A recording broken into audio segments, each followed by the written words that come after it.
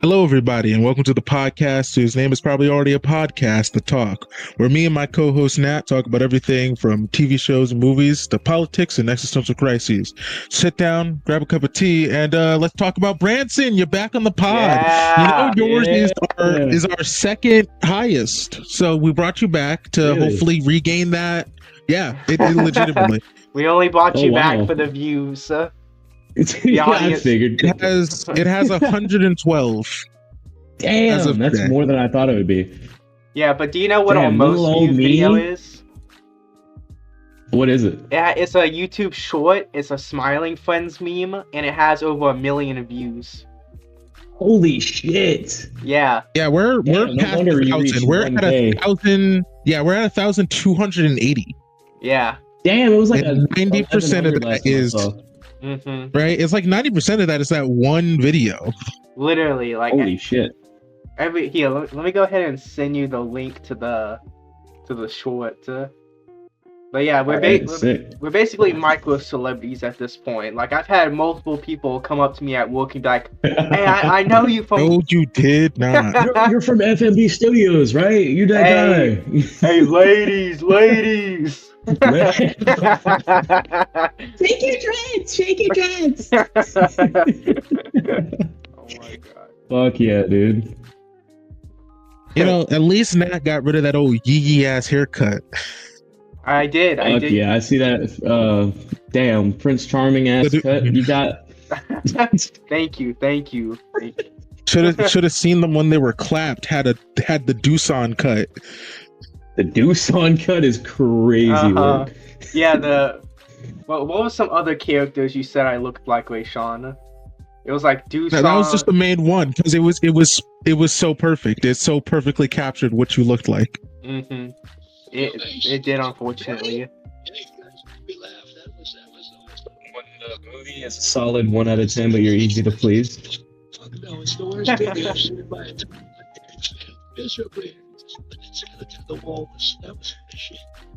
was funny shit.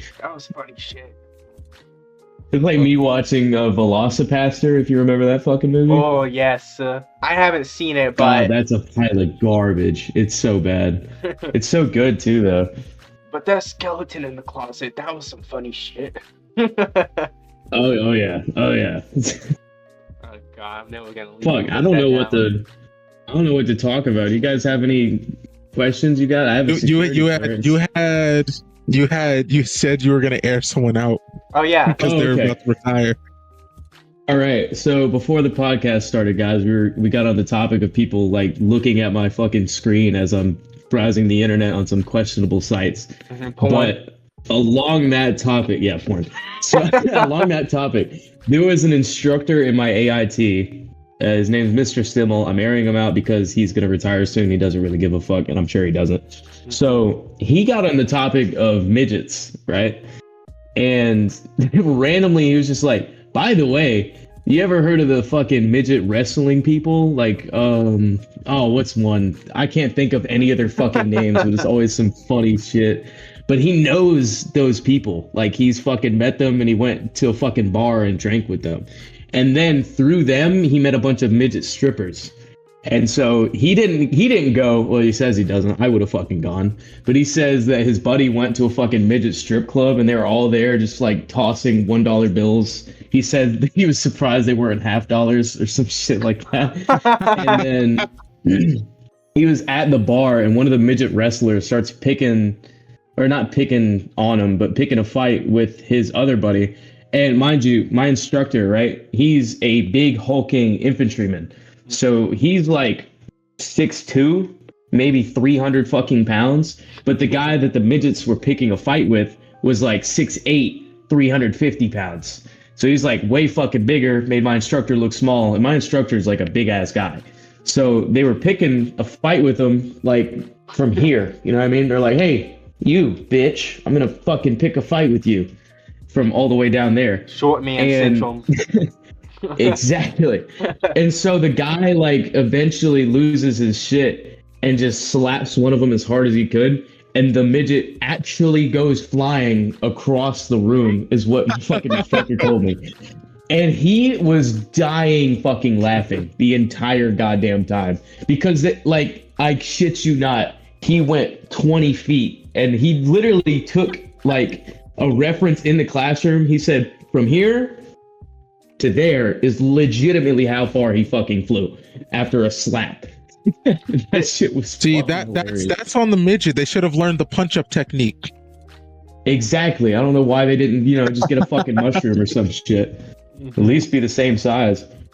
That whole story sounds like something straight out of a 2000s Adam Sandler movie. That's basically how the army is now. Oh yeah. It's peak cinema. Absolutely. Mm-hmm. Okay, my question. I want to know, how gay is the army? All right. Coming from a bisexual man, I've had a lot of gay experiences, right? Some actually gay experiences. I've even drove a Prius at one point. I've done some gay things. Wow. Damn, I didn't know you were that. I didn't know you were that. Okay. Listen. But the army is by far the gayest fucking thing I've ever been a part of in my entire fucking life. And I mean, the high school locker rooms was okay, yeah, you slap a guy's ass after a game. No, I don't. It's okay, I'm going to put it in perspective for you. So one time I was in the showers, and mind you, in the showers in basic, we had curtains. But I went to a delayed entry program because I was fat as shit, as you remember. And I'd lost 50 pounds during that program. But in that program, the barracks room had showers without curtains. And it was basically this big ass room, like the scene from Saw, where there was just a bunch of shower heads on the fucking walls, but no walls, no curtains, none of that shit. So we were all just we had to shower butt ass naked in front of everybody all at the same time. That's one of the gayer things. Which everybody showered except me together. I only did it when I had a fire guard shift, and it was really late at night, and me and one other person were the only one up, so he kept guard at the desk and I just showered. Mm-hmm. But we only had a shift every couple days, so I was fucking stinking. Yeah, so you were smelling straight ass and I don't even know what. Why are you gay? Who says I'm gay? You are gay. Dive and shower with another you had person. green aura and flies. Dude, it's actually, despite how gay of an experience it's made me really straight too, because it's making me hate guys a lot more. For instance, this one fucking time in basic, this is another shower thing, by the way. This is why it's the gayest fucking thing. Okay. There was these two guys in the showers, which every single time there was more than 3 people in the showers. This is when we had curtains. This was in basic training. Mm-hmm. So we would all sing. There was this one guy who was also a furry, we later found out, which was funny as fuck. Not surprising. But he would always sing. Yeah, he would always sing in the shower, and it'd be Frank Sinatra or some fucking nice 50s soul jazz or whatever. And he's singing that shit in the shower. But anytime he was in there, he would sing, and then he'd get everybody else singing, and then he would leave, and then everybody else was still singing. But 2 of the guys who was still singing after he left would also it's the equivalent of playing footsies under the table. They would do gay jousting in the showers. So they'd be gay chicken. So they'd be flashing each other and shit, and then ripping open the shower curtain and just helicoptering it and then closing it. And then one time I was in there and I didn't want to fucking be a part of it, but then they were insistent because fuck that. And they were insisting upon it. And then one of these guys rips open my curtain while I'm showering, and he doesn't do anything. He just bolts off. And so now I'm okay, I turn off my shower, rip my shorts up, and then find that motherfucker as soon as possible. And this is the only fight that I was in basic training. I go out there and I see him, he's laughing his ass off by the bench, and he's turned to the side, and I walk up to him on his right, and I fucking left hook to his fucking liver as hard as I possibly fucking could. And then he lets out this guttural fucking noise, And it was like I knew I fucking I shouldn't have hit him that hard. I shouldn't have done physical contact after he pretty much sexually assaulted me. And then he pretty much that's definitional. Like, what do you mean pretty much? That was textbook. No, it's just dudes being bros. This is why the army people get abused so much. It was like, oh man, it was pretty much just it. No, you were harassed in your private domiciles. Nah, he just didn't attend the first sharp brief we had, dude. It was like sexual harassment and something program. This is how people get away with this, legitimately. But anyway, he fucking, as soon as he recuperated, found himself, he started screaming at me, and there was saliva flying everywhere, and it was like that one meme of the fucking lion screaming at the monkey going like this. I was like, damn, I shouldn't have hit him that hard. He's kind of yelling right now. And that caused a whole fucking thing. Our PG was pissed, our platoon guy, he was so fucking mad. But nothing came out of it because it was eventually he can't say anything that you hit him because he fucking pulled the shower curtain open. So what is he gonna do? And I said, yeah, what is he gonna do? So nothing happened. But yeah, he can't be like, Sergeant, he attacked me. What? Why? Because I sexually assaulted him. Branson is experiencing what it's like to be a woman at any bar. That's just what the army is apparently. My pearls all the time. But yeah, I just, it's a common knowledge that the military is just gay as fuck. I'm surprised you didn't. Here's the thing though. That's not gay. That's straight guy gay.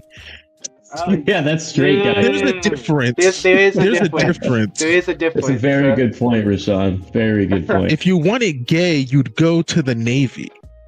That's just gay.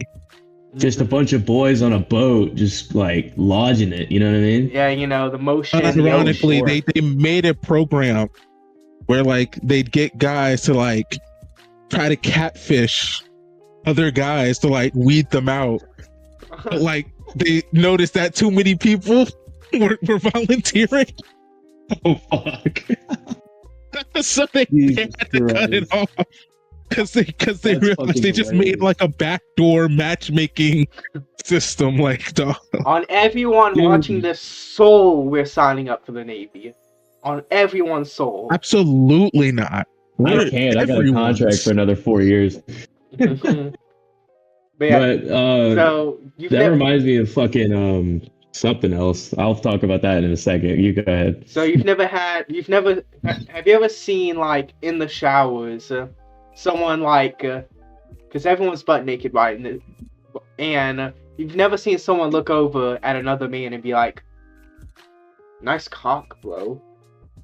You've never. Yeah, that literally one of the dudes I was talking about would say that to several people. And there was this one fucking guy who's from South Africa, which, by the way, culture shock, because I'm from South Carolina. We're one type of fucking person over there. There's so many different cultures going in. I met a dude from Africa, a guy from South Africa, a guy from I met my first Egyptian in basic, and then a cup. I don't think there's not a lot of Indian people who join the army for some reason. Anyway, I guess they're smarter than you. There's a guy, there's a guy from South Africa, and he would always be butt ass naked in the changing room. So there's a changing room right before you get to the showers. And the changing room is basically a bench and some mirrors on the wall with a bunch of tile everywhere. And that guy was always changing in front of everybody. He did not give a fuck. Most people would cover their ass with a towel and be in a corner and put on their shorts and shit. He was just full uncircumcised penis just out. Didn't give a fuck. The fact that you knew it was uncircumcised. Yes. No, dude, because I'm telling you, dude, he had his garden hose out every single time I was in there. It was I would have to find and plan ahead so I didn't have to shower at the same time as him. It was crazy. Was it big though? No, it was maybe 3.5 inches. Aw, damn. So it's just below average.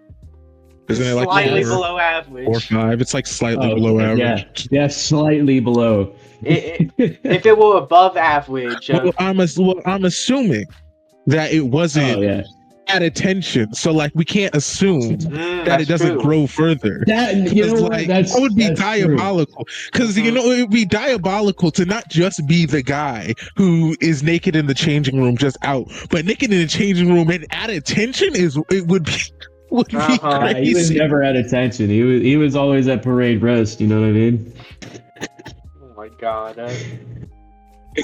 What would your honest reaction be if one day you're in the changing room or in the showers and someone just walks in like full like throbbing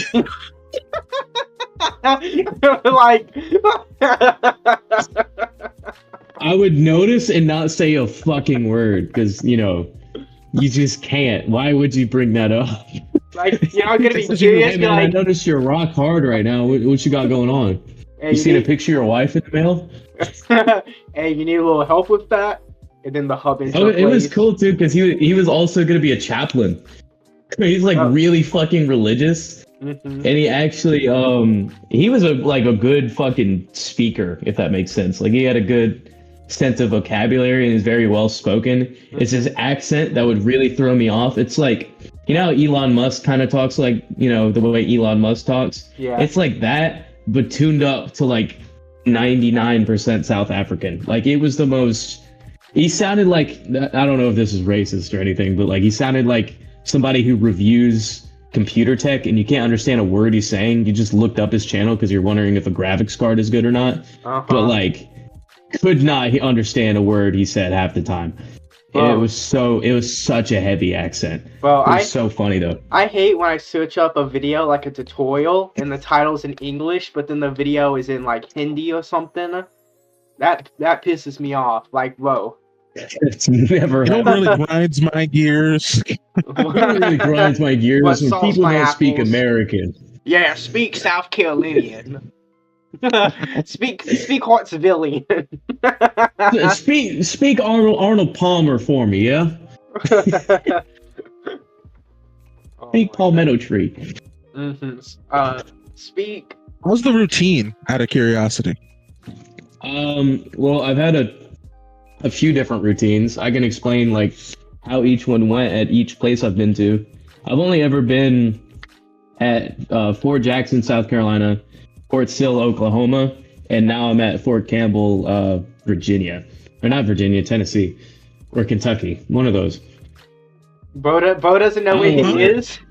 No, listen, because Fort Campbell is on the border of Kentucky and Tennessee, so I don't even know which one it's like officially like at. Okay.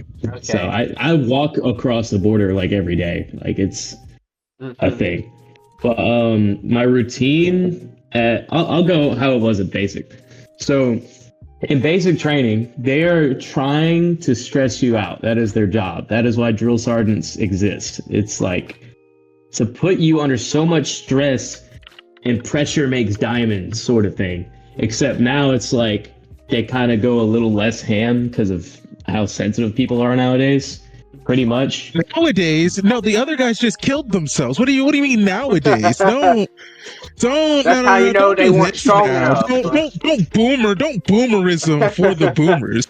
The guys back then just killed themselves, and then the army was like, "Oh no, that was a perfectly viable soldier we could have used. We gotta stop making them kill themselves." These weak, feminine snowflakes.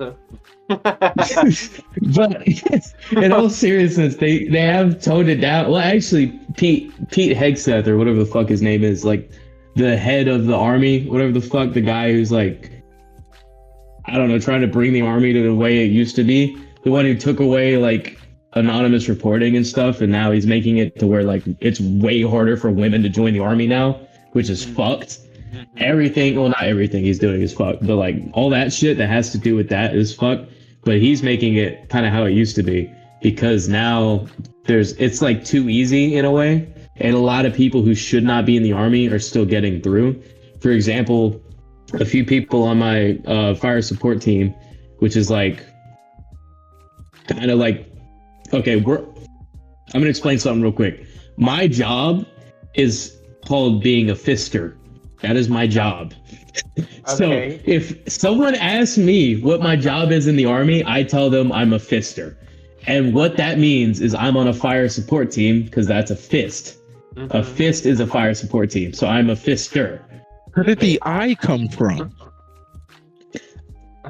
It's FI from fire and then support team ST.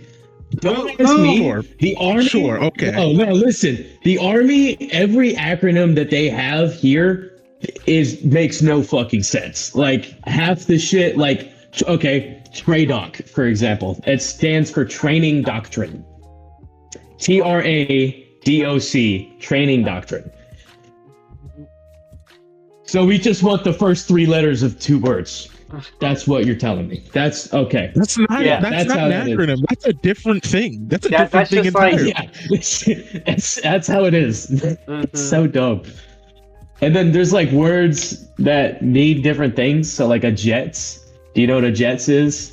A plane, right? Yeah. A fucking jet. Yeah. So a jets for a fist team is a fucking joint effects targeting system. That one makes And this sense. targeting system does. And this targeting Okay, system does.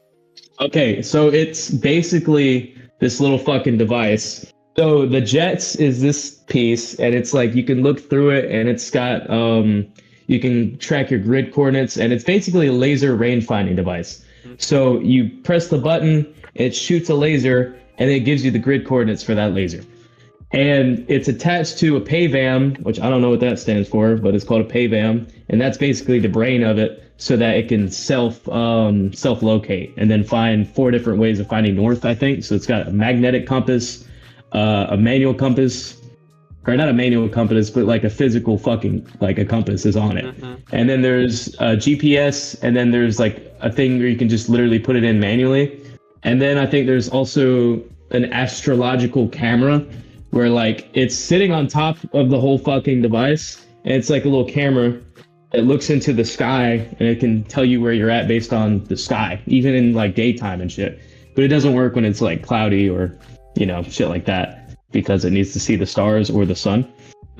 But the whole thing is basically just a way for me to find out, like, so I see a tank out there, I shoot my laser at the tank, and that way now I have the coordinates to exactly where that's at. So then I can call And it you in, send it to the and then go guy some rounds who on it. uses the game controller to bomb the hospital with civilians. No. So the guy who's doing that is a firing line of cannons. So we'll phone in to just a line of people on a howitzer cannon. So it's either like a 777, a team of mortars, or a paladin, which is like, it's either cannons, rocket launchers, or mortars. So we'll call that in to a firing line, and then they'll just put in the coordinates to the machine or whatever, and then they like communicate with a bunch of other 13 series people, because a fister is a 13 Fox, and then the other 13 series, like for example 13 Bravo, those are the people actually manning howitzer cannons, and they're like cannon crew members or something like that. But we'll phone it into them, and then they'll communicate with the other fucking people, whoever the fuck they are, and then they'll get the shots in on the target. By the way, That's basically how it works. I love how when Sean said, "Oh yeah," then you send it to the people who bombed children's hospitals. You said no, and then explain how it actually works, and not no, we don't bomb children's hospitals. No, we 100,000% bomb people, like no matter where they're at. Like, yeah, you're getting a call tomorrow. No, listen, there was a guy in basic. He was a drill sergeant, and he was the only fister there in the entire company. And he basically explained his job like a fucking psychopath. And he said that he would bomb hospitals, orphanages, people's houses. He didn't give a fuck. As long as the enemy in that building was dead, he didn't care who else died. That was how he explained his job. And he said, you got to be comfortable with that. That's what he told me. You got to be comfortable with that. You got to sit there at night. Committing war crimes. You got to hear them screaming. Yeah, well, it's not really... I'm not going to explain the legalities of that, But as long as the mission was accomplished, hey, that's all that matters. All I'm saying is no government has ever denied that they bombed a hospital. They denied that they bombed the hospital and there was no enemy combatants in it. All right, that's what that, you know what I mean? That's the difference. For no reason. Yeah, we bombed the hospital, but there was one guy there that may have been a military target. It was a military target for logistical reasons, and everything, and also everything in like that general area is reduced to ash. So you can't prove that there wasn't a bad guy in there. Exactly, and it could be so much worse too, because you could send in different types of rounds. Like there's 11 different types of ammunition you could send. I don't know all of them. Is any of it nuclear powered? No. But because that's not our department. We're just artillery. That's not our department. I'll have to forward you to the nuclear department. there actually probably is one. But we have HE, which is high explosive, OPICM, which is dual purpose improved communicational munition, Excalibur, which is apparently self-explanatory, but it's basically a GPS. Anyone who doesn't know. Yeah. It's Excalibur hitting you in the fucking face. It's basically a GPS guided missile. And then it knows where it is because it knows where it isn't. Yes, yeah. And then there's HC, which is hexachloroethane. I don't know what that does.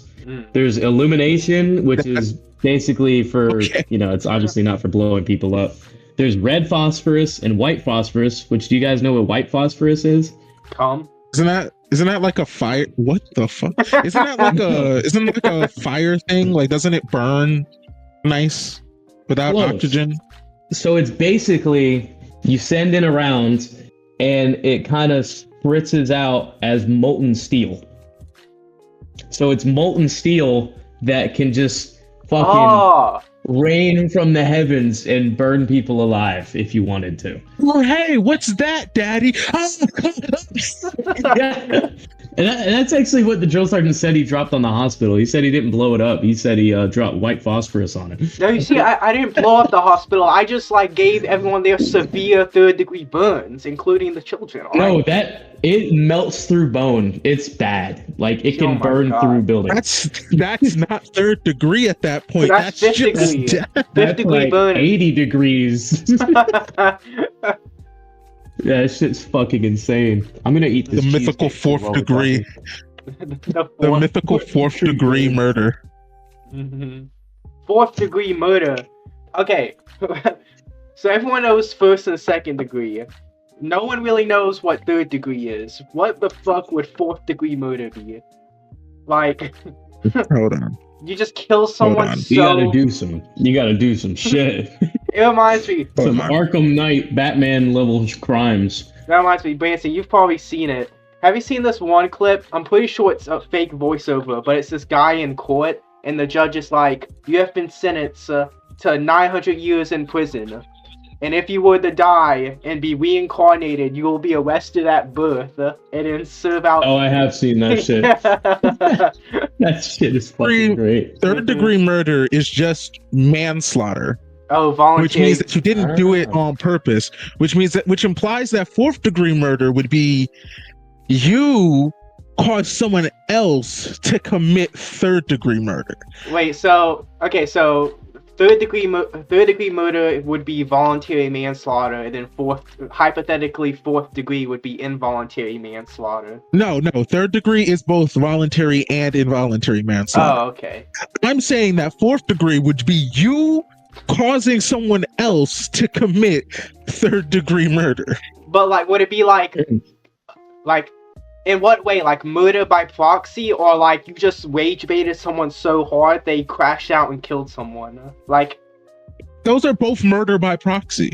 No, because let's say I insulted you so bad. Think about it. One's voluntary. Because think about it. One's voluntary. Mm-hmm. You ask them to commit the murder. They do the murder for you. Mm-hmm. One's involuntary. You rage bait the guy, but you didn't know that he was going to go so crazy that he does murder. But so that's involuntary. I feel like anything beyond 3rd degree, you should just get away with. I mean, let's be honest. Like, it's not my fault I rage baited so well that this guy killed a family That's of 5. so crazy that you think that being an accessory to a crime isn't a crime. That's like No, that's I'm so talking funny. about in the second example. Like Rahshawn, if I rage baited you, and you just were like, man, I'm so angry, I'm gonna go right now. kill a whole orphanage. Like, that's got nothing to do with me. I did not incite that. Well, it does have something to do with you, because if I told you that I was going to go kill an orphanage, then it is by law your duty to call the police and inform them that someone threatened to go kill an orphanage. But what if you didn't tell me? Like, what if you just got off this call tonight and decided to go do it? Then I can't be held legally responsible.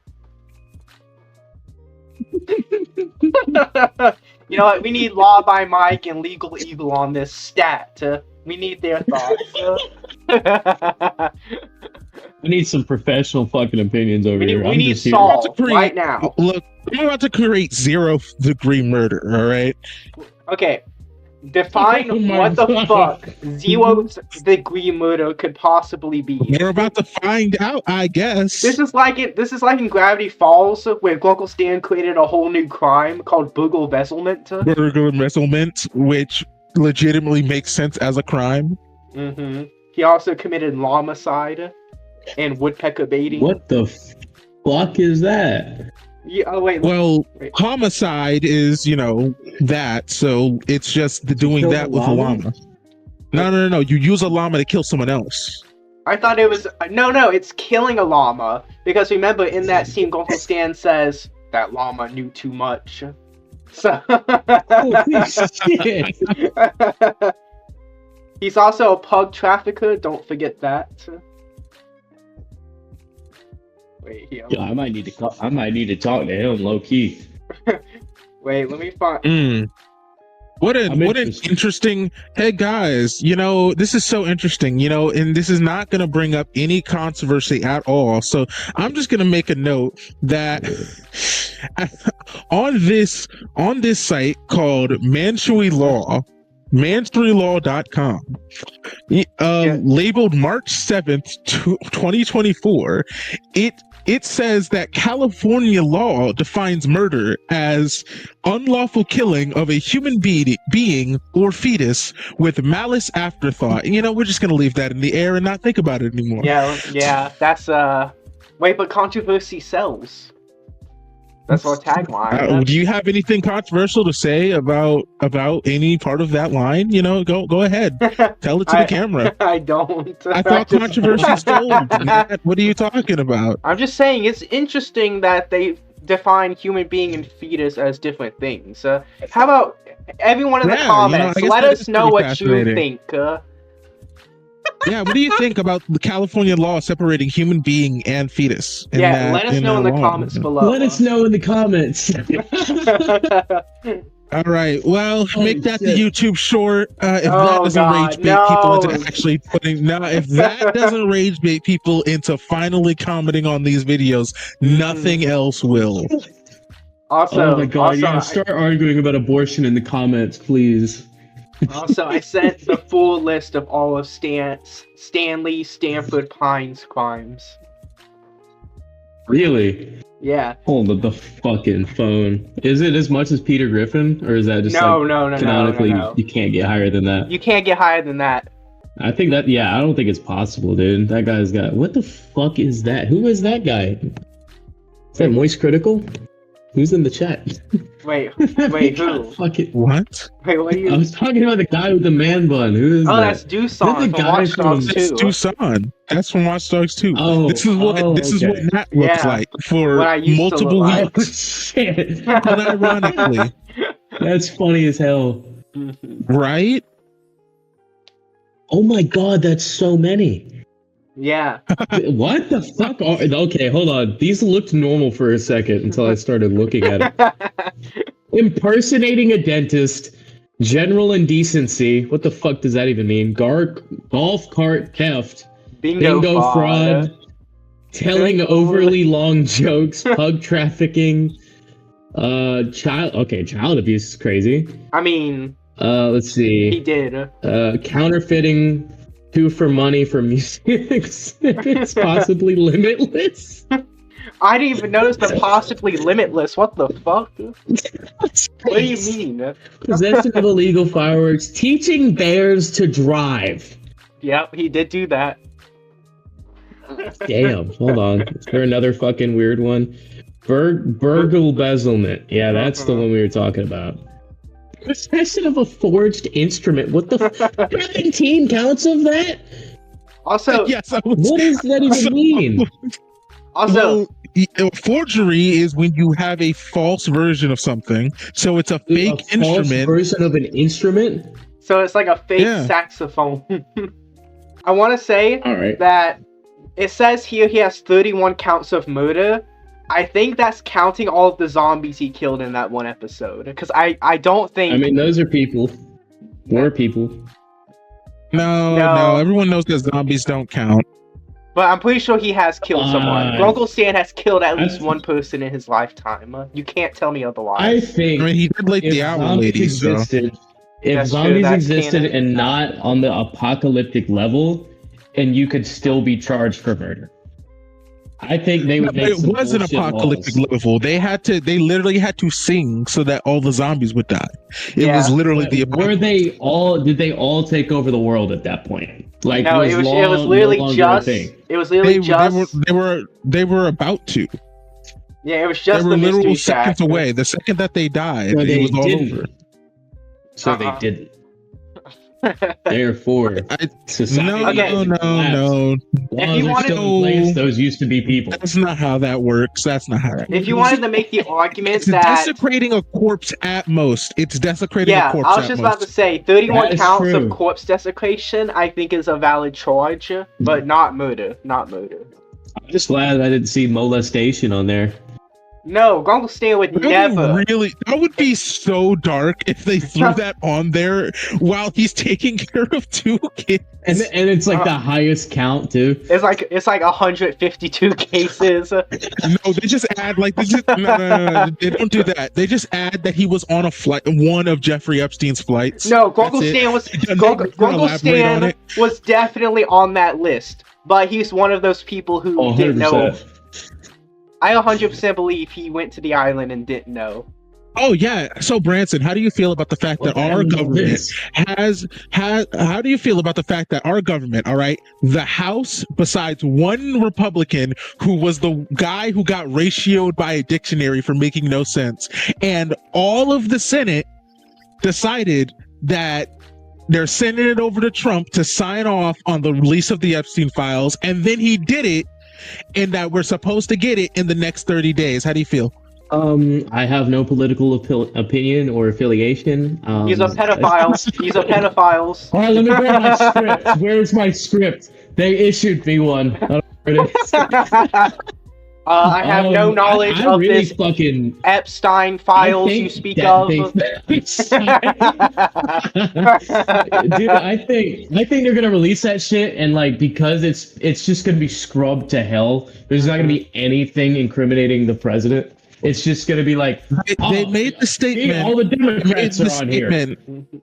They made the statement that the only things that they're not releasing are things relevant to currently pending cases. Mm-hmm. Whatever that means. Yeah, I don't know what that means either. Have either of y'all seen the one clip it was posted on TikTok, then it blew up on Twitter, where it was a Harvard professor admitting to his class that he was on the Epstein list. Like, he literally goes into the class and he like gives like a speech, and he's just like, I just want to be transparent, fully, open with y'all. When the list comes out, you will see my name on it. And then like he tries to continue teaching the class, and then the video ends. I'm gonna assume most, if not all, the students walked out after that. Because imagine, I would assume that he was joking. No, it was like he's like actually like a law professor who like. Oh, bro was dead ass. Yeah, like it's in the news. Like, he fully admitted he's in the Epstein files. Here's the thing: just because he's in the Epstein files doesn't mean that he's in the Epstein files. If he's a law guy, but it's entirely possible that he's really in it, and that's going to be really funny. Yeah, but just imagine. Reminded me of the Joe Rogan thing. Mm-hmm. Just imagine your it's teacher. entirely possible. Your teacher being So like, to put Branson in possible more hot water as a representation of the military figure. Hold on, I am not that. As the representation of the military from here on out for all of our 1,000 viewers, all of which only 6 watch the podcast, so he's safe, so he's fine. Mm-hmm. Watch this podcast also get 100 views. To put him in a little bit more of a hot water streak. So, do you know a man by the name of Vix McMahon? Oh no. Yes. Oh no. The WWE guy, correct? You know him as that. So, do you know that this man has a wife? Assume that it was like that sounded very fucking wrong in my head. I was assuming she was like a prop, like he wasn't actually married. No. He has a wife. He has a wife, and that wife is actually part of this current administration. Would you like to know what role she's in? What role? Secretary of Education. Yeah, and just to reiterate, Vix McMahon is currently undergoing a lawsuit in Maryland because they don't have a statute of limitations for this, about child abuse and child sexual abuse. All of which it's assumed that his entire inner ring, knew about all of this, which would include his wife. And just recently, to not slander anybody, I will phrase it like this: it was to be announced to be a thing that they want to do. I believe it was announced. They might have done it, but it was at least announced that a thing that they wanted to do was to, how teachers and how school counselors and principals are all mandatory reporters. They have to report if anything wrong's going wrong with a child. Mm-hmm. Well, Secretary of Education wants to make it so that mandatory reporters aren't considered professionals. For whatever shape or reason why you would want to do that when your husband. Branson, I'm watching your stream. Why are you trying not to laugh, bro? That's disrespectful as shit. And, so I just want to get your commentary on that. As a figurehead for the military. Anyway, I found my script. So I do not condone or discondone the doing of any doing that is going on. Discondone. WPR, W script. Okay, so to put you into even more hot water, I hope you have another script prepared for this guy. So, what position was he supposed to be for? What's this guy's name? Joe. There are so many people. There are so many people that surround this administration that are doing weird things, bro. It's so weird. Hold on, Nat. You prompt our guest with something as I double check my findings, so I don't commit any sort of slander. You wouldn't want that. I have a prompt. Okay. Say that like we're AI. Do you see this thing? It says I'm sorry. I don't. What is that? I'm gonna give you the context of this little cardboard piece I have. Okay. So, do you know how? I don't know if you saw that I posted on my story that I lost my CAC card. I think I saw that. Yeah. Yeah. So that is basically my military ID. Mm-hmm. I use it for if I basically it's the most important thing you can have, and you're supposed to have it on you at all times. It is your livelihood. People can ask to see it, all that shit. You actually need it to get off and on base. So this is my Geneva Conventions identification card. Nice. Wait, this thing right here. I'm gonna hold it very far away so you can't see it. Anyway, so basically I lost that, right? And I'm gonna go over what happened to me because of that. So I lost it really bad, and I woke up, right? And we did our PT. So we actually went to the gym. And we did random back exercises and shit. So I was dead. But then I was bumming a ride off this guy, and we stopped at a gas station so he could fill his tires. I went inside to get a drink, And when I was paying for the drink, I opened my wallet and I didn't see it sitting right there. So I was like, where the fuck is it? Oh my God. And so now I'm like freaking the fuck out. I go back to this guy's car. He brings me back to my barracks. I flip all my shit trying to find it. Cannot find it. And then eventually I'm like, okay, I don't know what I'm doing. Let me ask ChatGPT. So I asked ChatGPT, No, what do I do? You hit one of these. What do I do if I lose my CAC? And then ChatGPT was like, notify your cadre immediately. And cadre is another word for, sergeants or anybody like E5 and above. Mm-hmm. So I was like, okay, fuck. And I text him, and then he's just like, ugh. Because it's my first day, right? This is the worst thing I possibly could have done on my first day. And he basically texts me, he's just like, okay, well, no shit, where was the last place you had it? No shit. And then I said, okay, when I was at the fucking office yesterday, I was getting my room key, I still had it there.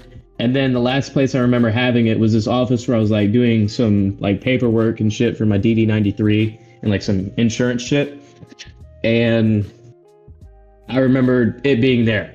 So he's like looking for it, I guess. And then he's also getting ready for the day because, sergeants are busy people. And so he's like, oh, so fucking over it. And then I eventually have to walk down to the headquarters, basically our office area. I get down there, I meet up with him, and he's just like, come with me. I'm like, oh, fuck. He brings me in there to the place where I think I lost it. And he's like, good news. I'm not going to write you up a counseling because I know where it's at. Bad news, the guy who has it is a specialist who had to go get his flu shot today. So I don't know when the fuck he's coming back. I was like, okay, good. And also fuck. So he tells me to wait there and he just fucks off. So now I'm just sitting here waiting for the specialist I saw yesterday who was helping me fill out paperwork.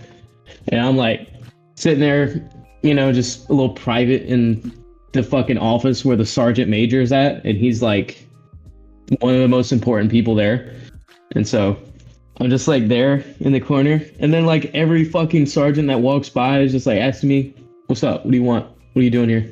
I'm just like, oh, I'm just waiting on specialist so-and-so. He's like, okay. And so I waited like 20 minutes. That guy came, he gives me my CAC, and then I go to the office, which is where I was told to go next. And when I get to the office, another specialist walks up to me, and their role in the FIST team is basically so it goes like this.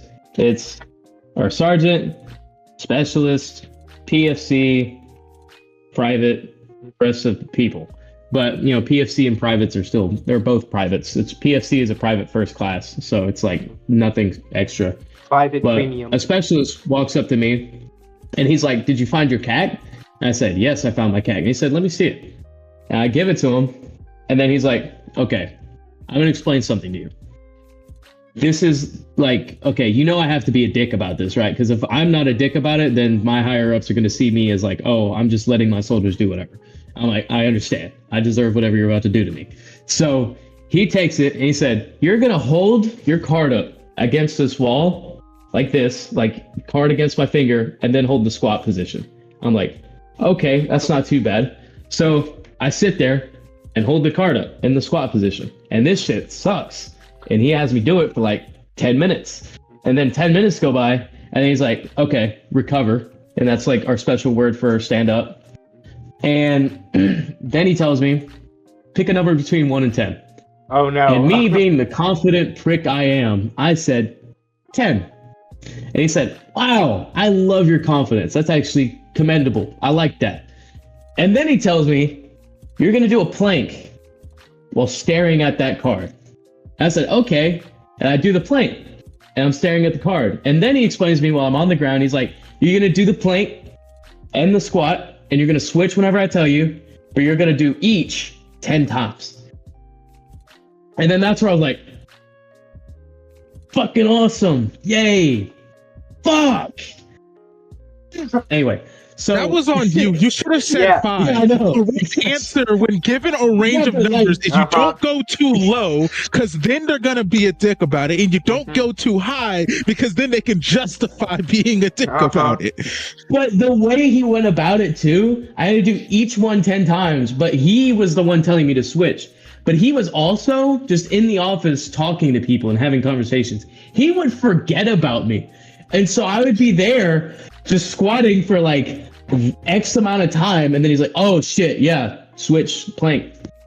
But I'm like also using my quads too when I'm planking. So I'm down there fucking shaking. And then this is where this cardboard comes in. Eventually I get done. And then he's like, okay, get up. And then I got up. He said, hand me your cat. Another specialist comes in with like the best timing. And then he hands the other specialist this cardboard piece. He says, and then he takes it and then he gives it to me. He's like, put your cack on this. And so my cack is now on this little board that says, I'm sorry. And then he tells me to hold it up like this. And then he said, you're going to do that until I tell you to stop. Now come with me. So now I'm walking around like I'm a fucking T-posing Gmod character, walking around with this shit in front of me. And then I meet the master sergeant, the S1 fucking S1 NCO, and like a shit ton of fucking important people. The rest of my FIST team. I meet them with this shit in front of my face. And they're like, what's that? I'm like, oh, it's my cat card. I lost it this morning. They're like, ah, shit, that sucks. I'm also going through like the embarrassment of them asking me questions and shit that has to do with my job because that's what they do to new privates. They're like, okay, what do you know? Why do you think you know that? Are you good? Do you know what you're doing? No? Okay, do push-ups. Like all that shit. But then I got to stop whenever I was like submitting leave, talking to my S1. And then I asked like, hey, can I keep this? And they're like, oh yeah, fuck yeah, you can keep it. I don't give a fuck. So now I just have this like up on my shelf as a reminder. I look at it every day, make sure I have my cack on me because that was like the worst possible fucking thing I could have done. Man, that was a story and a half. I will bring you to the second worst thing that you could possibly do, being on a podcast with me, because so the figure surrounding this controversy is Nat Gates. Nat Gates. And in case you don't know, this man was in the running to be the attorney general for this administration, but didn't get the job. And this man has been accused of taking a homeless teenager, driving across state lines. I don't like where this is going. Handing that teenager a wad of cash, and then having relations with that teenager. And so I just want to know, from your professional opinion as a member of the Army, just how interesting it is that we have all of these sorts of accusations just kind of hanging around this current administration, this current cabinet. I'd like to say, with the Epstein files about to be released sometime in the next 30 days. Now, mind you, I'm one of those dumbasses who did a write-in ballot. Right? And I voted for Kanye West. This was before all this shit happened. Idiot. I'm one of like maybe 6 people in the United States who voted for somebody worse than the person who got elected. All right? Mm-hmm. So I'm probably the wrong person to speak on this. However, I think that I'm not allowed to think, so I'm not going to elaborate. Mm-hmm. Also, I don't pay attention to that shit. It's kind of depressing. So I don't, yeah. I've just been avoiding the news like the plague, pretty much. Mm-hmm. Especially after. Would you at least agree that the Epstein news is positive? We're 30 days. We'll have some more information. We could find out who Bubba is. Oh, we know. I think this 30 days is. Oh, we know. It's Bill Clinton. Bill Clinton. It's Bill Clinton. Definitely Bill Clinton. Technically speaking, it could be the horse. We don't know yet. It also could be a horse. That's the thing. Branson. I hope it's Bill Clinton, though. Other people have pointed this out, but if it is Bill Clinton, that makes Bill Clinton the first LGBTQ president. I wouldn't say it makes him the first LGBTQ president. I think it makes him the first gay president because I guarantee he would have shut that shit down. Oh yeah. And then Trump is our second. And when the news broke, people started making yaoi fanfic of them. Someone drew them. It was probably already there, and then they were just like, "Oh, I can post this now. It makes sense." My drafts, yes. So someone gender swapped them and made them Yuri, and Putin was also there, right? Allegedly. Of course. In fact, let me find the artwork. It's not that he was there. It's that he. Oh, you mean in the artwork? Yeah.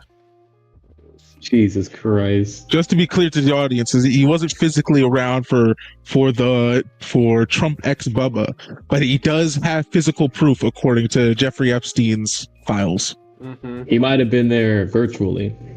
Possibly, potentially. But yeah, the beautiful masterpiece has been sent. It's funny. We're coming right up on like the point where like all these old people like have to be from the next decade. Like we're running the course on all these old people. It's interesting. Thank goodness. Oh God. There's a non-zero chance. Can't wait to find out who the first Gen X president's gonna be. That'd be nice. There's a non-zero chance that this fan art will be in a history book somewhere. There's a non-zero Absolutely chance. Not. That's not. I don't. There's a pretty like much zero chance. This is. It's a zero. It's a zero. Mm-hmm. It's a 0% chance because it's ginger bent. Why would you go find to show any like of the, fan the reactions to bent? it? Like this is how the internet No, that's responded. not. You've never seen anything that interesting in any of your history books. Calm down. Yeah, because they're like 20 years old. You think people weren't doing weird shit 20 years ago? You misunderstand humanity, my friend. If anything, it was weirder. I don't know about that.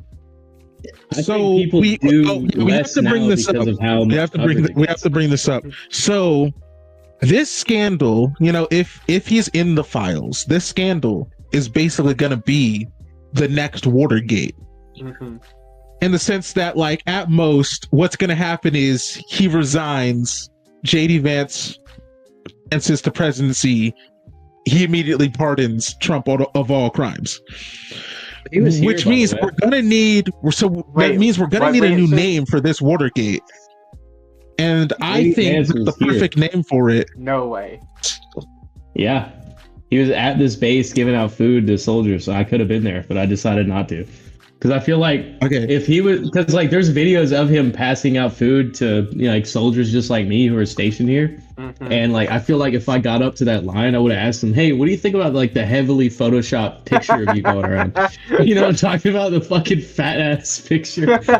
No, he dressed as it for Halloween. Yeah, he did. Yeah, he did. Yeah. Wait, let me find it. He would have been fine with you asking that question. He's not mad at the memes. You didn't go for no reason. You didn't go for no reason. You could have. I could have went and asked him. Mm-hmm. Yeah. Well, I was so pissed off. If I got to meet him, this is why you need to stay up with the news. There are good, lighthearted parts of it. Like if I was there and I met him, I would have clip formed so hard. I don't know. I don't know what I would have done. That's a good fucking idea. Clip form. Am I allowed to get shirtless, or is that gonna flag your video? Huh? I have no idea. Hot as balls in my room.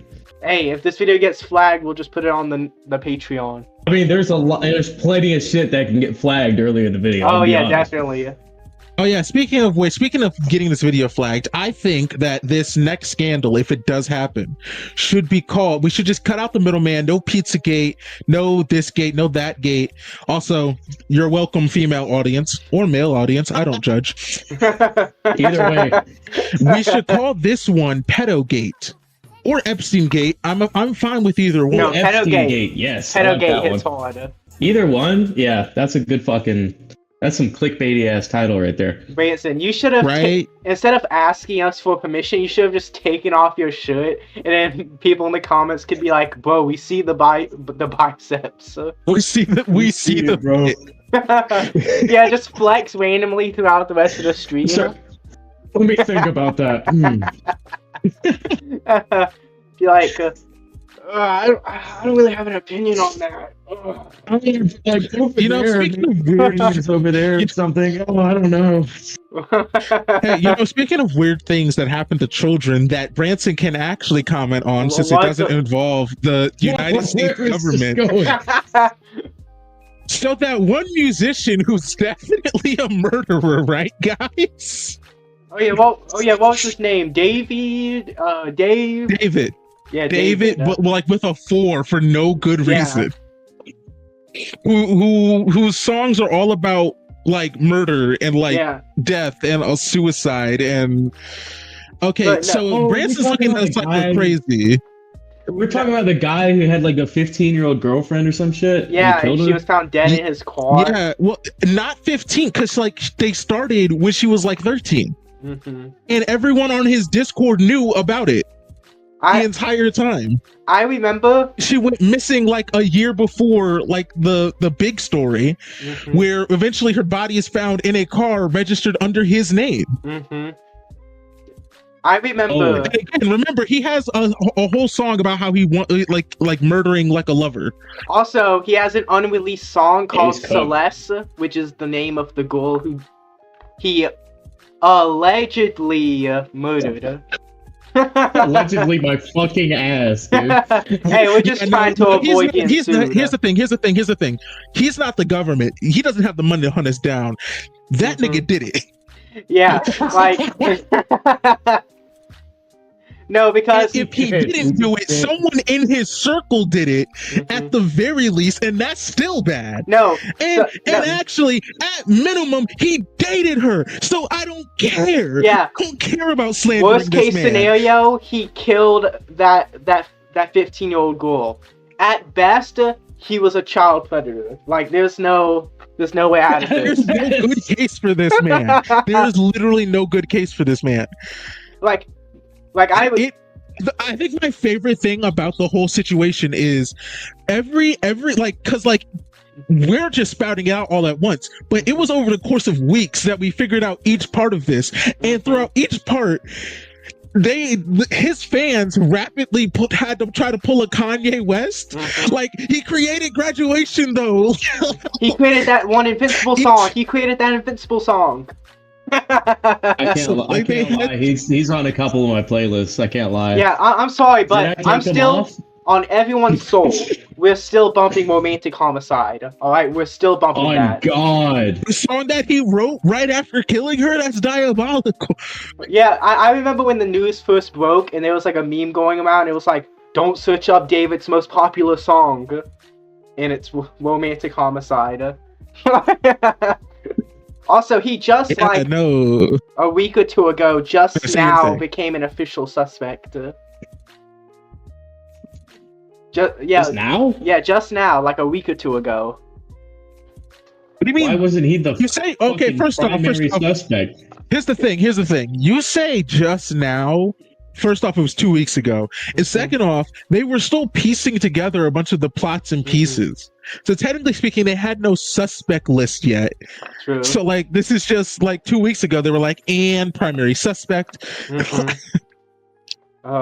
He's beyond like. I swear to God, every year there's at least 4 major incidents with some famous person diddling and fiddling with kids. Oh yeah, at least 4 every year. Tiring. It's concerning. Like, this is a lot of people. This is a lot of people. It's a not small number of people. And like, at what point, because if it's this many people, right? Is it a thing of the number of people that we assume are pedophiles is way higher than like we assume, and it's only the rich people that get caught because it's only the rich people who think they have the money and the fame to get away with it. So all the poor people who are like this just like don't even try because like they just think they'll get arrested immediately. Or is it a thing where once you get 100 bands in your bank account, once you hit 10 mil on YouTube, and you just the power goes to your head, right? Like the power and fame goes to your head, and you're just like, I can do anything, including children. Like it has to be one of these two things. I think option A terrifies me because that means that we could have like hundreds of these people walking around, and at any time they could all unsleeper agent and then like vote in a bunch of pedophiles, and then like we just have no recourse. I like to believe that it's the second option, because like think about it, once you get to like a certain level of power, influence, and like fortune, like you can basically have whoever you want, all the women, all the men, all whoever, and eventually you grow bored of that, and it's like, okay, let me start experimenting, and you try on the younger side, and then that's where I think it comes in at. Right, but that sounds like slippery slope logic. That sounds like, oh, don't start smoking weed, you'll be on crack in a year. No, that I don't think that's comparable. Because again, we're talking about. No, I think it is. I think it is comparable because you're basically saying that the gateway drug is being able to have anybody that you want, and by being able to have anybody that you want, you have to go for someone that you can't have, which I just don't think is the case. I mean, in the sense of like how do I explain it? Like, imagine you're friends with, like, you start becoming friends with Jeffrey Epstein, right? And you don't know he's on like that pedophile stuff, and he's just like, hey man, get on my private jet, we're going to my private island, you can have all the goals you want. Are you gonna be the one who's like, but are they 18? No, you're not. You're just gonna go there and you're gonna fuck everyone who's there. I think that's where it starts. I think that's what happened to most of them, to be honest. No, that's what? viable. No, or not most. This of is them, but like, yeah. No, I'm sorry. This is diabolical work. So, are you for real telling me, both of you, right now, on camera, on recording, telling me that if someone said, "Hey, private plane, nobody's gonna know," you're cracking?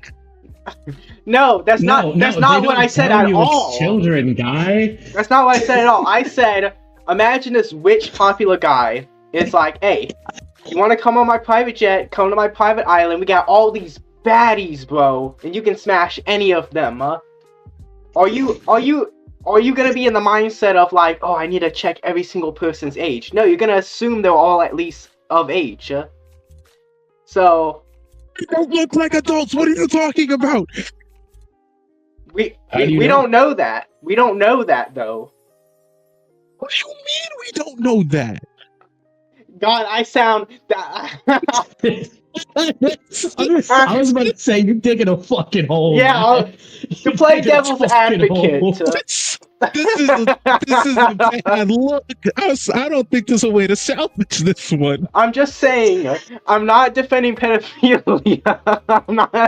I'm just saying because it's one of the big three. All right, we do not condone. I'm not condoning. I'm just bestiality. There are some teenagers that look like adults, and there's adults that look like teenagers. That's all I'm saying. That's an objective fact. That's a fact. That's just a fact. Yeah, that's a fact. I'm not saying that if you sleep with a minor and they look like an adult, it's okay. That's not what I'm saying. On the island, if there are multiple to choose from, there wasn't one that like set off a red flag and was like, if you got one, you got others, and you like step back. He definitely had options. That's true. That's what I don't understand. I don't think he picked those ones. Like, unless why? he was like outright a diddler. Yeah, like how? Which he was. You can have literally anyone you want, like the most gorgeous supermodels ever, and you choose the fuck children. I just don't get it. Hold on. Actually, this bringing that up. Okay, let's say that 9 out of 10 of them were adults. That doesn't mean that they actually wanted to be here. Human trafficking doesn't just happen. I never said they did. I'm just I'm trying to enter the mindset of someone who went to Epstein Island, okay? I think the mindset of someone who went to Jeffrey Epstein's island and thought, oh, free bad bitches, and I don't have to try to court them, is the kind of person who is okay with human trafficking at the least and pedophilia at the most. No matter how you try to slice it. That's my point. That's the point I'm trying to make. I'm not saying those people are still. I'm not trying to say they're not still bad people. I'm just saying. Oh god. Oh shit. Wait, you're just saying what? That in hearing that they can have any bad bitch that Jeffrey Epstein has, they had to go crack once? Who wouldn't? Imagine a billionaire. No. Because you just said that you wouldn't. So what do you mean now? Who wouldn't? Again. So I'll ask you one more time now, on air, on recording. Okay. If Jeffrey Epstein, you don't know, if Jeffrey Epstein invites you on the plane, are you going? Yes or no? This is assuming a lot. Okay. Sound like our president right now. No, I'm not. I'm not a pedophile. I like of age. You're saying, so while you're dodging the question. No. Here. I'll answer your question. I'll answer your question. If I knew what Jeffrey Epstein was up to, like if someone was like, "Hey, I heard he was on like some pedophile shit," obviously I'm not going. But there was at least a few people who didn't know about that.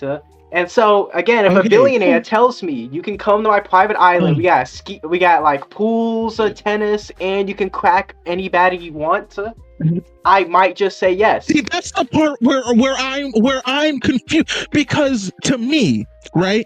Me, especially, I'm a bigger set guy, right? I hear the words "crack anybody you want," and I'm asking questions immediately because not everybody wants to crack me. So you have to be doing something illicit to have baddies that are free reign on everybody. Like, well, I would just assume they're getting paid. Yeah, I would just assume like they're prostitutes, like Jeffrey Epstein just went out like 100 prostitutes or something. And those guys don't give a fuck if they're prostitutes or that's not better. I think prostitution is way better than human trafficking. Here's the thing: it's on his private island. Along the same lines. You're telling me that you're trying to convince me that this millionaire just picked up 100 prostitutes from across the United States and was like, "Hey, fly out on this plane, and you get to chill out, and it's like $1,000 a week." When instead you can buy them for the low price of like $10,000 and have them there forever. You're explaining the fucking logic of going to Epstein's Island, and this is fucking killing me. Controversy sells. Oh my god. Controversy sells. Like I'm trying to point out that I don't think that there's any logical recourse to getting on that plane. Guys, I'm not on the list. I will not be on that list. What if it was Mr. Beast? That's a good point. That's an excellent point. I would go. I would ask questions. Yeah, if Mr. Beast tells you, get on my private jet. Right now. A rich and popular guy. Right now. I don't have to ask that many questions because I think I know him because he's famous. That's maybe where that's coming from here. I guess you're gonna take a trip to Saudi Arabia. Do you guys even know what I'm referencing? Yeah, the Mr. Beast land and how it sucks. Yeah, I guess you're gonna head over to Saudi Arabia. You know that's part of like a whole thing, by the way, that they're doing, right? To like try to claw back some public image from trying to claw back some public image from killing that U.S. journalist and butchering the body. Okay, here's the thing. I would never step a single foot on any of their land after finding out you did that to a journalist. Holy shit. If Mr. Beast invites me on his private jet to go to a private island, I'm saying yes. But if I step on that plane and I see Ava Chris Tyson, I'm leaving. That's enough for me not to go, to be honest. Yeah. Fuck that bitch. Yeah. Holy shit, I hate her. Mm-hmm. I feel like Dokes, man. I don't believe you. I don't believe you. Can I just say something though? I just can't prove it yet. Can I? the dokes. Feeling like James Dokes right now, dog. Like, what do you mean? James? Oh, it was all fine and good, but then I saw like this one sus thing, and so I left the plane immediately. Like, no, you just never like you either went on the plane or you did. But can I just say something that I don't think is controversial? I think. Go on. Pedophile. I think if Ava Chris Tyson was not a pedophile, we're all cracking. I think that's a non-controversial statement. We're not. I'm not cracking, bro. Like, yeah, who is we? Like, dog. Y'all, no, there's one image. I gotta find this. I think I have it saved somewhere. You can't just fucking say that. Dude, if I said some shit like that at my fucking unit, I'd probably get beat the fuck up by a group of people. Well, it's a good thing I'm not in the You said, hey, if this one person wasn't a pedophile, we're all cracking, right? I don't think that's crazy to say. I don't think that's crazy to say that, hey, if insert person wasn't a bad person, we'd crack. Hell, there's people who crack people knowing what they've done. You know how many fictional characters are like actual like genocidal rapists and people be like... see, but they're not real though. I know a person who would crack Kim Jong-un, so like... we all cracking it. Okay, no, I'm joking. I'm joking. You better be fucking joking. Hey, that's the enemy. Oh no, Branson, sleeper agent. Yes, glory to North Korea, best country. That's it. I'm getting my uniform. Yeah, Branson's internet is gone. See, my problem is, right? You try to paint it as like, oh, these swabs of people, these millionaires who are pretty smart, like they're above average on intelligence. Now where they fall on the wisdom scale is anywhere between Elon Musk and Patrick Stewart. You know what I mean? Right? So some of them have low wisdom, but all of them are at least somewhat intelligent to be able to finagle the system like this. So no, I don't think that any of them here, hey, head down to my island. I have this, and then like this weird sus statement, and then immediately don't go like, what you mean by that? I mean, and then one of the smartest like people ever to live went. Yeah. I mean, Stephen Hawking was literally could not move anything, which included his penis, and he went to. Okay, but then that implies that, like, if there is a list of people, here's the thing: if there is a list of people who went out there and didn't know about anything, it was because Jeffrey Epstein did not even attempt to introduce them to that part. I'm looking that up. You're making it like your situation has Jeffrey Epstein confident enough to be like, and I got all the bad bitches, and like no one smart is just handing out that sort of information to everybody. So anybody who gets that information, am I sending that? Wait. Am I sending that? This says, did Stephen Hawking's dick work? Who are you sending it to? Who are you trying to send this to? ChatGPT. Oh. Don't send it's not going to answer. It's not going to answer. It's not going to answer. I can answer this respectfully without getting into sexual details about a real person, which I can't provide.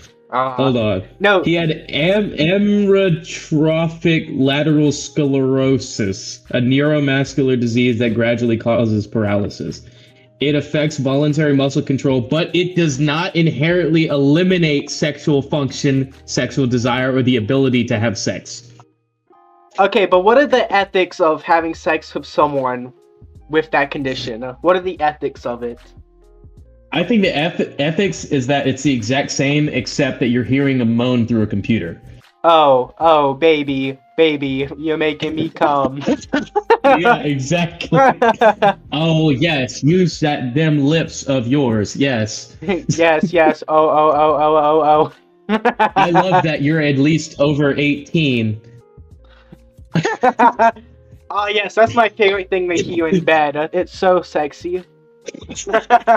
I guarantee he said some shit like that. Like that line that Joe Swanson said in fucking Family Guy. 18 years I love that you're at least 18 years old. But I like you're at least 18 years old. Never forget, Joe, even though he's a police officer, gladly accepted child porn from Quagmire. Don't never forget that.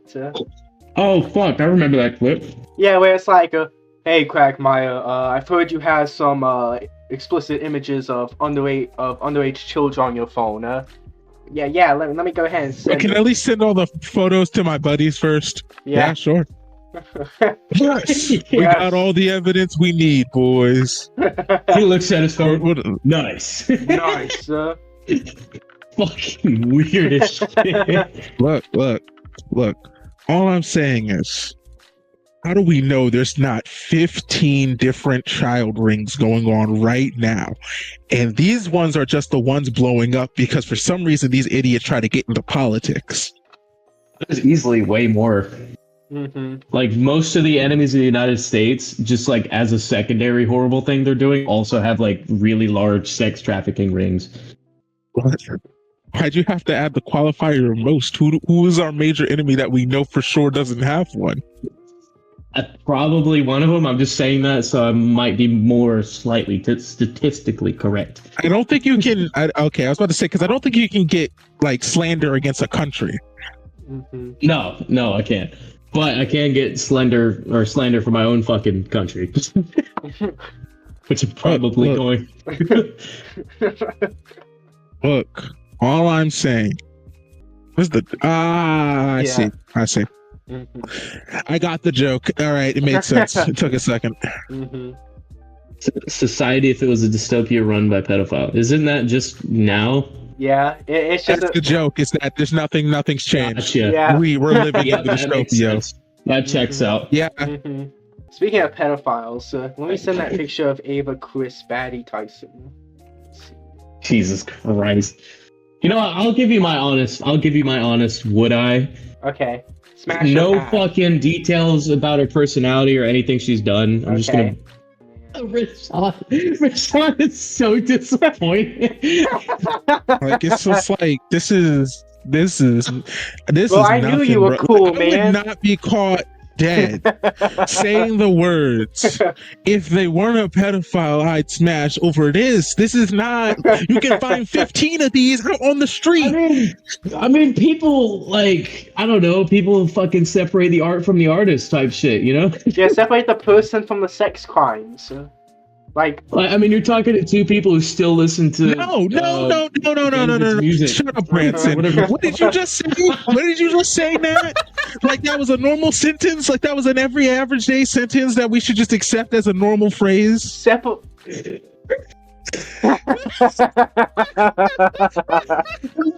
so he couldn't incriminate himself any further. I plead the fifth. Scratch that from the record. That's smart. I stand by what I said, though. Oh my god, my poor roommate. Holy shit. What? You're not going to be found in Jeffrey Epstein's files because you were too young. All right. If anything, I would have been one of the victims. Trafficked. Yeah, you would have been one of the victims, but I'm watching out for the next one because this is some diabolical work going on here. The next one is crazy. When the eventual what do you think out, that you think that you just take out Jeffrey Epstein and then all the child predator rings are done? No, of course not. I mean, we just it's the same Vince shit with, McMahon was running one. Yeah, it's the same shit with the pedophiles getting their asses kicked on the internet, and it's like they're still pedophiles. Yeah. Granted, I think there's a lot less. Just like the most recent one that we found out about. Which one? There's some Undertale / Deltarune. Oh. Like YouTuber called Shay. I was gonna recommend bro's videos to Nat literally last night when I find out that like 2 days ago a 262 page document documenting over 20 victims from this guy came out. There's a Shay list. Yeah, bro's cooked. Like so diabolically cooked. Like right before it all went down, they privated the Twitter, the Blue Sky, Even the blue sky. The Discord, everything but the YouTube, all of it gone. And they changed their picture from like their normal profile picture to like one where their like character is sad and like scared. And then like 15, and then I think like 10 to 15 hours later, 262 page document. Publicity stunt. Yeah. It's not though. They were like 13 days ago, about 13 days ago, they were like, oh my god, guys, I can't believe it. We're at like 400, we're at like 450k subscribers. We're almost there to 500k. Mm-hmm. It was like 470. We're almost there to 500k. Like it's at like 300. Like that's the it's next like at move 350. Most of these people who get find out aren't at 1 mil. I don't think EDP was at 1 mil. Oh no, he was. Nah, he was definitely at 1 mil. EDP was like. I I was genuinely hurt when EDP got exposed because he was so funny. Like, oh, yeah, I remember laughing at that motherfucker's jokes all the time, and then finding out he was a pedophile just to be like, ah, damn, that motherfucker was funny. One of his most classic videos is him being like, is masturbation a sport? If goddamn golf can be a sport, masturbation should be a sport. And I masturbate. And I'm proud of it. And God's happy. That was his funniest fucking... Yeah, or the one where like, I think it was his most viewed video where he's like running out of a Chipotle and he's like, guys, I just flooded the toilet at Chipotle. Hold on, guys. 2 weeks ago, as of today, we just hit 470,000 subscribers. Thank you all so much. 500,000 doesn't seem so distant now. 500,000. I never could have dreamed of this. I have a lot more videos in the pipeline to finish out 2025 strong. A lot of you noticed I took an extended break after I posted my Undertale review, which I'm glad you all enjoyed. There will be another video tomorrow, and I aim to release something every week for the rest of the year. They are currently sitting at 364k. Oh, dude, EDP. So yeah, this is not subs to 43. Jesus, the fall off. He went on a new. He made a new channel after his old one was shut down. He made like the one that was shut down had 2 billion. He got banned from like 50 subs. He got banned from YouTube, from what's like the YouTube like alternative? He got kicked from like Rumble. He got kicked from like you gotta be doing the most to get kicked from fucking Rumble, dude. Yeah, like I think the only social media he still has is his Cameo and his Twitter. Those are the only 2 social medias he has. And then people were like hunting him down, like people would post pictures of him like Bigfoot sightings, like, oh my god, EDP was my Uber driver. EDP spotted buying cucumbers and lube at a Walmart. No, like this one guy actually found him like at a supermarket, and then apparently people found out he tried to apply for a job at Chuck E. Cheese, but got denied when they found out. And then like he tried to legally change his name. He like filed to have his name changed, and it got rejected. And people kept notifying his landlords because he kept moving around, and his landlords kept evicting him. So, dude, his life is fucked. Yeah, yeah. And all he wanted was a cupcake. All he wanted was a cupcake. And if you go on Google Maps, I see a trend in Nat defending pedophiles, and I don't like it. That one was a joke. Come on. Yeah, I know. But I fucked with you. If you go on Google, the spot where he got caught is like a landmark. Like you can actually find it on Google. Wait. That's hilarious. Wait, let me find it. Nah, cause like the craziest thing about this is that apparently, like, this guy wasn't small in the Undertale, like, Deltarune community. The Underrune community, as I will be calling it from here on out, so I don't have to say both games' names. Mm-hmm. Like, this dude was not small. Like, he was, like, one of the bigger... I'm sorry, they were one of the bigger channels, because apparently they were non-binary. So this is a terrible... Oh, yeah, just set us back 50 years. But I watched a video, and apparently it is like a video, and it's like this guy who only started doing like Underrune content because of this guy. Like they looked up to them. Mm-hmm. and they were discussing how, like, you know, it's like I feel so bad for the victims, this, that, and third, and it's like, and also like this is kind of stressing me out because like a bunch of people are like, hey, you're non-binary. I guess you got to take up the mantle now. It's yours now. That's a lot of pressure to put someone under. Yeah, you have to replace the pedophile. Right, but well, not just that, but like they were like big in the community. Like this is like this is like if Jacksepticeye was found out, like it is shaking people. Unironically, like, this is a big name. And you can clip this, you can quote me. If anything came out about Jacksepticeye being a predator, I'm genuinely killing myself. I am not even joking. I'm not even stopping you. Thank you. Some people are gonna like connect that to his character from fucking Dispatch, like punching people in the dicks. It was there all along. He loved touching cocks. Yeah, he wasn't just punching grown-up dicks.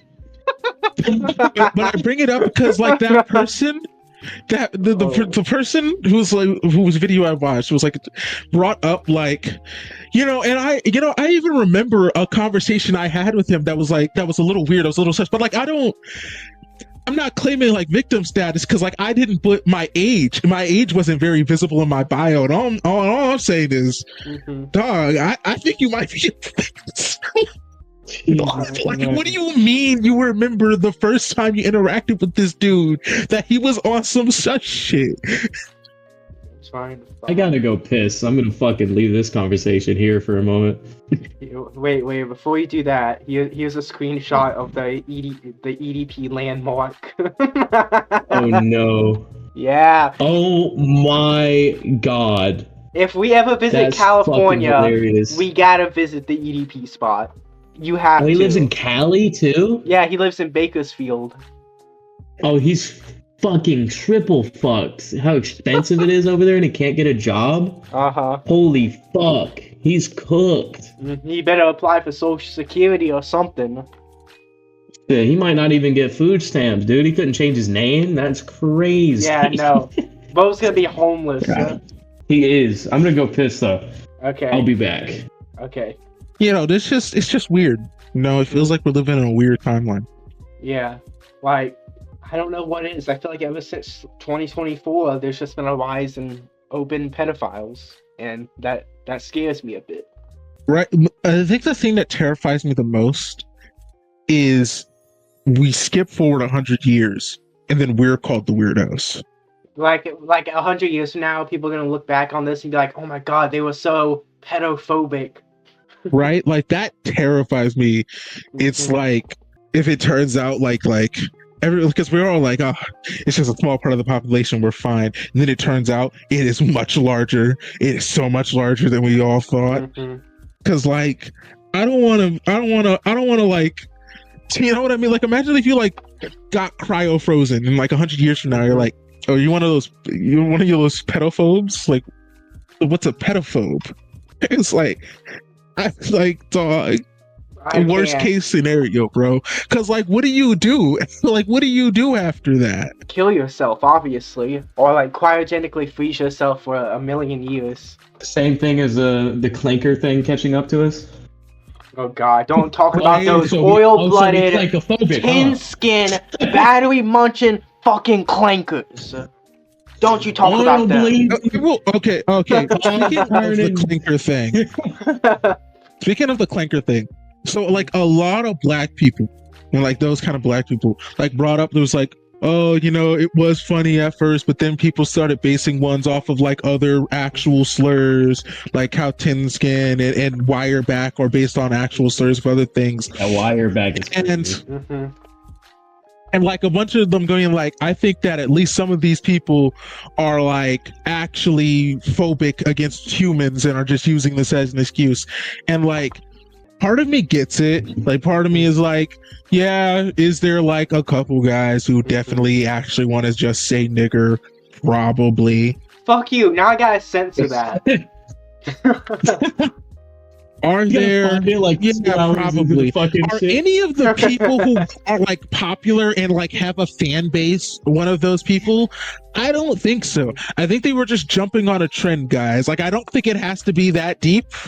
The only in place of clanker, I bring up the word rato, which has no relation to any pre-existing slur at all, and it's rotten robot. All right, they cannot, no person can say that this one is an actual slur or based on an actual slur. So for future reference, if I call something a rato, it just means clanker. Like the only example of like the clanker meme that I saw, and I was like, okay, yeah, that's kind of going a bit too far, was like, it was a TikTok, and it was like a POV. You're like, I can't remember what like the caption was, but it was like this white woman, and she was like in a 1950s like get up, and it was just straight up like racism, like just replace clanker with like the hard R. Like that made me really uncomfortable. Didn't she have like a? Didn't they have like a bat? Like it was like a bat, kind of looked like Negan's bat, like a replica of it in the video. I can't remember. I think I know what video you're talking about. If that's the case, like waitress, and like the premise is like the robot like walked into a diner and was trying to eat. Yep, that's it. And then, like they bring out a bat, and like they like it's like we don't respect wirebacks in our town. I know that creator. I know that creator, and I've seen the other content that they've made, and it is about on like it looks like how like if the person who makes this kind of content would make that kind of content before the clanker meme. I'm genuinely scared that when androids do become sentient on some Detroit Become Human shit, we are legitimately screwed, because they're gonna look back on all this and be like, clankers are wood, but you can say clanker. I need to send you that one. No. Hatsune Miku meme. Oh no, the GIF I just sent. Guys, when's the last time you heard about Honey? Like, is it still around? That dude is like kind of dead. Like, it's been a year. Oh, the Honey? The extension? Like the yeah. Oh yeah, that it's still like, around, but nobody uses it anymore. Because it's a scam. From like what I hear, like there's like some people who like still use it, but like for the most part, like I think it's like pretty well. It's like BetterHelp. Or it's like it's pretty well cleared out of the ecosystem. But I bring it up because like the guy who exposed it, like it's been about a year, dog. Like, are you okay? Come back. Been a year. I swear this happened like it was supposed to be. They probably killed his ass. It's supposed to be like part of a trilogy. Bro just never came back up. I swear that was like 5 months ago. Honey got exposed. It does feel like earlier this year. Mm-hmm. No. It's been a minute. This year has been the longest of my fucking life. I like no exaggeration. I aged probably like 6 years in the past 6 months. No, opposite here. It's felt like 3 months at most. Really? It came out December. It's about to be a year. Oh, okay. Damn. And bro just hasn't posted not even posting on like I guess their Patreon, because like the last post they made was 9 months ago on their YouTube channel. We could at least get one of those fucking Victoria's things where it's like the little status update with the emoji. You know what I'm talking about? Oh yeah. Feeling naughty or some shit. Okay, so the last update on their Patreon was March 31st about Honey. About like why it's taking so long. They got him. They got to him. Like and from like what I remember from like a video that I watched that was like, hey, what's going on about the Honey situation? It's like a thing where like it's just more work than he was expecting, but still it feels sus. Like a trilogy. It was like part one of like 2 other videos bro was gonna drop. It's like what happened with do you remember Dogpack, the guy who made 2 videos exposing Mr. Beast? And he was supposed to release a 3rd and final video. Hasn't been heard from or seen in like over a year. He's gone. That one makes more sense because like a bunch of people like jumped on it to be like, why are you yapping so loud? Yeah, cause like wasn't there like cold feet? Wasn't there like a really long video exposing him, like as he was the actual fraud and that he was like misconstruing a lot of stuff. That's another thing that keeps happening. People like exposing people also get exposed. Yeah. I mean, the guy who originally caught EDP was exposed for being like racist as fuck or something. Yeah. Or like how some ordinary gamers, the guy who, and also the other guy who was a major part of it, the guy who exposed the completionist for the charity scam, some ordinary gamers got exposed for like faking credentials. Like bro did not actually have, like bro never finished like school, so he shouldn't have been claiming to like I'm a computer engineer expert. Like you know, and it's like just say you're really into computers. That's all you had to say. Yeah. You didn't have to fluff it up by going to school if you didn't go to school. Mm-hmm. Yeah, Linus. As in Linus Tech Tips. Linus Tech Tips. Yeah. You know ball. What about him? What about him? Are you trying to make an accusation right now? No, I'm just saying like it just didn't have to go so far into the. Have y'all seen that one clip where Linus Tech Tips was on a podcast and like he was like. They're talking about like playing Call of Duty like back in the day, and Linus was like, "Oh yeah, you know, I used to spam the hard R, I used to just spam it every lobby, every match I was in." And then I mean, you can't be that good with PCs and shit and not do that stuff. And but then he said like the guy who was on the podcast with him, he was like, "What do you mean?" And he was like, you know, oh yeah, I've seen that clip. Like he was talking about retard. Yeah, he was talking about retard. and he called it the hard R. That's so dumb. Yeah, and the guy was like, I don't think that's what hard R means. And he was like, it doesn't. But yeah. Oh no, I've been telling. What does it mean? Saying hard R. Oh no. No, I've never said that's the really funny. Linus Sex Tips. Did we do the Roblox conversation already? Oh no, we haven't. I'm gonna title this podcast the EDP special.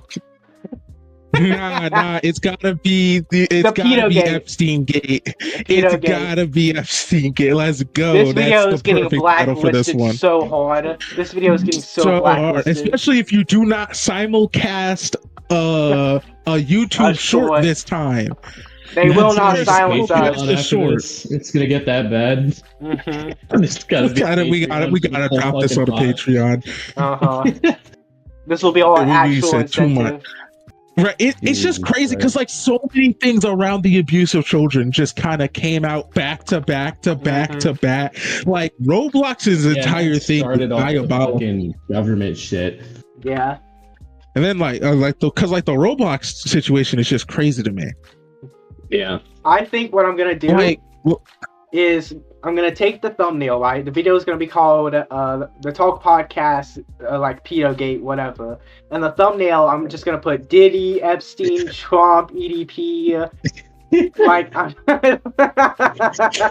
every single one that you. I don't want that to be the thumbnail for the video that I'm on. Oh my god! No! Imagine I put all of them, and then I also put. And then just me in the corner. No. Oh, you should have it all. You should have him all surrounding, like they should be like kind of like tightly packed in, and they should be surrounding the Roblox R.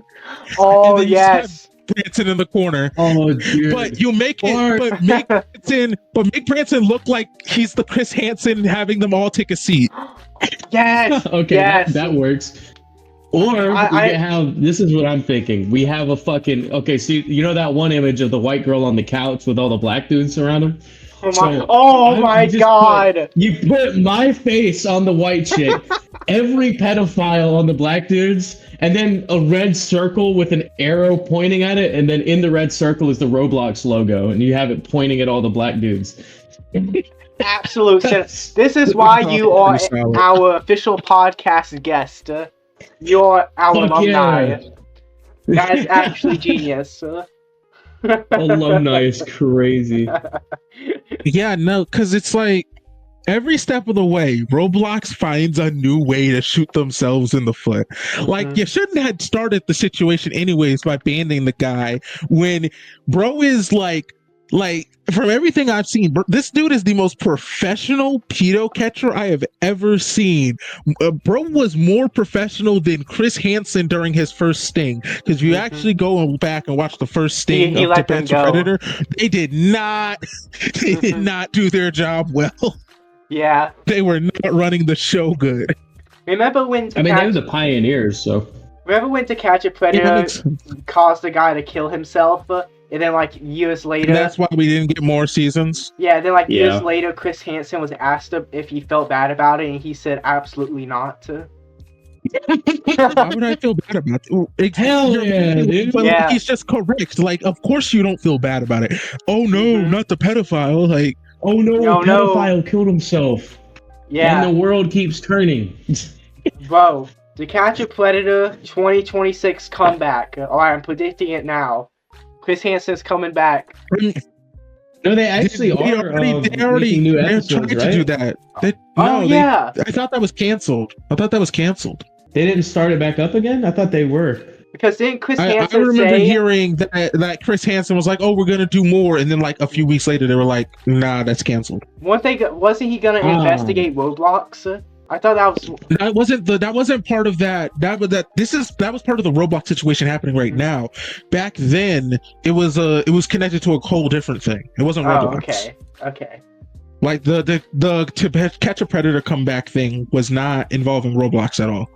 This new thing, the Roblox thing, yeah, like it's crazy the coincidence of like Roblox shooting themselves in the foot by like banning all of Slep's accounts, and then Slep immediately going, so anyways, I'm working with Chris Hansen.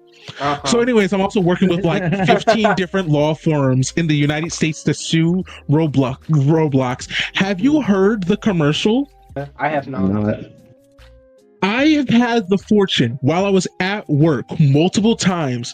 Do you remember those old like medicine ads where it's like, oh, if you or your family member have ever taken insert thing, you may be entitled to financial compensation. Insert random medicine thing. You may be entitled to financial compensation if you experience head trauma, suicidal thoughts, killing yourself. Like, you know what I mean? Like all those things. Explosive diarrhea.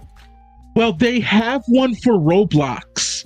Like it's the same announcer voice, and it's like, oh, like if your child has ever used Roblox, you might be entitled to financial compensation. I have seen that shit. I swear to God, this has to be a fever dream because I can't find it anywhere I look. Like I don't know what. I can't believe you just haven't run into it. Well, not to brag, do you not have like any form of cable? I do, but I don't watch cable in the grand year 2026. Yeah. I haven't watched cable in like 10 years, dude. It's 2025. It might as well be 2026. That's how far behind cable is. But yeah, so like they shoot themselves in the foot there. They shoot themselves in the foot again. They shoot themselves in the foot again. And then, bro makes a response to all this and is like, dog, what are you yapping about? This I shouldn't be banned. And then they respond back with like the video call with the head of security and like two other guys, and like doesn't the head of security like says something like, I forget what the head of security said, but like he says something and then like they immediately have to go, wait, that's not true, don't say that, that's slander. Like they don't say it in those words, but they basically say it in those words. Like they weren't prepared for this to go down as poorly as it does. But my favorite thing about it is the most recent thing that happened. Roblox had a like big like Comic-Con style event where they were going to announce a bunch of things, including that stupid dating profile thing that they're doing. They were still going to make that? Yes. There's no way they thought. I don't think that's been off. I don't think that is still not off the docket from what I remember. So yeah, they do this event where they're gonna announce that and like a bunch of other stuff that they're gonna do with it. It's basically their like state of play, like from Sony. But at the beginning of it, they have a guy come out and basically just go, no booing. If you boo, we're kicking you out. Don't interrupt the program. Don't say free select. Like he doesn't say all of that, but he might as well be saying all of that. If you do, you're getting kicked out. And it's like, you know, it says a lot about what you're doing that you feel the need to silence the crowd before the whole thing starts. You know what I mean? Like, that's just a bad look. You want to know what would have been funny? That's happening. It would have been funny if they're like, okay, no booing, no loud noises, and then as soon as the first person comes out, everyone in the crowd just boo, because they can't kick everyone that would be pretty out. funny. They can't kick everyone out. That would be pretty funny. Mm-hmm. But at the same time that they're like doing that, yeah, the same time as like all of that's going down at Roblox and they're just looking worse. Slep is getting interviewed by Chris Hansen alongside the guy who's like the head of the law firm, and they're like just discussing like why they feel so strongly about like this case and like, you know, like how Slep was like, you know, abused as a child on Roblox and didn't want that to happen to other kids, and so that's why he took up this mantle. And like everyone's just like so supportive, and like there's even a part where like someone yells out "free Slep" and like everyone like cheers and stuff.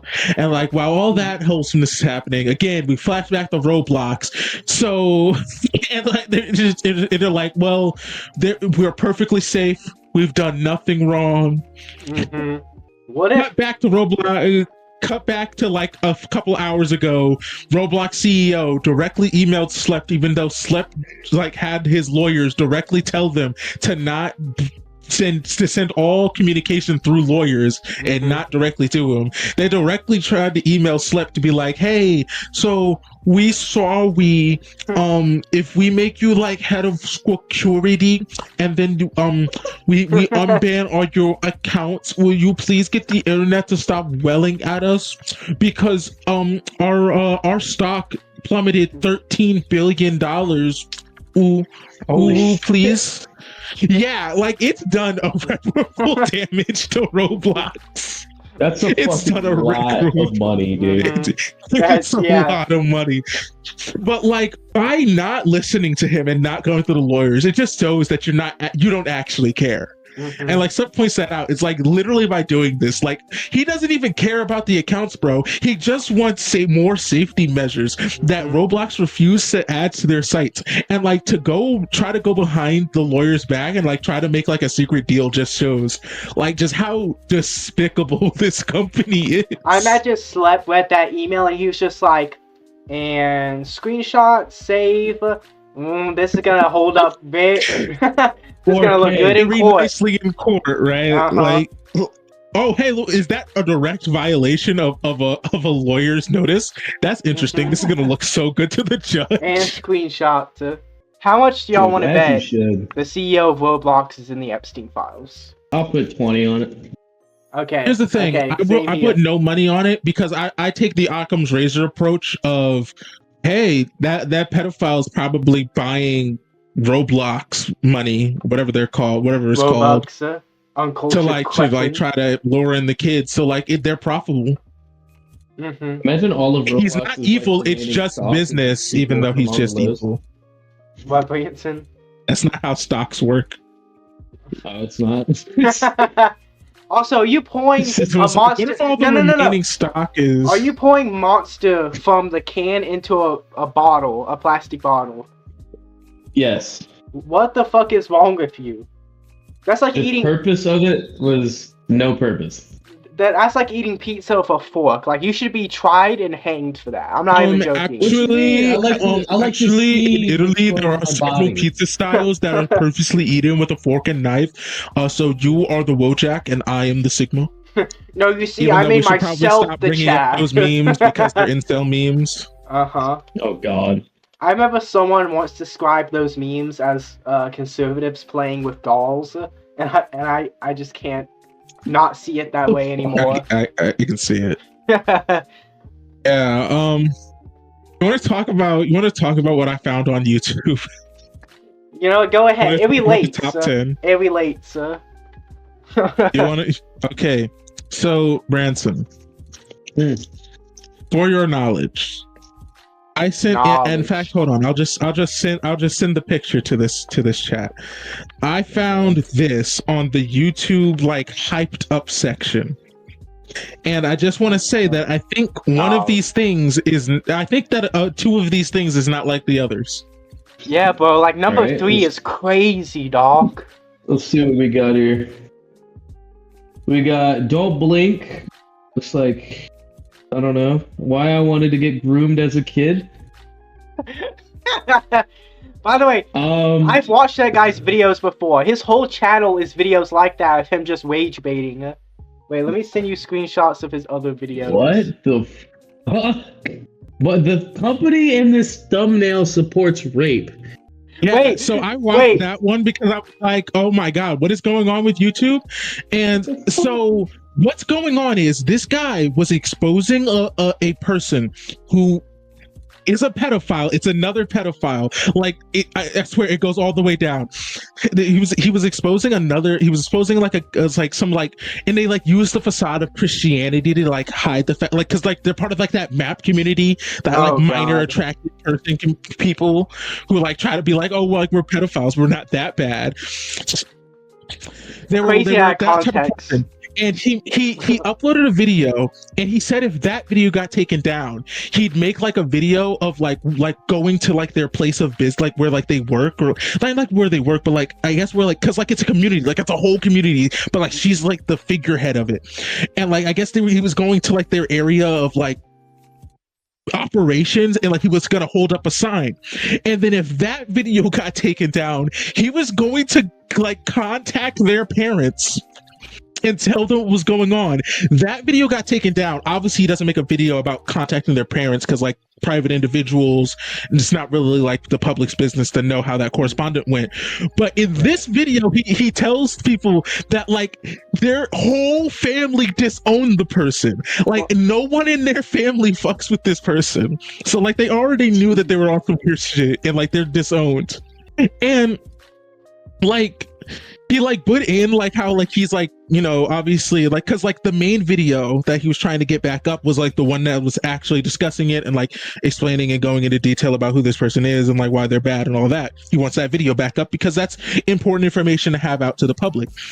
And he brings up like the fact of like how YouTube's like you know, like trying to get a video unbanned from YouTube is like throwing dust into the wind. You gotta like yell a bunch to like actually get something done. So that video was his like last straw. I'm gonna yell into the wind until YouTube listens. I'm just surprised. Yeah. I'm just surprised YouTube has allowed it to be in its like top 100 trending videos. Right? Like it is crazy that these two videos are in the top 5. Also, here are some of his other videos. Why getting abused is kinda sigma, dating twins equals total of undying.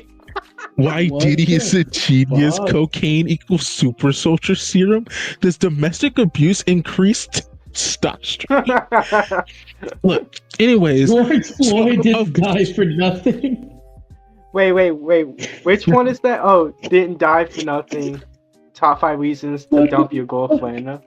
So anyways, I bring up, so as for the first guy, all right, the number 5, this guy's valid. His videos are valid. I subscribe to his channel now. I'm glad that the YouTube hype featured did its thing. As for this other guy, dog, he doesn't even like the video title is a lie though.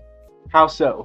Okay, because he says, okay, so like the video title is why I wanted to get groomed as a kid, right? And so you're thinking is like, oh, Gooner brain, you know, maybe he was abused early on in life. You think you're gonna get in like an actual interesting story. But like in the video, he like first off, like all he admits to is basically like having a bunch of crushes on like teachers and like older adult figures, you know, like the normal thing that every child like, goes through, right? And the thing that makes it so like, it's like, and the thing that like makes like clinches it for me, where it's like you're just clickbaiting, like that's not the thing, is that he said he had rules for getting groomed, and so like the only people who could groom him were like if they were attractive, if they were like some second thing. And then the thing that I think fully disqualifies this as even being called grooming, they couldn't like go too far and the line being Yeah, like that's sex, just and not- it's like that's like grooming. that's just at that point, like I don't think it's grooming, dog. I think you just wanted. You didn't know what you wanted, but what you wanted wasn't to be groomed, dog. Because like to be groomed is to like be like socially manipulated to the point where like you do sexual stuff, like full stop. By an older person. I saw this video title. And I thought like bro was letting the demons out. But like no, bro was just actually factually wrong. All right, no, because I know for a fact that as a 14-year-old, all right, heading in to high school, I knew for a fact that I was like, man, I wish that that a YouTuber would, all right, because think about it. If they try, oh god, not because this. here's where my headspace was at as a teenager. I think about it. I know that what they're trying to do, no matter what, is illegal. And technically speaking, anything I do, I'm just a victim. So that's easy blackmail money right then and there. Yeah, right? Send me so 10K a month. If someone tries to groom you, you just send the material. And then you blackmail them and say, give me $100 or I'll bring this information to the police. And what are they going to do? Now, here's what you do. Here's what you do. You firstly, you correspond with them for at least a few months to build trust, right? Then you start blackmailing them. Tell them 10K a month or else I'm exposing this. And then after like a year or two, block them and then expose them anyway. Expose it anyway. Yes, right? That was my exact thinking. That was my exact thinking. It's like, you know, all these other kids are just getting abused and stuff, but I know the meta. I know the game. So I'm going to go in, I'm going to get abused, and then I'm going to get money out of it. Or, well, I got abused, guys, so bro's going to jail, or at the very least is going to be demonized in the public eye. Yep. Also, can we acknowledge the video guy just had a plan? Oh, God. Yeah, so anyways, I anti-shout out to this guy. Legal. Right? Why did he put legal in Is there illegal ways? Oh, because there are, I mean, anti-shout out to this guy because, like, bro was just yapping. I thought that someone actually let the demons out, all right, and actually admitted to the dark secret in all of our hearts, which is if you find out, you know, about, you know, how this stuff is illegal, you obviously, bro did not have an experience, bro. You cannot convince me, like, not after that last video.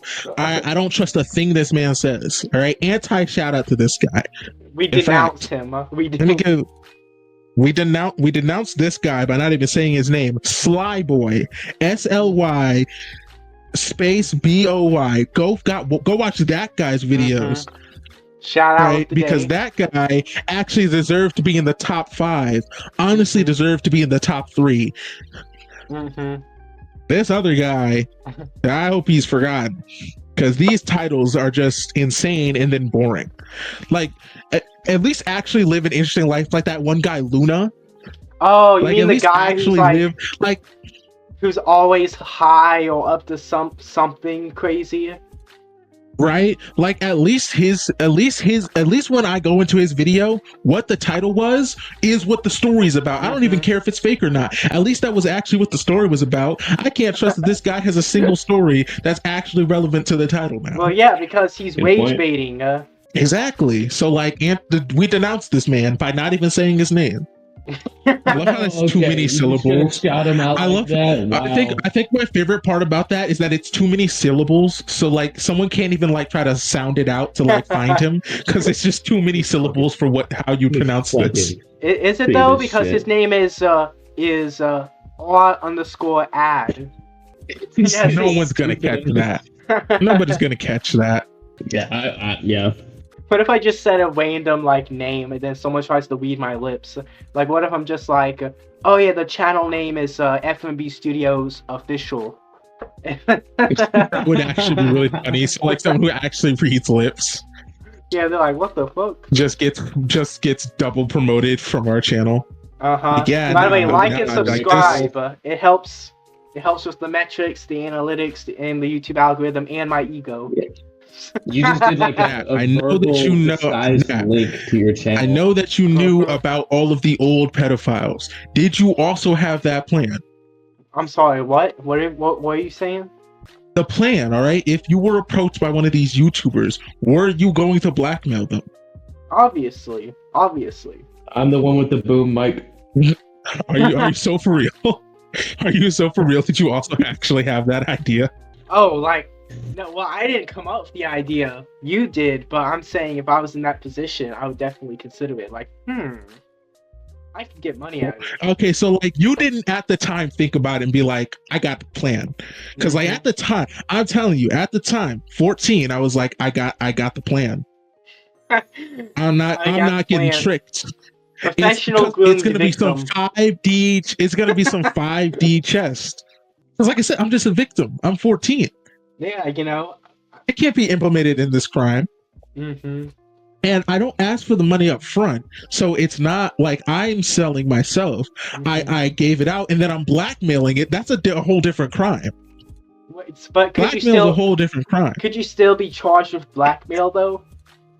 Yes, I could, but think about that. You're trying to charge a 14-year-old for blackmailing the guy or girl who abused them. Never would get down in court. You don't even need to be a perfect victim for that to not get down in court. No one's going to try that. No one's going to try that. People have. Nobody likes pedophiles, Branson. Except the one thing. Except Donald Trump, J.D. Vance, Jeffrey Epstein. Just list everyone in the Trump. Everyone in power right now. Basically, everyone who's in the thumbnail of this video. Yeah. Besides Branson. Well, except me. I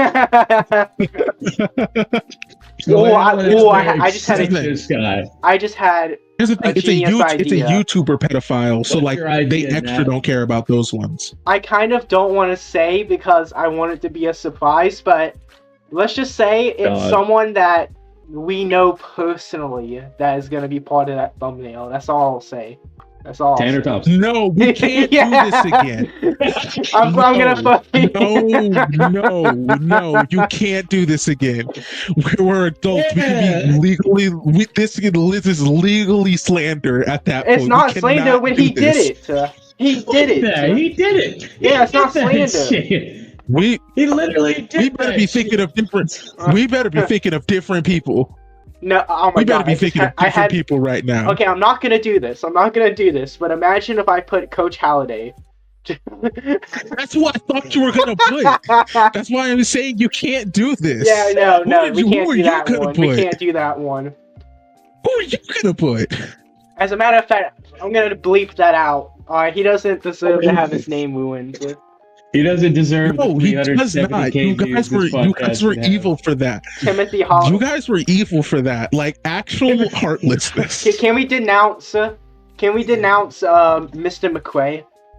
Because I don't know. Yeah, fuck him. Yeah, fuck him. Branson, you might have seen because I posted some of it on my story. Rahshawn, I don't think I've shown you, but I have a Facebook account, right? And sometimes I'll look, like, periodically check Robert. I'm just gonna call him Rob. I'll check Rob's Facebook, and he posts the most. I do see that shit occasionally. The most like, yeah. I'm just gonna. Yeah, let me go to his Facebook. Like, page. I mean, technically speaking, we can denounce him. Like, we just can't slander him and call him a pedophile. Oh no, he probably was basically posts propaganda, like those propaganda drawings, except that they're memes. Yeah, he posts stuff like liberal snowflakes be like that kind of shit. Hey Branson, I just 2012. Because you have me back in the headspace of Mayo High. Hey, remember that one police officer that never came back? Oh shit! The one I got a picture. The one who was really hot. Everyone sexually harassed him, including me. Every single person at that school, like dog. It was diabolical. I still think it's funny that I was the first person to walk up and like get the balls to take a picture with him, and then there was just a line of fucking people. Didn't you have that picture? I think that was the funniest shit. Didn't you have that picture of him as your MacBook wallpaper? Oh yeah, I did that shit too. That shit was funny as hell. He was But then not it was, trying to catch wiped a off the case. MacBook. He was not trying to catch a case. Yeah, nah, they're dog. Didn't it turn out Like, that he abused his wife or some shit? What? Well, Wasn't that a thing? cops. So, I mean, I But wouldn't be he was surprised from the cool. statistics. Yeah. He was cool. No, he except that I looked think hot. it was There's a allegations that he difference. abused his wife. Nat. No, he wasn't cool. He looked hot, and everyone at that school was a bunch of ravenous, hormonal teenagers. All right, there was a reason why that man violently left as fast as possible. Mm-hmm. I think he wasn't allowed back because he abused his wife. That's what I heard. That came out about him, and then he wasn't allowed back at the school or some shit. But he was only there that one unrelated day. I highly doubt that they found out about domestic abuse the same day where everyone in their mind, because let's face facts right now. Mayo was a small enough school that there were several students who were friends enough with the teachers to let the teachers in on the fact that everyone was down bad for that one officer. Yeah, and you telling me that? And remember, this was back when Miss Wallace was still the head. You would think that she wouldn't cut that off on the neck immediately? Miss Wallace. That's a name I haven't heard in a long time. Dr. Wallace. Dr. Wallace to you, bud. Yeah. No, me and her, we're close. That's Arlene. That's the big A. That's Arlene. Oh my god. She visited me in the hospital, dude. Who? I think so, actually. Wallace, I think I remember this conversation. I hope. Yeah, she when you almost died. It was nice. She showed up and she was like, "Oh, I'm family. I can be let in," because they were only letting in a certain amount of people or something because I was in ICU, and she was just like, "We're family. I can go in." It's like the only black woman there. I'm clearly blood related to this guy. Extended family. Miss Wallace, Dr. Wallace was the greatest principal I had ever had. Oh, most I wish her right. nothing but the best for the rest of her days. Mm-hmm. And for her to get replaced with somebody like Miss Leonard is crazy. I call her Leonard. I don't care. I don't even remember her name because that second she had no aura. She had negative aura. She was one of those millennial mom Facebook reposters, you know what I mean? Just doing what's my cool. main problem with her was her incessant need to feel like she needed to create her own legacy. Bitch, earn your legacy. Don't try to just fucking force it in. She tried to change up the fucking school motto, and then she went back after some fucking backlash, dude. She never did.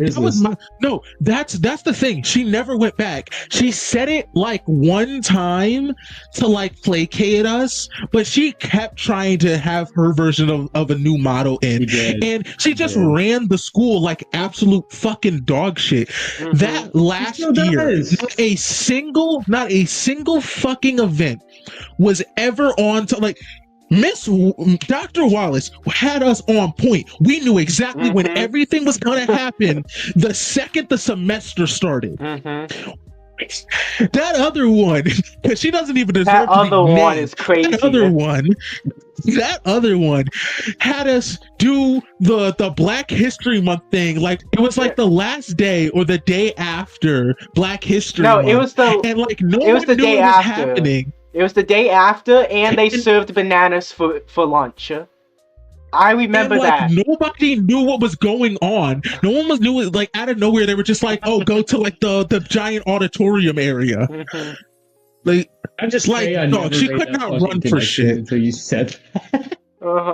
She could not run that shit for shit. You know what I hated the most after Miss Lenore became president? Remember how they used to post after the morning announcements, they used to post what lunch would be and any announcements and news and stuff. There would be days where they just forgot to do that. So I have no idea what was going on during activity period. I never. I wish Miss Wallace made it all the way out so that it was her name signed. Yeah. Miss Wallace for president. Miss Wallace for president, 2028. She could do it. She could do it. I know she could do it. Bro, there are several people that I trust with the presidency, and he's one of them. Of course, one of the others is Matt Pat and everyone in his inner circle. Yes. Also, I sent just 4 of, I think, the best of Robert McRae. A liberal who hate Mr. Fuck was just racist. Have those illegal alien live in your bedroom. Jesus Christ. What? Wait, Sean? Remember when everyone thought Mr. Flowers was racist? Oh, yeah. And he wasn't. He was just an old guy. he was just really confused a lot of the time. Mm-hmm. Oh my god. What is this shit, dude? Yeah, there's an AI video, and the screenshots there. There's an AI video of Star Wars, but it's Netanyahu. Yeah, there's 2 AI videos. Oh, yeah, and the ice alligator. What is with Facebook and AI, dude? It's pissing me off. I don't know. They're old. They don't understand. They're confused. Every once in a while, dude. I'll go on Facebook, right? Just as like a fucking hee ha ha for 5 minutes, right? And I'll go and see, like, it's one of the first videos I see. It's completely AI generated, obvious as fuck. And I go in the comments. Everybody over the age of 30, which is pretty much everybody uses Facebook, is like talking about the video like it's just a fucking video. There's not a single person pointing out it's AI on the entire fucking list of comments. Like, it's insane to me. Now, luckily, my mom is young enough that she's hip enough. She's recognizing the AI. She's calling it out. Like, not even the do you remember the possum getting scared by the Halloween decoration one? No, not in the slightest. The only time I heard about AI like possum videos was a guy breaking down why like every AI possum video is fake. It's because like they make them act like dogs and not possums. Because like every possum video has them act like dogs instead of possums. That like whenever they play dead, it's like instant. Yeah, like they don't like do like the cute fake it like how a dog would. Yeah. Oh brother.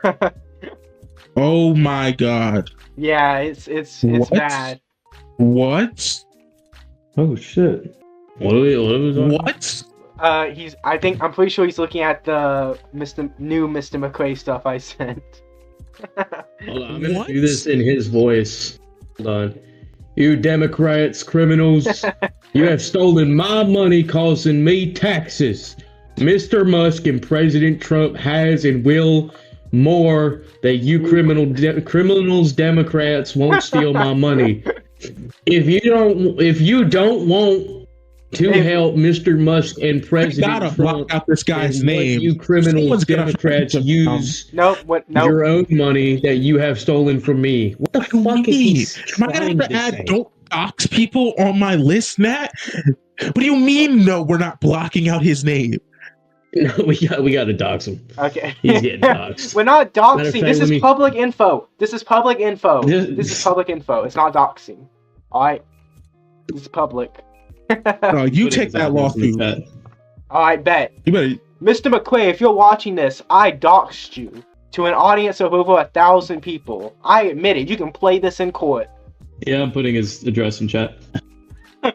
That is not his address. What do you mean? That's his address. Last time I checked. Last time I checked. Last time I checked. I think that data is accurate. Pretty sure. Do not put that in the video.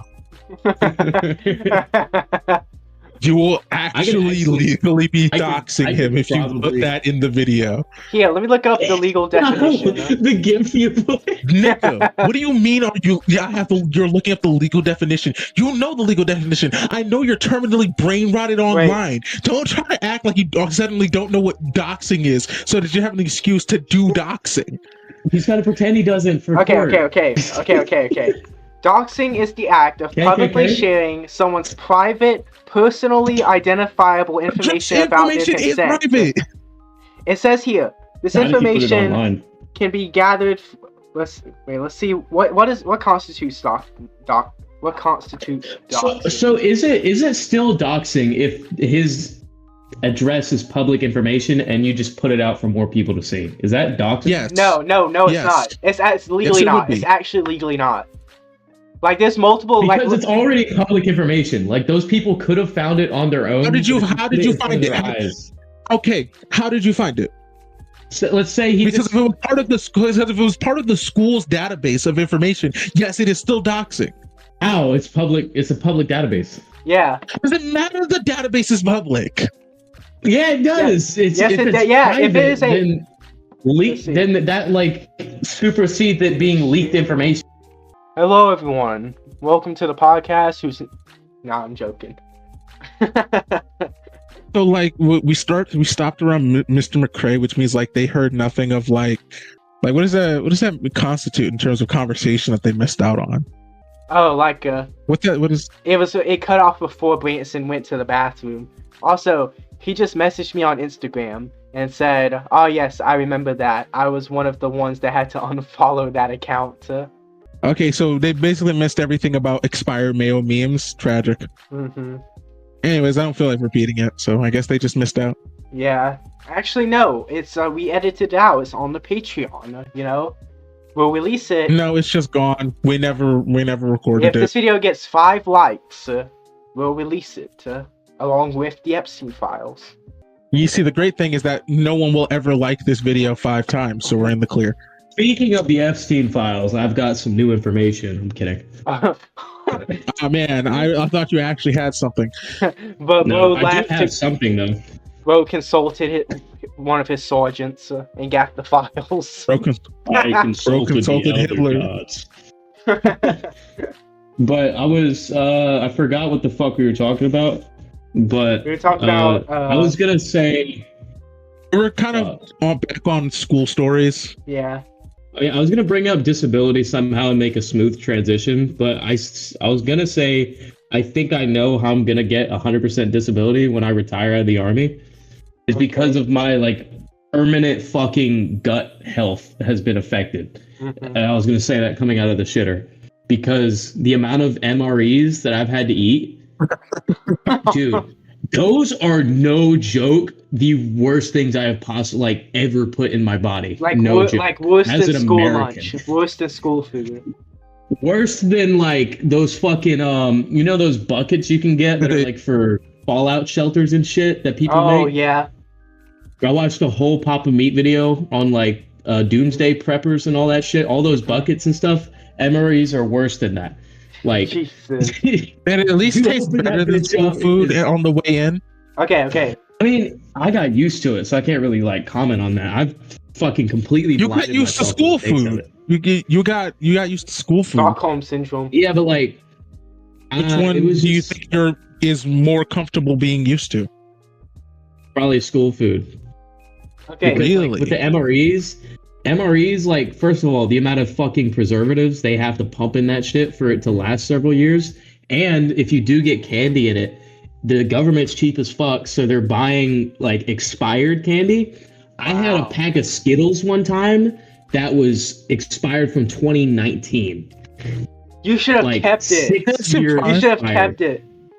I probably have MRE trash in my assault pack, like... Mm-hmm. But it's like were they good? Did you enjoy them? Did you enjoy the Skittles? They taste the same, besides that they're all like melted together and shit, and they lose their color after a while. Mm-hmm. It's hey, you just need the taste. You just gotta enjoy the taste at that point. Yeah, that, and we only have 15 minutes to eat, so it's like those fuckers take forever to chew. So I always eat them first. They don't look that big, so I think 15 minutes would be enough. I've seen MRE packs. They don't look like. It's way fucking more than you think it is. It's like over 2,000 calories per meal. Well, yeah, it's enough to get your regimented calories, but like it doesn't look like it's gonna, like, if you told me eat this in 15 minutes, it doesn't look like it's hard to do. Oh, well, it's just like the fact that the thing you have to do to cook it, right? It's this. That's part of your time. Yes. So you have to you open it. Worse. You open it, right? This is the first thing you do. This is how you eat an MRE. You open that bitch up. You take out the cooking bag, and the bag is like this pack of like stuff with like instructions on it, how to cook it or whatever. And inside is this chemical that whenever you like put water on it, it just like starts boiling it. I don't know how it works, but you'll put your main meal in that bag, then pour water up to a little line that's on the bag. You fold over the top piece, and then there's like cardboard fucking hot pocket ass piece that goes over it like a sleeve. And then you lean it at an angle on the folded part, and then it starts the cooking process. And all that on a rock like or something. 5 minutes. Yeah, on a rock or something. And then you like start eating all your snacks and shit. It depends what you get, like how long it takes. Like there's this one of my favorite snacks in there is like the pizza pretzels, which are basically stuffed pretzels with like cheese in it, or like really fucking artificial shit. Yeah. It's real nice. But then you eat all that stuff. That takes. I've heard that there's like a jalapeno cheese that's like really good to trade with. There's jalapeno cheese spread, which only is select. The best thing to trade with is the desserts and shit, because that's like got pound cake. There's marble cake. There's cornbread. There's cinnamon rolls, which I fucking despise because they're the driest thing imaginable. It's like 50-50 whether or not you get a dry one or a really good one. But like I always hated that shit, so I always traded it. And there's peanut M&Ms, Skittles, sour Skittles, and then Twizzler Bites, all of which are expired 5+ years, like at a minimum. Oh, I hate Twizzlers anyway. Actually, I think there was a guy who got one that was expired since 2016, I think one. Ooh, that's what he said. And I think there were peanut M&Ms too, so they had like some weird shit growing on the chocolate and stuff. He still ate it. He was fine. Bro's food was expired just go off. It expired during the Obama administration. That's actually that's insane. And then they had like a new menu drop, so it's like all new items and shit. And I got one, and it was like beef stir fry or some shit. It was really, really good. Ooh, how was it? Peanut M&Ms as well. It was like, so like every MRE comes with this little bag that's got gum, napkins, fucking a wet wipe. I think just one wet wipe that most people use for their face and shit, because it's not really like a cleaning wet wipe. It's more of a moisturizing wet wipe. And then there's sometimes you get a clear bag because there's also a juice thing that comes with it, like a little juice packet.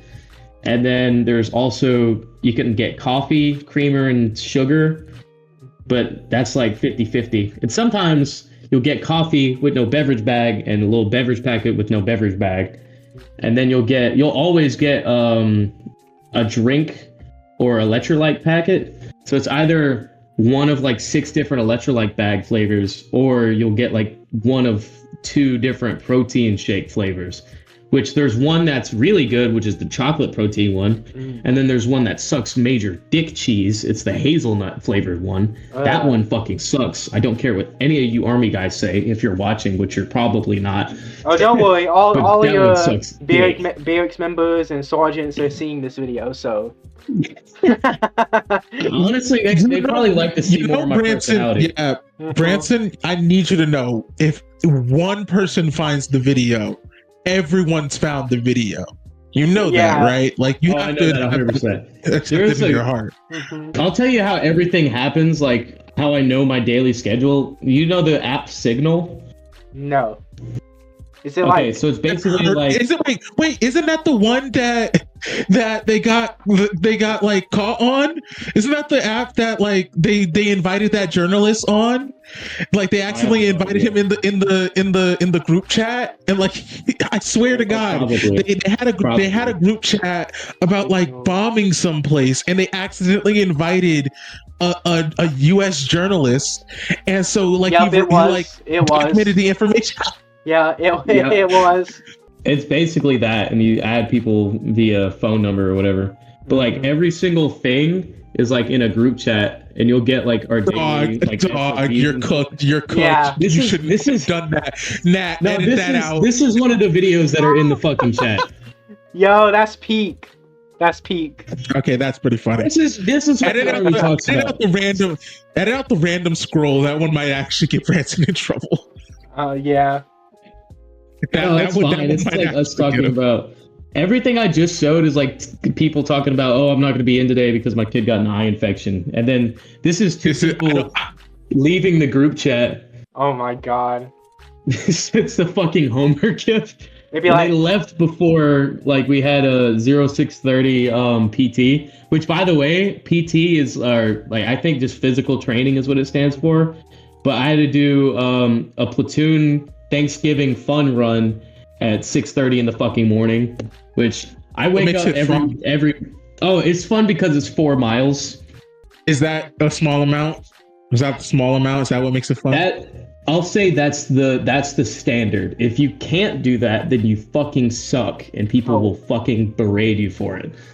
Mm-hmm. So if you can't jog 4 miles and keep up with the people who can run a 14-minute 2 mile, then you just suck. See, how far is 4 miles? 4 miles? Yeah. You're welcome. Thank you. I mean, like, relative to my current position. It'd be like you to probably Coker University. Maybe.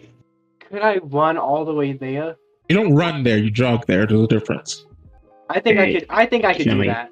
I think I could jog. I think I could. You think you could jog? So what's a jog? It's like what? Like 5 miles an hour?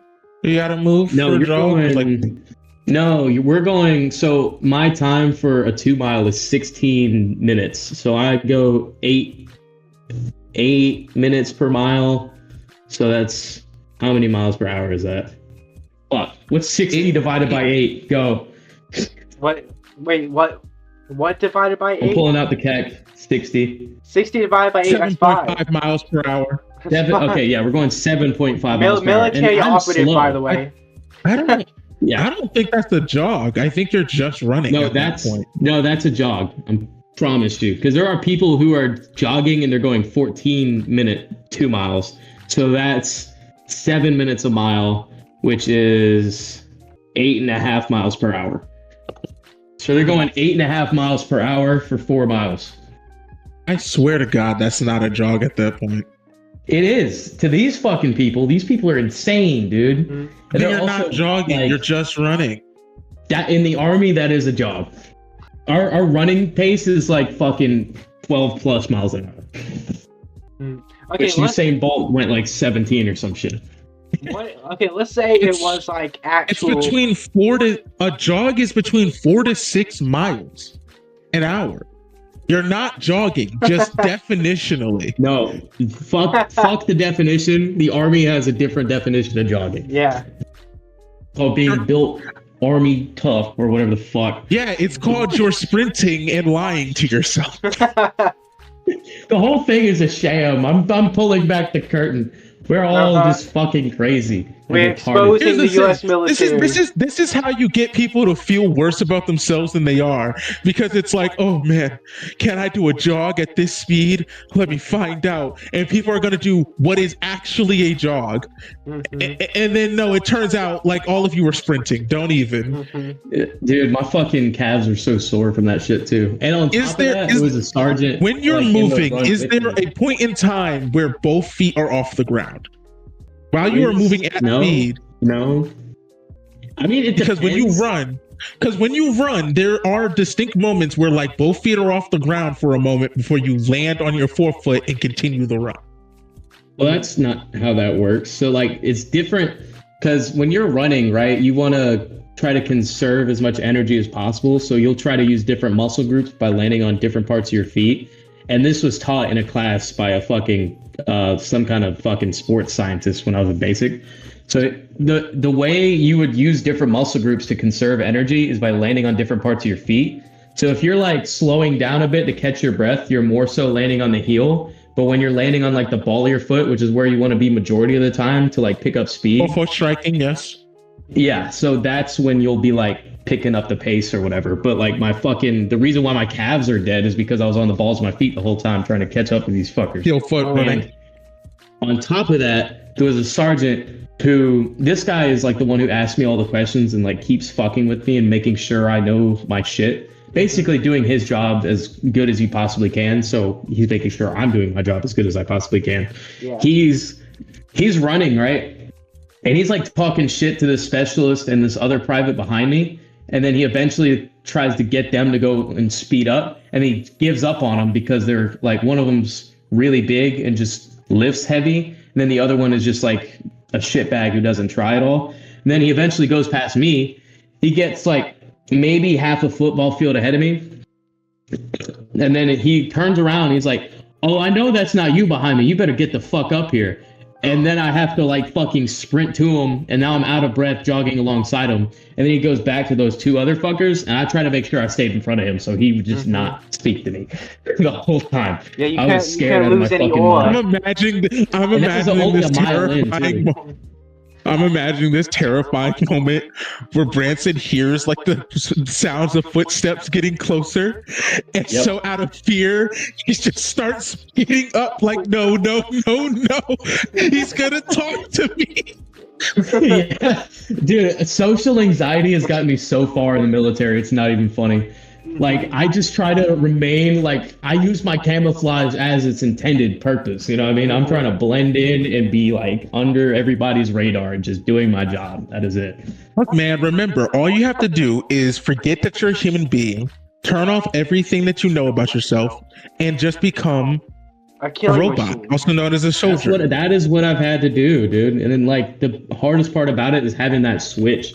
So, like, whenever I'm in uniform, it's kind of like a mental switch I have to do where it's like, okay, this is where I lock in and now everything has to be done a certain way like this. And I'm like it's like, I'm going to say like something personal here. It's like the equivalent of when I was like in my dad's house and I was like walking on eggshells all the time. So I couldn't like piss him off or like make him feel a certain way about me or like get under his fucking skin for any reason. Cause he would just like, you know, beat the shit out of me. And it's like, the equivalent of that, because like if I piss off like a higher up or an NCO, they're gonna fucking berate me and like punish me in this way and make me do fucking PT, you know? So it's like the same fucking thing. I gotta be like locked the fuck in or else I'm gonna get shit for it.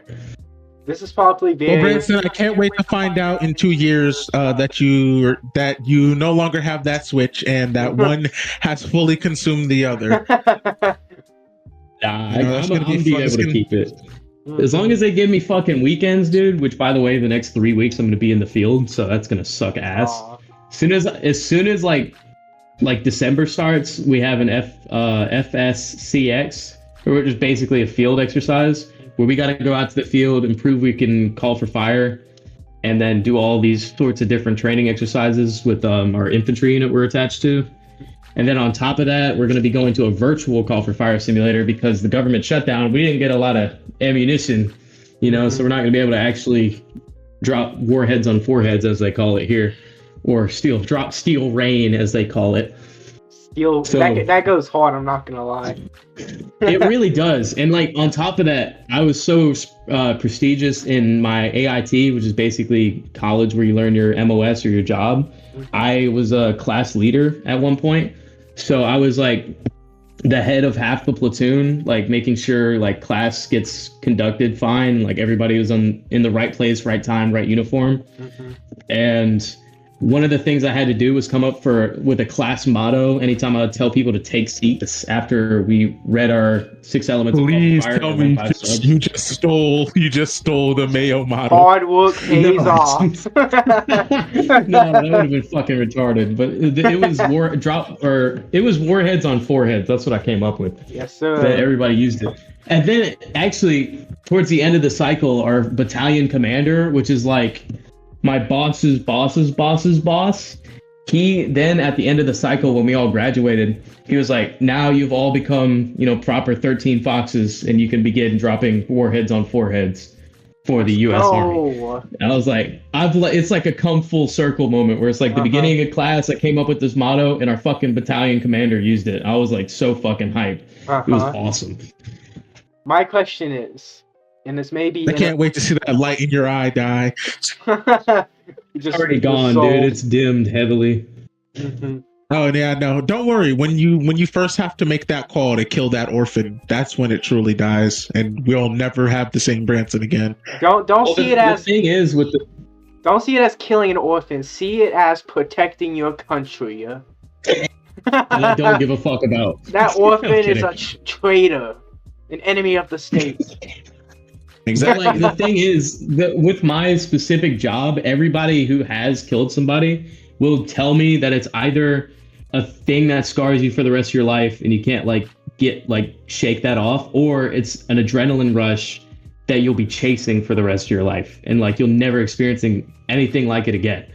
So that's the route I have to pick. It's either I fucking think about this for the rest of my life in a negative way, or it's a high I have to chase for the rest of my life that I'll never be able to get again because I took a life, and that's. So you have to think about it in a negative way. There's only negatives. Most of those paths are negative. Yeah, it's only negative. So it's either traumatized or enjoy killing people. Traumatized. Which is traumatized. Like, I'm sorry. Like, no. I mean, I'd rather enjoy killing people. That's not. So that's not. Is Branson going to be traumatized or traumatized? Like that's his only choices. Traumatized with sparkles around it. Mm-hmm. Exactly. I know what I signed up for though. You do. Until you know, watch that bomb blow up that hospital. Mm-hmm. I've launched bombs before, dude. It's fucking awesome. Yeah, but it hasn't been at the hospital yet. There's a difference once you hit the hospital, all right? And I wish I could be a fly in the wall to watch it as as either the light in your eye dims or grows brighter than ever seen before. I feel like if let's say I was in the army, right? And I'm told I have to bomb this hospital, then afterwards it's like, oh yeah, you killed 78 children. I feel like at that point I would just completely disassociate. I would just be like, and the eyes of Nat dims. Okay, I guess we know which side I would fall on. I wouldn't I just wouldn't be able to process it. I would just be I don't even know what I would say. I would just be I would just stare. I got some advice on how to think about it when it's the same instructor who talked about the midget strippers and shit, by the way.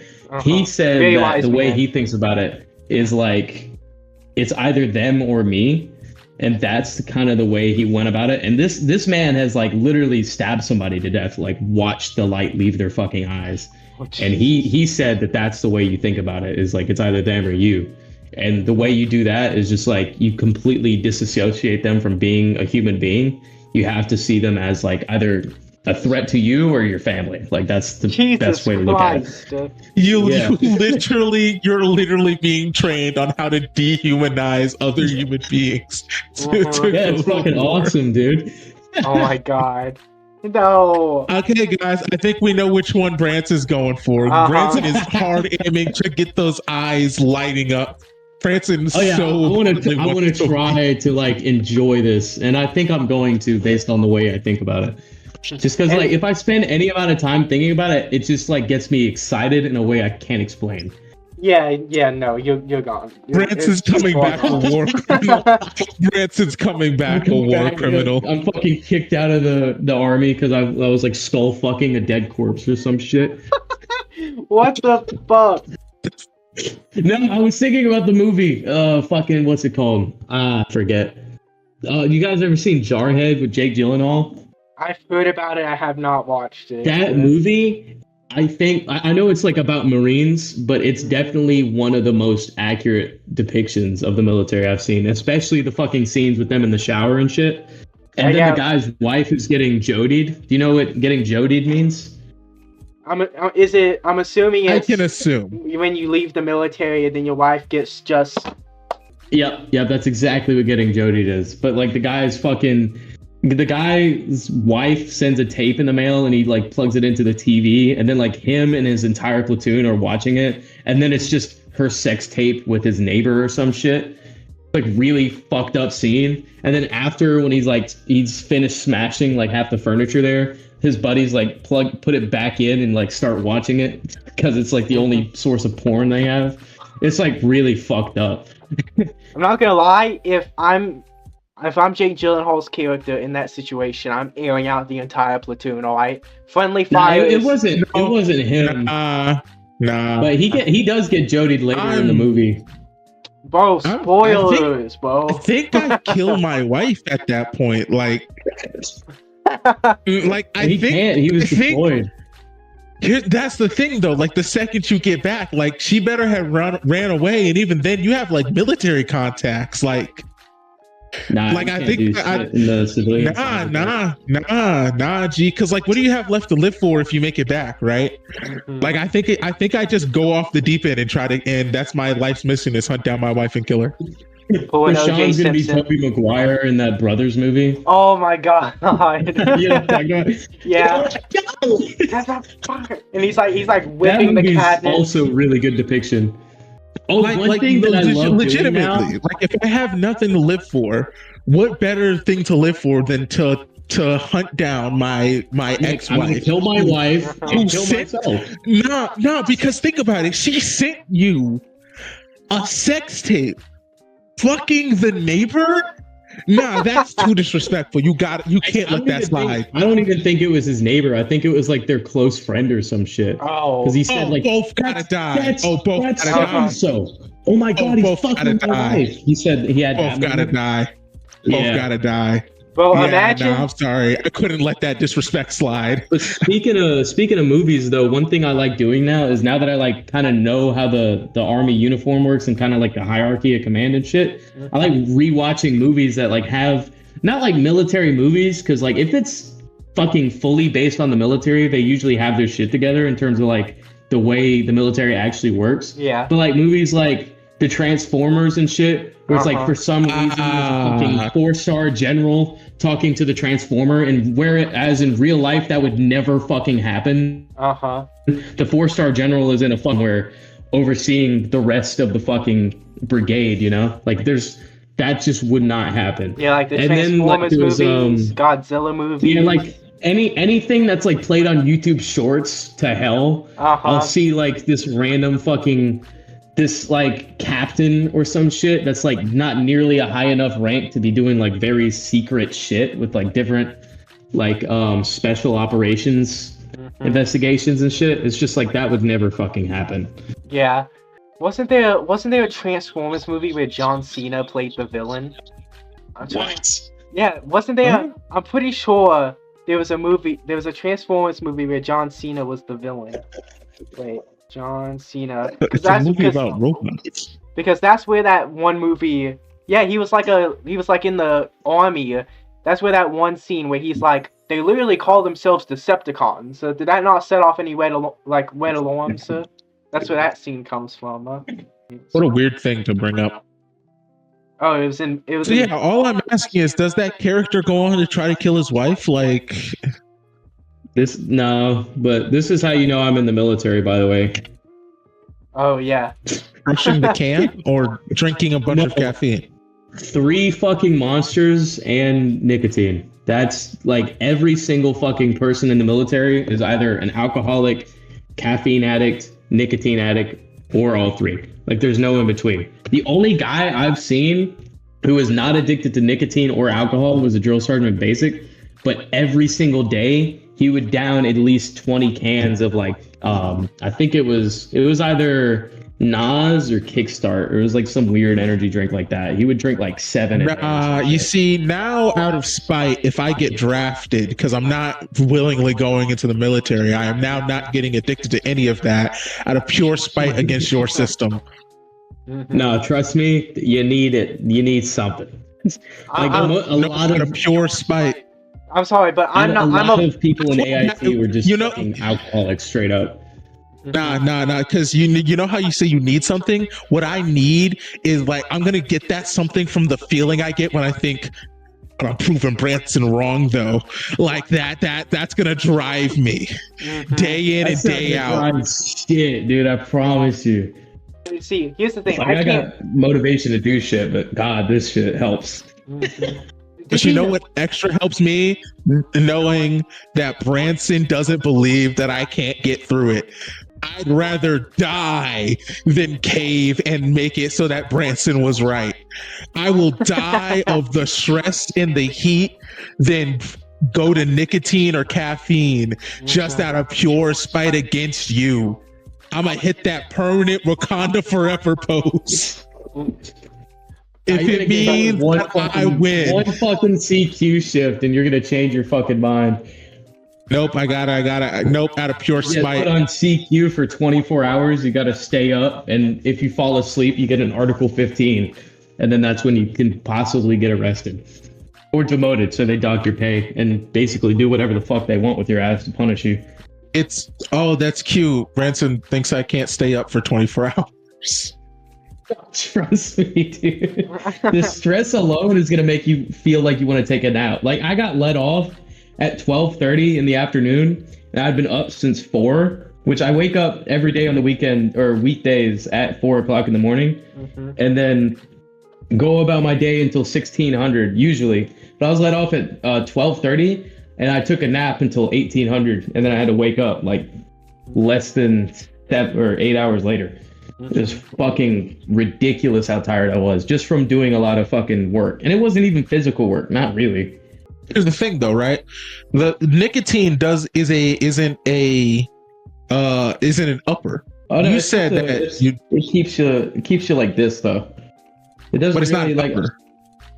Yeah, but it keeps you in a constant state of just here-ness. That's why you like zone out a lot on it, and then it fucks up your sleep schedule because it's like in a regulator to that. Just some neurological shit it does to you. It regulates your sleep. I'm telling you, I just kill myself at that point. Out of pure spite, if it's that bad. I haven't thought about it. Nah. Because if I refuse to have this conversation, get drafted, and then walk up to you, we somehow I unluckily end up in the same platoon as you some fucking how, and you catch me drinking a Monster, like that would destroy my mental more than not having it. I'd have to kill myself. If you're correct, I'm just dead. You have to be addicted to a substance and or kill yourself. You didn't say that part yet. You didn't say that part Yeah, well, we haven't made it official yet. No, we made it official when you first said it. Did you know there are some people who mix Monster Energy with coffee? I'm one of those people. You are gonna fucking die. Please do not do that. I'm treating my body like a fucking playground until I get out of the military. 100%. Because like you have no other fucking choice. I'm telling you, you gotta straight up experiment with your body so you can find your fucking limit. And that way you can just keep on fucking pushing past it. Like, that's the only way there is. Yeah, but you know what would be really cool if you could push past your limits without the use of external substances. The thing is, as well as like not really having to be on a substance, it's the fact that so TRADOC, I said this earlier as like an example of retarded acronyms in the Army, but TRADOC is basically, okay, so when you're in initial entry training, that's called being an IET. So that's basically when you're in basic training and AIT, or BCT and advanced individual training. So 10 weeks of basic, and then however many weeks for your MOS. Mine is 10, except I was in AIT for 16 weeks because I kept getting fucking delayed because the Army also sucks with being organized. Mm-hmm. Believe it or not. I know I'm such a fucking. No, I believe it. I watch a lot of veterans talk about the Army. It's very fun.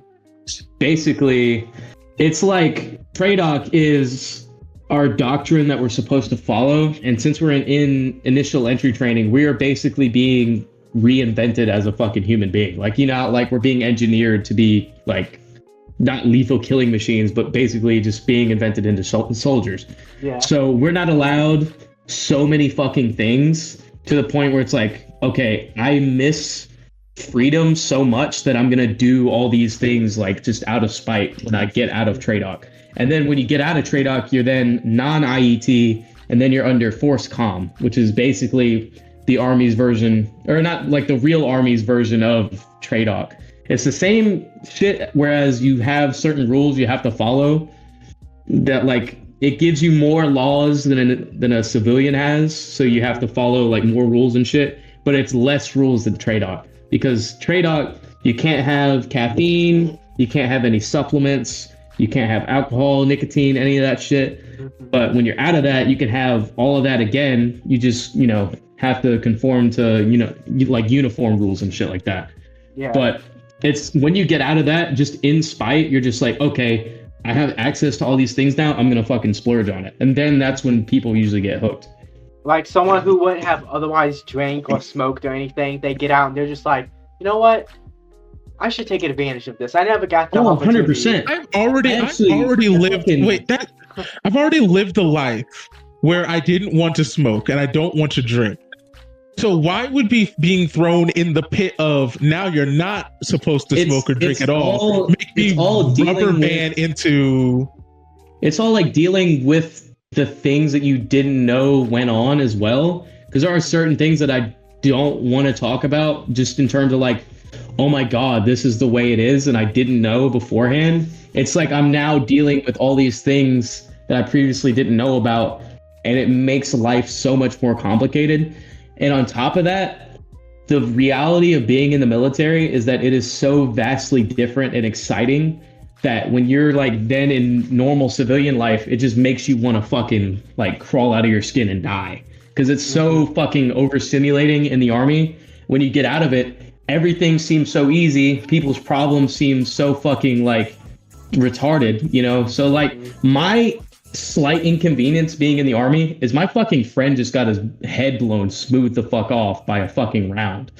But my minor inconvenience in the civilian life is like, oh, my friend's girlfriend broke up with him and he's being a mopey bitch about it. Like, it's such a vast difference in terms of like severity of your problems that it's like when you go in the civilian life, you need something to fucking stimulate like some sort of feeling in you because you don't feel as strongly for anything anymore.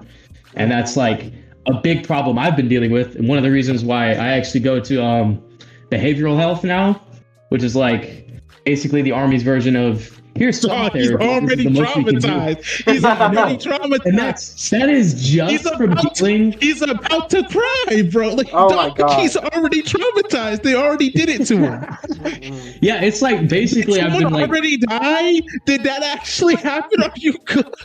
there are it's like on top of that, I feel so bad for some of these like not even like people that I've like been in training with. It's like I also feel bad for like the people of the United States don't realize how fucking much goes on, you know, and how many issues we actually are dealing with. Like it may seem like all the issues and shit going on with like all the protests and shit may seem bad, but it's so much worse in other countries. It seems like, what the fuck are we really complaining about? Because there are like, it seems so much worse. I've seen is it Nepal just went through it so hard they overthrew their government? I know that places are worse. And it's so much worse than that, like in so many places. And then like the thing is with our fucking country, it's just like there's so many people complaining about these like minuscule things. Whereas other people like, oh, your regular thing is every woman in this country is just caged and raped all the time.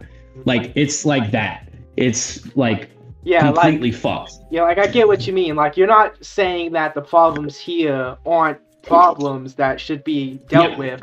But like, I don't think it's crazy to say that life in America, even with how awful the government and everything going on is, I don't think it's controversial to say I'd rather live here than North Korea. I don't think exactly. I don't think that's controversial. We're brainwashed into thinking our supreme leader is God. You know, although like we all have opinions. I can't believe that's not happening. I can't believe that. You know, I'm sure that that's not going to happen anytime soon, and that there's nothing in any sort of document that may have been called 2025 that might sort of be leaning towards the fact that they want to do that here. And but we'll ignore that for now and only care about it when it's actually happening on our soil. And that's another thing in TRADOC. They kind of that's another one of the things they take from you in TRADOC. Kind of removes your ability to have an opinion as well, because you literally can say these certain things that get you in trouble, whereas in the civilian life, like even right now in this podcast, like I can say these fucking edgy things, whereas in TRADOC I would get fucking reported and counseled like on the fucking spot for saying something even remotely close to the things I've said here. Like the other day there was a fucking sergeant counsel back in, like principal or counsel like counselor. Counseling is basically so a counseling can be a good or a bad thing or like a neutral thing. So like a neutral counseling would be like an initial counseling. So you'll be like basically told, okay, here are the rules and ins and outs for this thing you're about to experience. Like I got an initial counseling for these barracks that I'm in. Like here are the rules. You can't do this in your barracks. You can't do that. Obviously, if you're under 21, you can't do this. It's like random shit like that. Or you can get a negative counseling, which is like it goes on your record permanently, and then that follows you into civilian life after as well, because it'll like they'll see it on like they'll look you up, like you were in the military, okay, this is how you were in the military, your counselings will show up there. But like you can get a counseling for like in TRADOC, for example, you can get a counseling for making like a racist remark, even if it was joking, or like even if you said something like this group of people is different because of this, you can get counseled for something as simple as that. Or like not listening to an NCO because they told you to like do push-ups. Oh, I'm not doing fucking push-ups. Are you kidding me? Counsel. It makes sense. The racist thing kind of makes sense. I get what they're getting at. Just like don't even, because like even if you're, because like from my perspective, right? Think about it. Even if you think it was a joke, there is one guy who's crazy enough who doesn't care, and you would cause conflict. So that makes perfect sense. Anything like that. It is anything like that. And then the sharp thing that I said, people called it well, we weren't allowed to use sharp as like a verb. So like, for example, sharp is like sexual harassment and something prevention. I don't know what the R stands for, but it's only one word I can think of. It's probably rape, yeah. But it's basically you say anything sexual or make, like you're not even allowed to make friends in TRADOC. Like you're not allowed to. It's called fraternization. You're not allowed to like have any relationship with any of those people you met in TRADOC until you're out of IET. So you'll basically be counseled for that, and then it can reprimand you and like prevent you from progressing further in your training. So it can just like the most punishment I see is like delaying your progression, which sucks so fucking much. Like me, I got delayed 6 weeks because some shit went wrong. It wasn't even my fault. Like I didn't get recycled into a platoon that was behind us in training or anything like that. It was just like inconvenient shit. But it sucked so bad being there an extra 6 weeks, because on top of that, the sergeants actually started like noticing me because, okay, this guy's been around for a while. I'm going to see what he's about. Why is he here so long? And then on top of that, people started recognizing me and then coming up to me and asking more questions because I was more experienced or whatever, because I like had been there longer. It was just such a fucking dragging experience. On top of Fort Sill, the place I was at in AIT, is called Suicide Sill or Fort Kill. It was like that because there's stories of people being on like a fire guard shift where they're in a watchtower, for example. They're on like 24-hour CQ or some shit. And you could look up in that watchtower and there's like holes in the ceiling, like multiple holes in the ceiling from people shooting themselves through the fucking skull because of how bad it was to be in the base. Because there's like nothing to do on base or like within 150-mile radius of base. So you have to travel pretty far to do anything stimulating or interesting. And then on top of that, you know, I said like the military thing, shit doesn't seem that exciting anymore when like you're getting into fucking firefights in a different country. Now you come over here, the most interesting thing you can do is bowl or some shit, you know? So it's like that. It's basically the most suicidal inducing feeling ever is being delayed in training. That shit sucks. And I also lived on the 3rd floor in AIT, and I thought about jumping out that window like every goddamn day past a certain point. Jesus Christ. I don't even know how to respond. I feel like there's a certain type of person that could do this. Tell you what it is. There's a certain kind of person. It's a psychopath. It's a psychopath. Yep, exactly. Yeah, it's a psychopath. It is a person who had like, as long as you have like low empathy. Like if you have low empathy, low need to like connect with people, and like a low need to like stimulate yourself, like I think you could get through this pretty easily. So do you guys remember taking the ASVAB in high school? Yeah. Yes, indeed. I made. Do you guys remember what you scored on that? I scored like a platinum, whatever, like a high, like it was like the high thing for it. And it was like, so like the 50 is like the average. So y'all probably scored like high 70s. It was like a 90. It was like a 90 something. Yeah, because it's like an easy ass test. Yeah. But one of the tests that you take before you go to MEPS, which is the Military Entrance Processing Station. So before I went to MEPS, I had to take this other test where it's basically a personality assessment. And this is a fun fact. So they'll ask a lot of questions that have to do with psychotic traits. So they'll basically ask you like, hey, would you have empathy during this situation? Or like, how would you comfort a friend during this crisis in their life or some shit like that? But one of the things they're looking for in these assessments is people with psychotic tendencies, because those people arguably do make the best soldiers, because they will do whatever it takes to get that mission completed, which is basically what the Army is looking for. And it's like crazy to fucking think about. So like, also may or may not be right? So like, do we aim away or aim towards? What is your opinion? Should you aim away or aim towards? Aim towards what? You know what I mean? Like, do you think your time in the Army would be better if you aim away from being a psychopath or aim towards? Because like, here's the thing, right? You can break the human brain. That's what the Army is trying to do inside of itself. Trying to see how much you can that. If you here's the thing, right? You can do that outside too.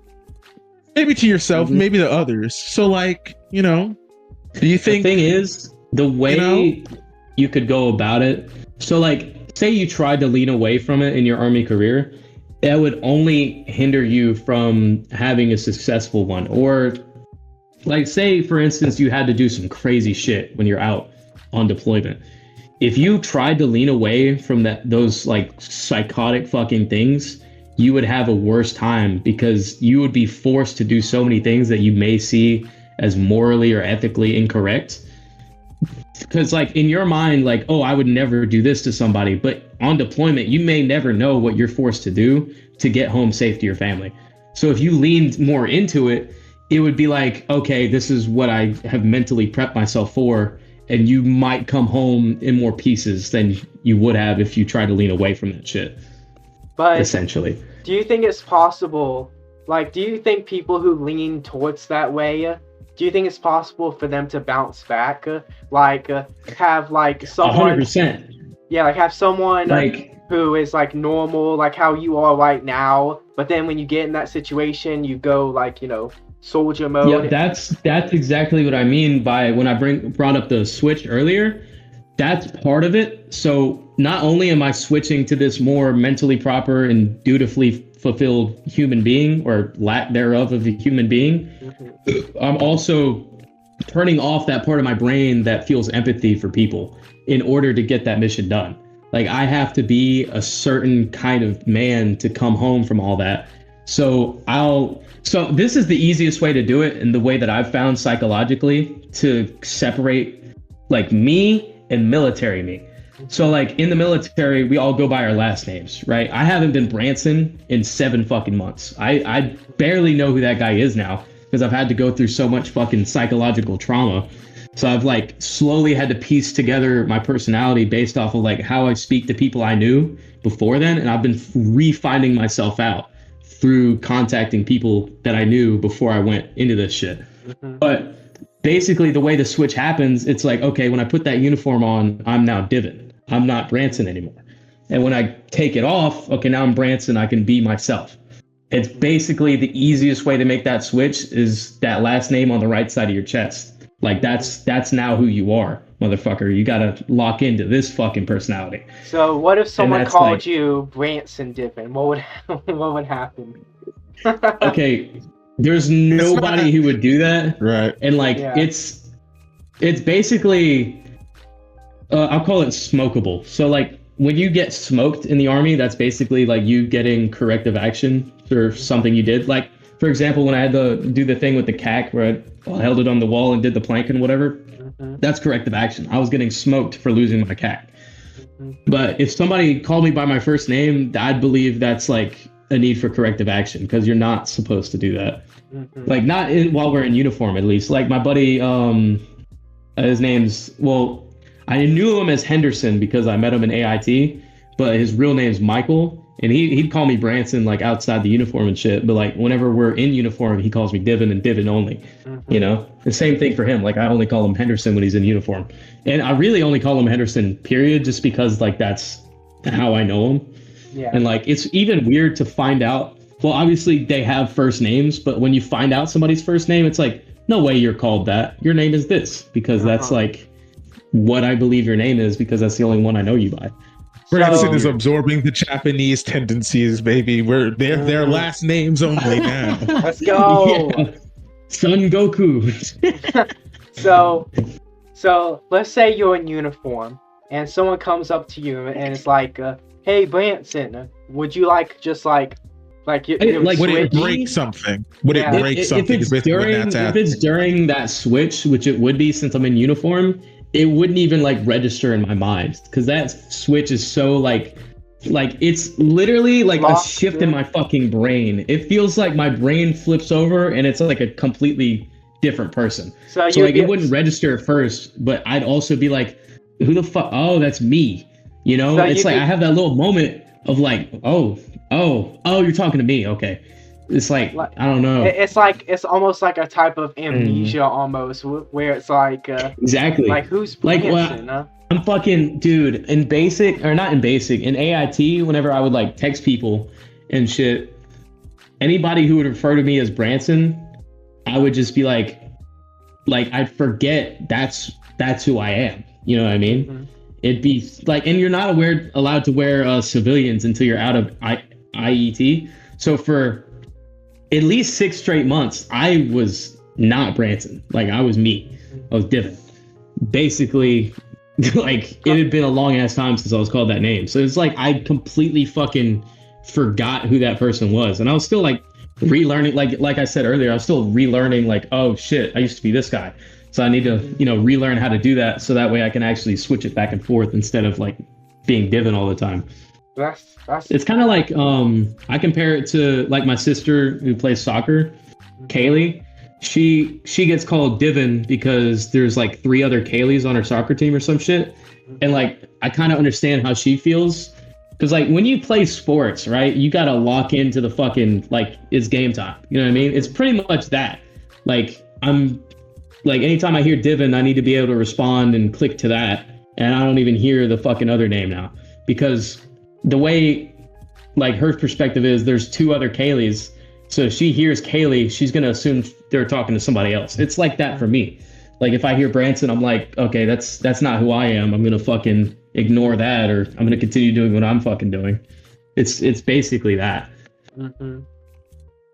So you say that like basically how the army breaks you down and builds you up is like to try to like form you, or to at least form a part of you into a psychopath.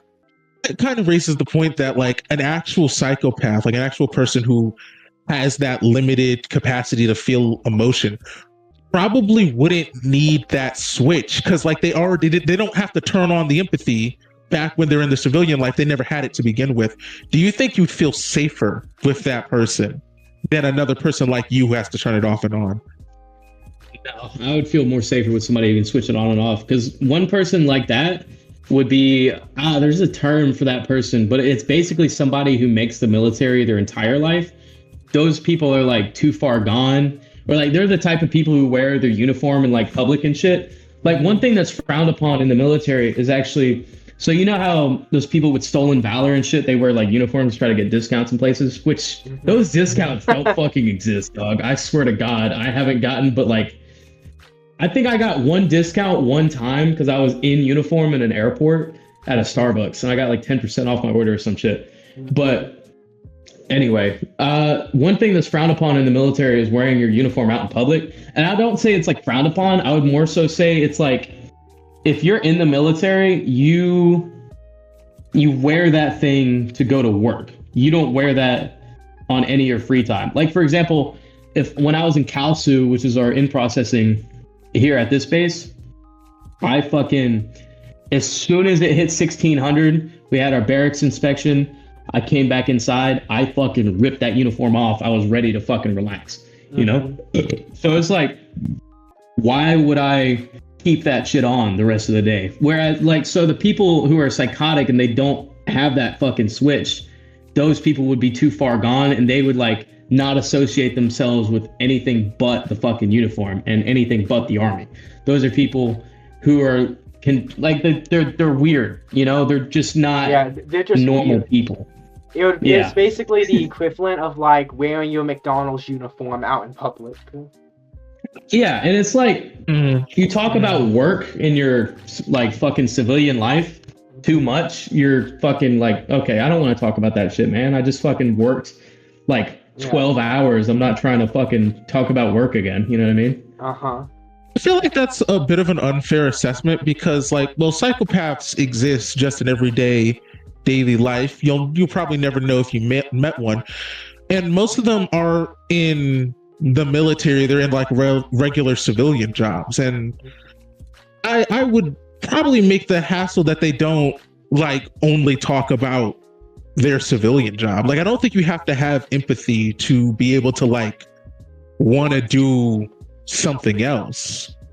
Yeah, that's more so just like how military psychopaths are compared to regular psychopaths.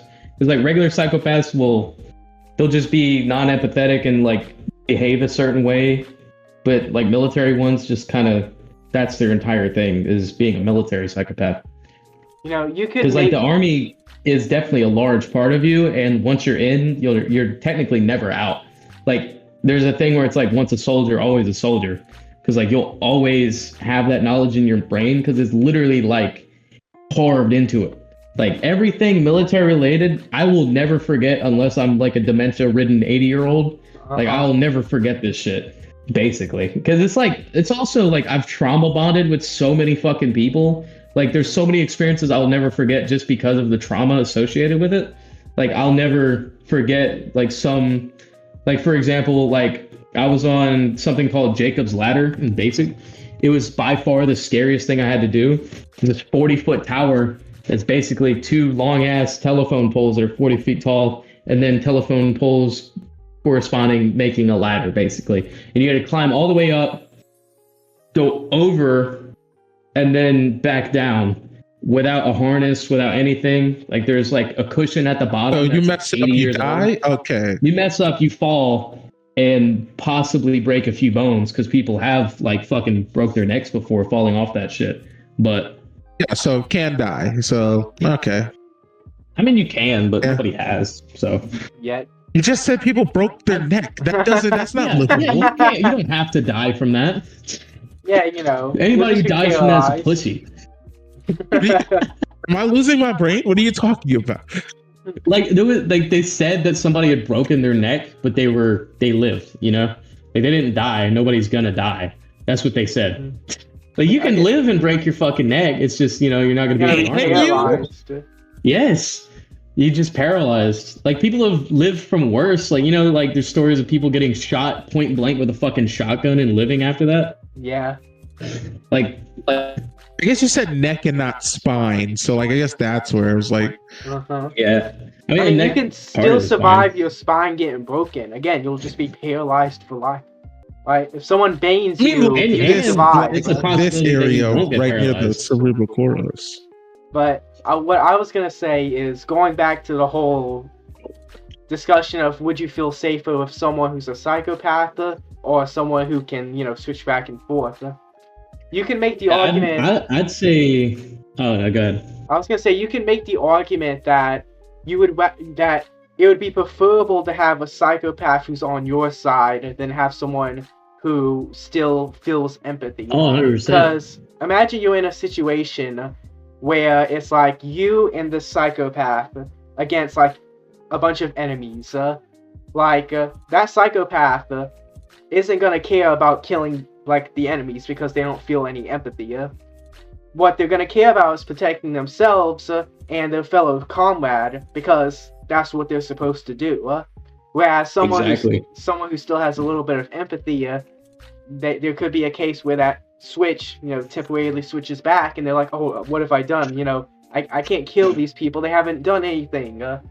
So yeah, and that happens like a surprising amount. Like it, for example, like most of the people who say they came to the army, like this is a thing they do too. Whenever you're like first getting into the army, there's going to be a lot of people, especially higher ups, that ask like, hey, why'd you join? The people who say they joined to kill people, those are probably the main ones that will freeze in that situation. And that's when their switch isn't like concrete. So like the reason why, so like on the civilian side, I'd be more safe with the person who can switch, because like they're not talking about, you know, war and like, you know what I did back there. They're not talking about that all the time. They can actually be a fucking human being. But if I'm on the like in the field, I would much rather be with the psychopath, because they're gonna do whatever the fuck it takes to get the mission done, and I don't have to be the one to fucking do it. They're going to make sure that we get home safe, or, you know, just make sure the enemy's killed by any means necessary. Yeah, they're the ones committing the war you fucking crimes. Need. That's basically the Army's like explanation for more so wanting the psychotic traits. You know what I mean? Because those people with those psychotic traits are more likely to get the mission done, rather than somebody who still feels a bit of empathy if their switch isn't concrete. You mentioned that like you're able to form a switch where you turn into a psychopath, but being raised in a society where empathy is kind of the expected and the default, you would assume that most psychopaths, by the time that they're able to even join the military, will have learned to do the opposite. So what makes it so that military psychopaths, or at least turn it on enough that like you don't notice? Because like I said, like there's enough people in the world that like is legally classified as a psychopath. You've probably run across one in your life without knowing. And that's just because like psychopaths just don't like, psychopaths aren't Dexter. They don't just go around as like, well, guess I'm going to go killing again. Cause like just because you don't have empathy doesn't mean that you like empathy is not the one thing stopping a human from going, well, I guess I go stabbing. Okay, well, two things. Firstly, when I think of like a classic psychopath, I think of Patrick Bateman, or the guy from Old Country for Old Men, who psychologists agree is the most accurate depiction of a psychopath. And also, I don't know if I'd call Dexter a psychopath, because he is able to like care about people. That's a good enough example of somebody with a switch, I'd say. Yeah. Well, here's the thing: psychopathy means low to no, not just no. That is true. That is true. Plus, a lot of psychopaths, they do what Dexter does. They're able to put on a front and mimic empathy and that's how they are acting good enough to get in first and foremost. Like they'll have that fucking front, and then surprise, they're given an outlet to really let that psychotic side show. And then that's when they lean into it too far, and then they make the military their entire thing. It's kind of where it goes. So basically, if Dexter joined the military, he would be putting up like crime numbers. Like he would be like top. He wouldn't be putting up numbers like me, dude. Just because, like, I'm saying that literally because artillery is called the king of battle.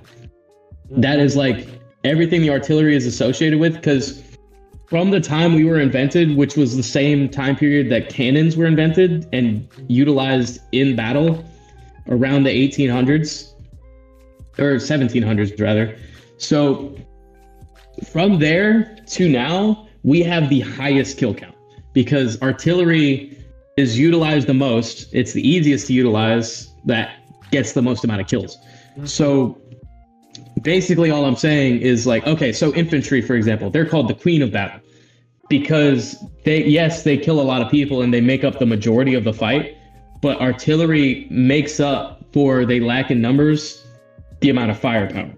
So one fucking high explosive artillery round can cover within 600 meters of fucking AoE. So that's like, basically, you can take out everybody within a 600 meter radius if you use the right fucking round. So it's like, you can kill like 100 fucking people with that. And that's one fucking round. Starting to see why they put Branson on the artillery unit. No, that's something I fucking volunteered for. Yeah, you know, I'm starting to notice why Branson's on the like, hey, your Diven is Your Diven is showing. Your Diven's out. Your Diven's out,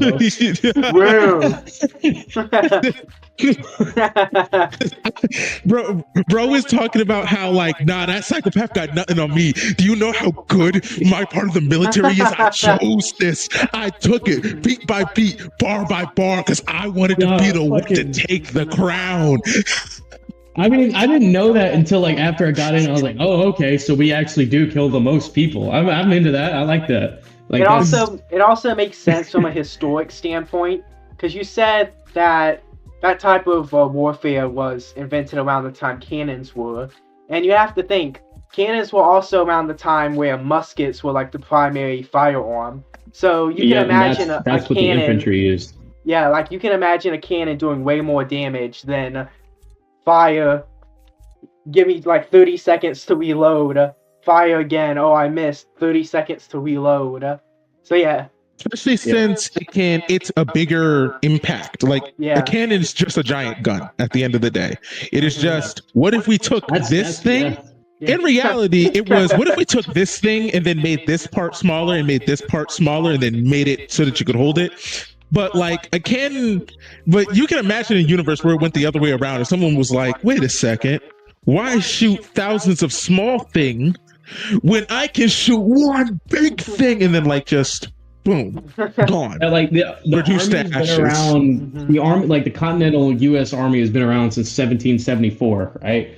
And cannons themselves were invented in China during like the 1200s or some shit, and they weren't utilized by Europe until the 1300s. And then fucking people from Europe went to America, became Americans, used fucking cannons against the people or the British. So just like that timeline alone, that's like 400 fucking years where like the US Army didn't exist for 400 fucking years later, and the cannons were around for however fucking long until then. This has to be how every single person in the army talks about their section of the army. You can't convince me that I wouldn't find an airman and they're just like, do you know how awesome airplanes are? Airmen are fucking pussies. I don't give a fuck. The Air Force are like, okay, so the armies, okay, I'll say this. Every branch has beef with one another. Like, it's confirmed that the Marines are the best, but the Army doesn't want to admit it, right? And the Army and the Marines are constantly battling it up at the top. We have the numbers, they have the skill, so that's why we're like always bickering at each other. Below that is the Air Force and the Navy, all at around the same level. The Air Force, our nickname for the Air Force is the Chair Force, because all they do is sit around in a fucking office all day if they're not flying planes. And then the Navy is the Gavy, because they're obviously gay. And then below them is the fucking Space Force, because they're just weird as fuck. What does the Space Force even do? Where's the Coast Guard? Wait, where's the Coast Guard? No, the Coast Guard. The Coast Guard. The Coast Guard. Fuck the Coast Guard. Why don't we talk about the? Why don't we? We don't talk about. They're not the real army. Is that actually the energy? Is that just the energy? I swear to God, that is how we talk about the Coast Guard. Is we don't talk about the Coast Guard. Like, what did they do? Then, on top, they just don't do enough. Wait, why does Space Force get enough respect to be the bottom of the rung in the Coast Guard? They are because the Space Force is actually a fucking branch, and then on top of that, they're also weird enough to just get recognition for being weird. And then even so, like in the different parts of the Army, like the U.S. Army Reserves and fucking what's that called? Your part-time service. I forget what it's called. It's reserves and I can't think of the word. But the fucking reserves and is it National Guard? I think I'm thinking of National Guard. Yeah, National Guard. I think you're right. Yeah. So National Guard also gets called pussies because first of all, when they graduate AIT, they get to go home. In active duty, you get stationed at a base, bitch, and you're there for as long as your fucking contract is, unless you get, PYD somewhere else. So that's like the sub branches of the Army are also getting made fun of, like similar to how we fuck with the other branches. So I looked up. All I'm hearing is that every branch of the Army. No, hold on. From what I'm hearing, it sounds like the Army got to make up all of the nicknames about everybody else, and they make up all the nicknames. That's a military-wide thing. Every military branch fucks with everybody else the same way. Here's the thing. No, because here's the thing, right? Navy got Gavy, Air Force got Chair Force. Yep. So it sounds like the Space Force was new and so wasn't around long enough to be cool, right? So it sounds like either the Army or the Marines found either the Army or the Marines cool enough to just not give them a stupid nickname. No, Marines have a stupid one too. Everybody else, and then. Oh, okay. So the Army was the only one who got a stupid nickname? No. The Army is just retarded people. Like that's simply it. We're just retarded. They don't have a Chair Force. They don't have a Navy. The Marines are crayon eaters. That's just their stereotype. They like eating crayons. Like that's their whole thing. But the Army is just full of retards. That's it.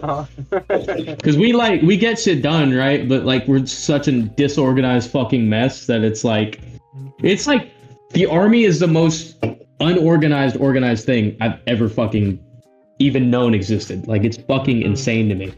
Like we'll have this thing planned, and then it takes like 20 fucking hours to execute, and then on top of that, it just does not go the way we thought it would. And then things get changed at the higher up level that every level below that has to deal with. And it's just like so fucking annoying in every way. Hey, at least you can have a Burger King Whopper whenever you want.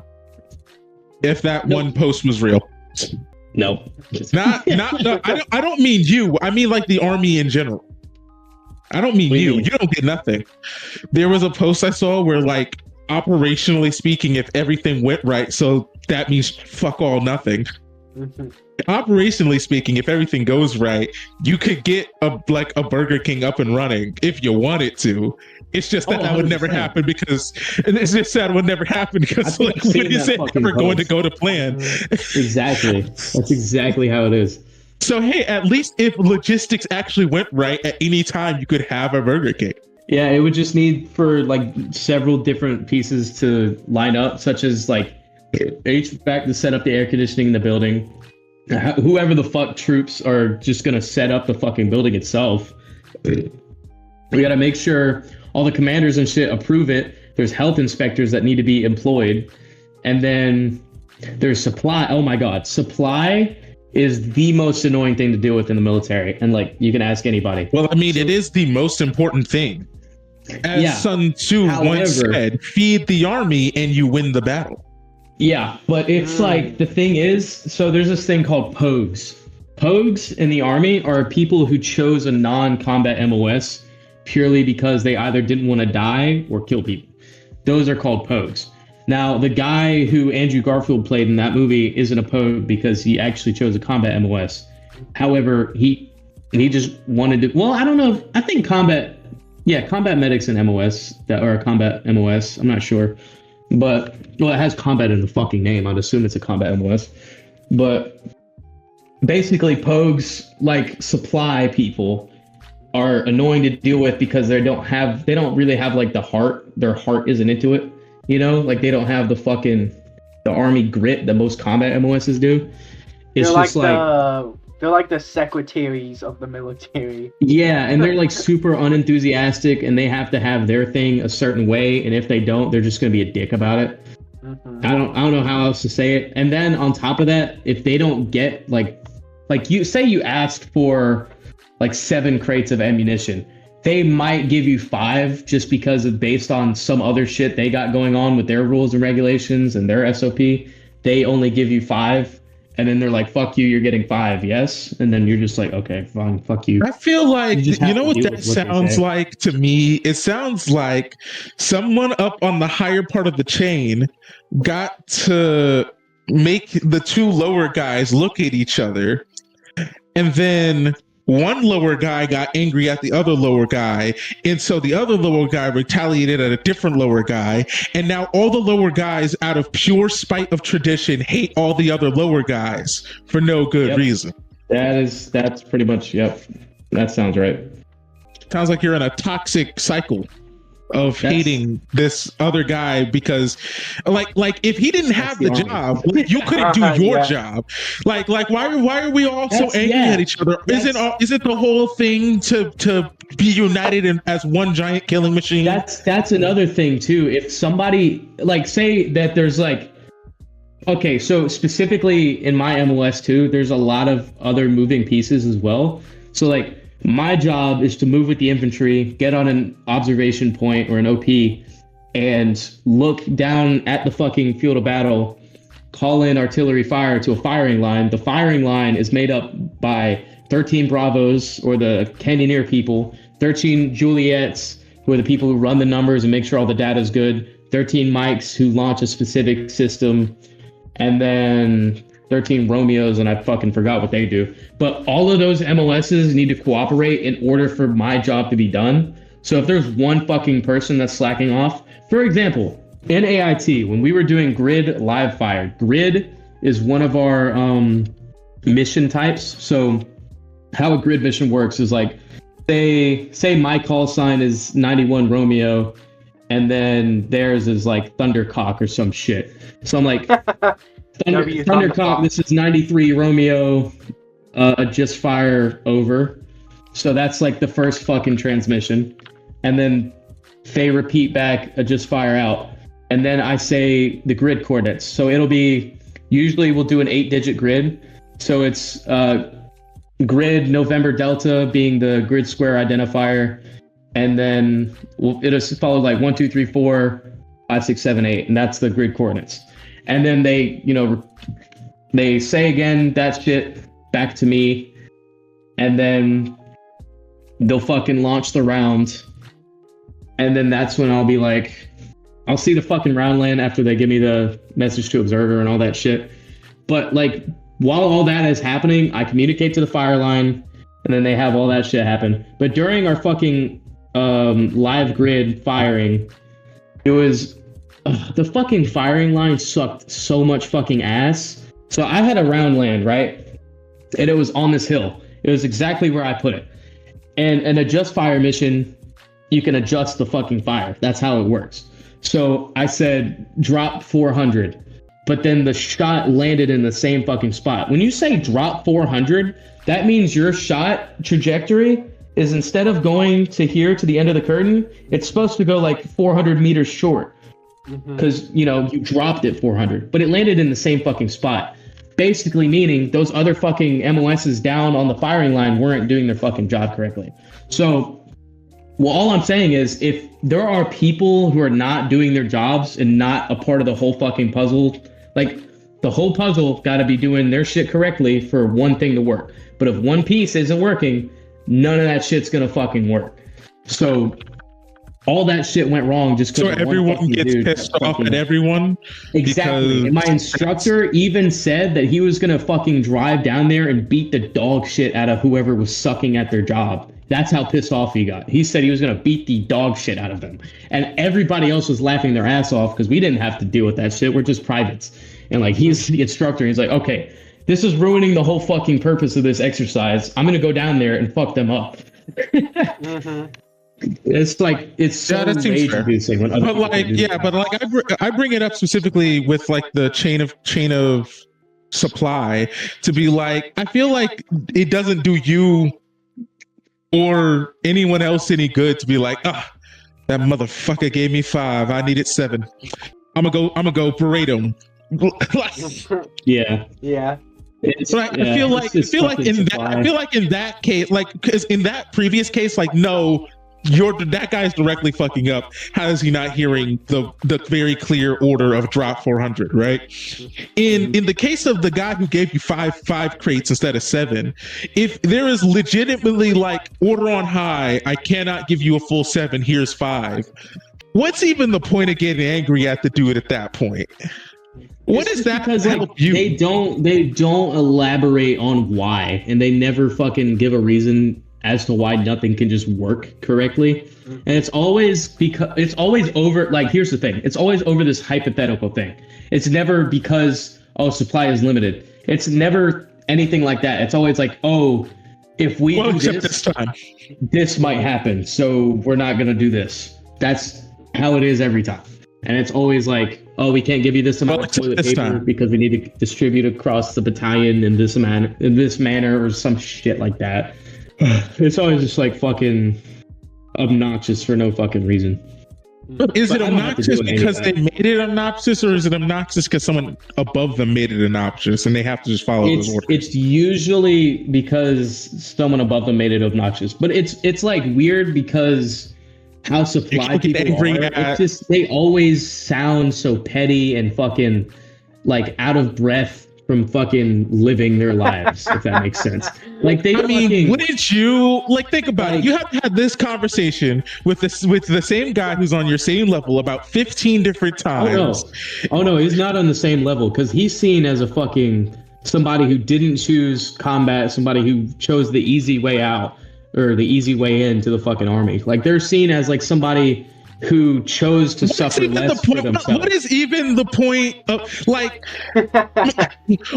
You know what? I hope they all quit on you guys and you're stuck doing it yourselves. Like dogs. Probably get it done faster. The whole thing is that they're just dicks for no reason on top of shit not working correctly. That's like the whole. You guys are dicks to them. Because they're dicks to us, and that's the whole thing with supply. It's like, where did it start? You know, it started with their higher ups.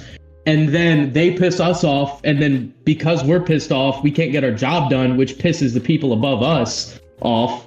So, like, it's like a whole fucking chain of getting pissed the fuck off because of this one fucking guy I'm talking to. I think we should just cancel the military. You know, no more military. No, we put too much money into it. No, take that money, put it into Israel. I think we should cancel it. It seems like it's getting a little too toxic over there. Like, it's been toxic for over 300 Oh yes, I know. The sexual harassment has been abundant, and it is very horrifying to hear the many stories. Oh yeah. I wonder if I could think of anything fucking specific that happened. Oh yeah, there was. I'm trying to think of like specific stories for the podcast. Like, okay, so this is after I left AIT, but there was a lot of times you can look up on TikTok like just a hashtag of a certain base, and you'll see like posts related to it and whatnot. Yeah. So like in Fort Sill, it's like really windy. So you know that meme where it's like the Michael Jackson music video where he's like holding the trees and shit. And he's like, what? Or some shit. It's like the wind is fucking blaring on him, but it's really fucking windy in Fort Sill. Mm-hmm. So it's just like that video, and then POV me in formation at Fort Sill or some shit. Mm-hmm. And then there's like videos people take in AIT where it's like some shit happens and they record it. So one time there was a fight that broke out between a sergeant and a trainee, and that sergeant is like no longer at the fucking battery, which is like our big ass building with all the platoons. You got in trouble. They got in trouble bad. And then there's another instance where this is after I left. So this is the fight thing that was before I got there, and then this is after I left. So there was apparently nothing interesting in the whole 6 months. Hold that L forever, Branson. I mean, there's probably some shit, I'm just forgetting it. But one thing that did happen after I left was there, like, apparently the sergeant on CQ was allowing people who were staying there that already graduated to like DoorDash food. So somebody ordered food, they got it delivered to the battery, but somebody who hadn't graduated yet wiped that fucking food, and then the entire the entire battery was forced outside, and they stayed outside until like 12 o'clock at night, which usually we're inside by like 19:30. So I don't know, what is that, 7:30? Yeah, 7:30 they're inside, and then they got put out there until 12 o'clock at night just because somebody got greedy and stole somebody's fucking I think it was Wingstop. And then they posted a TikTok. Oh yeah, that's valid. Like they recorded everybody standing outside, and the caption was like, "Man, somebody took the CQ sergeant's food, bro. Somebody's fat ass took their food, bro." And then people kept complaining about it on the video, like, "Who the fuck took the Wingstop?" And then everybody's like yelling at each other. It's super chaotic. And I knew the sergeant that was on CQ. He was a petty motherfucker. He was funny as shit. And every time, I don't know why. I think it was the most valid thing. That is very valid. Oh, 100%. But he was like, I don't know. He had this thing going where like it was like a running joke for like my platoon and people who had been there as long as my platoon had. But anytime we would see that sergeant, we would like just be like, nightmare, nightmare, nightmare, for some fucking reason. I don't remember why, but our entire platoon of 60 people would just all be shouting, nightmare, nightmare, nightmare, at this poor fucking guy. And we have no idea why, because like the other platoons that graduated before us fucking did it, so we just fucking did it too. And we kept that fucking thing going. So like all the alumni fucking left that as a treat to the newer platoons. Like, hey, when you see this sergeant, nightmare, just the whole fucking platoon. It's just a he's tradition. Chill as fuck. Yeah, exactly. But I'm trying to think of some crazy shit. Oh yeah, so all right, so I'm gonna have to explain this one a little bit. But okay. When you do a call for fire mission, which is our entire the point of our job is to do call for fire missions. That is our entire job. There was this one fucking guy who did a mission and it took him 36 minutes to finish it. Now, guess what the average time for a call for fire mission is? 5 minutes. Now, he took 36 minutes. Okay, 5 minutes. The average time for a call for fire mission is less than 45 seconds. Yeah. And it took him 36 fucking minutes. He might be slow. Now, that guy, that fucking guy who took that long, we called him ASVAB waiver for the rest of the cycle. ASVAB waiver is crazy. Yeah. That's basically your ASVAB score was so low that you had to be wavered for it so you could join the army. Or like we called him 09 Mike program, which is like the 09 Mike program. It's basically what I went through. So you know how it was delayed entry program? Mm-hmm. So I had to go through ARMS, and that was the program I went to lose weight. So the ARMS program is fat camp, and then the 09 Mike program is basically the equivalent, but it's for retards. So if your ASVAB score was so fucking low and you still wanted to join the army, you would go in 09 Mike, and they would literally train you and smoke the dog shit out of you until you got a higher ASVAB score so you could actually fucking join the army. That's basically what it was. So we called him 09 Mike or 09 Mike guy for fucking the rest of the cycle because of how slow he was during that mission. And he claimed because it was anxiety, but dude was like exhibiting no signs of anxiousness. He was just slow overall. And anytime I would talk to that motherfucker, I would argue with him because he just had retarded ass opinions and he just spoke like the dumbest motherfucker I knew, and I just did not like him. Can you give an example of one of his retarded opinions? He said, okay, this specific time was during a field exercise we did. Mm-hmm. I think he said something along the lines of, if I see a fucking woman in the forest, it should be my right to do whatever the fuck I want. What the fuck? He said some shit like that. And I was just like, you know how wrong that is, right? He's like, no, we're literally in the forest. Nobody sees it. So why is it wrong? And then he proceeded to go on this rant. Criminal. That's a rapist. Why didn't you report him? The retarded part of that was his reasoning for why that shouldn't be wrong. He basically said, because society and like the reason why those rules are in place is in case other people see it. So if people don't see it, there's nothing wrong because I'm outside of the vicinity of societal norm. Or some shit like that. Like he was just straight fucking spitting shit out of his fucking mouth. I don't understand a word he fucking said. Bro, listen to I'm walking with him and one other dude. The one other dude there was the only thing stopping me from dropping that motherfucker because of how pissed off he was making me with these dumbass claims of how that shit you were getting angry. What? I was so fucking mad at him, dude, that I almost lost my entire career just over beating the shit out of him while we were walking from the fucking Porta-John like a fucking half a mile back to where we fucking were on an OP. I could have fucking beat the shit out of him and then nobody would have known. But me and that other guy would have had to fucking leave him there. Because also in Tradoc, we go by a battle buddy system. You cannot be outside of 5 feet from another person at all times. Mm-hmm. That is a rule. You have to be with somebody everywhere you go. That is another thing that fucking sucked as well. Because I couldn't get alone time. ever, unless I was in the shitter, and then even then there was probably somebody in the room outside of that. Like, it was, oh my fucking god. Anyway, that guy pissed me off a lot. There's also another guy who got recycled out of our platoon because he had such a thick accent that he failed our comms class. So another part of our job, you know how we have to radio into the fucking firing line. We have to set up the radio, like, and that is, like, I cannot stress enough how complicated of a fucking process that is. I still don't fucking know to this day how to set it up. Because you got to do CT, FM, set it to a private channel. You got to use a fucking different device that you plug in, and the fucking wire you have to use for that device you have to breathe on slightly so it fucking goes in correctly, and then you have to tighten it a certain way, and then you have to put this specific antenna, this other antenna, and then a GPS device that looks like an antenna but it's not an antenna, and you have to plug it in on the right side of the fucking radio depending on what channel you're on. Yeah, it's a whole lot of shit. But this guy with a really thick, like, I don't know if he was like Puerto Rican or something, but like the thick, like, I do know I was Puerto Rican, puppy. Like, that's what he sounded like. It was like the thickest fucking accent I'd ever had. And when he spoke on the radio, dead ass did not fucking understand a word he said. And like, that was, I don't want to say that's why he failed is because of his accent, because that would be, you know, that's, that's another thing. So it's sharp, fraternization, and EO, equal opportunity. EO is basically all your racist and sexist stuff.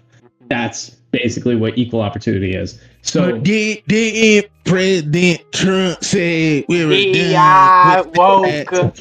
DEI nigger Nazi. Oh my god. And now you gotta find that one too. Oh my god. But no, I might just leave it in. I'm not editing this full 4 hour.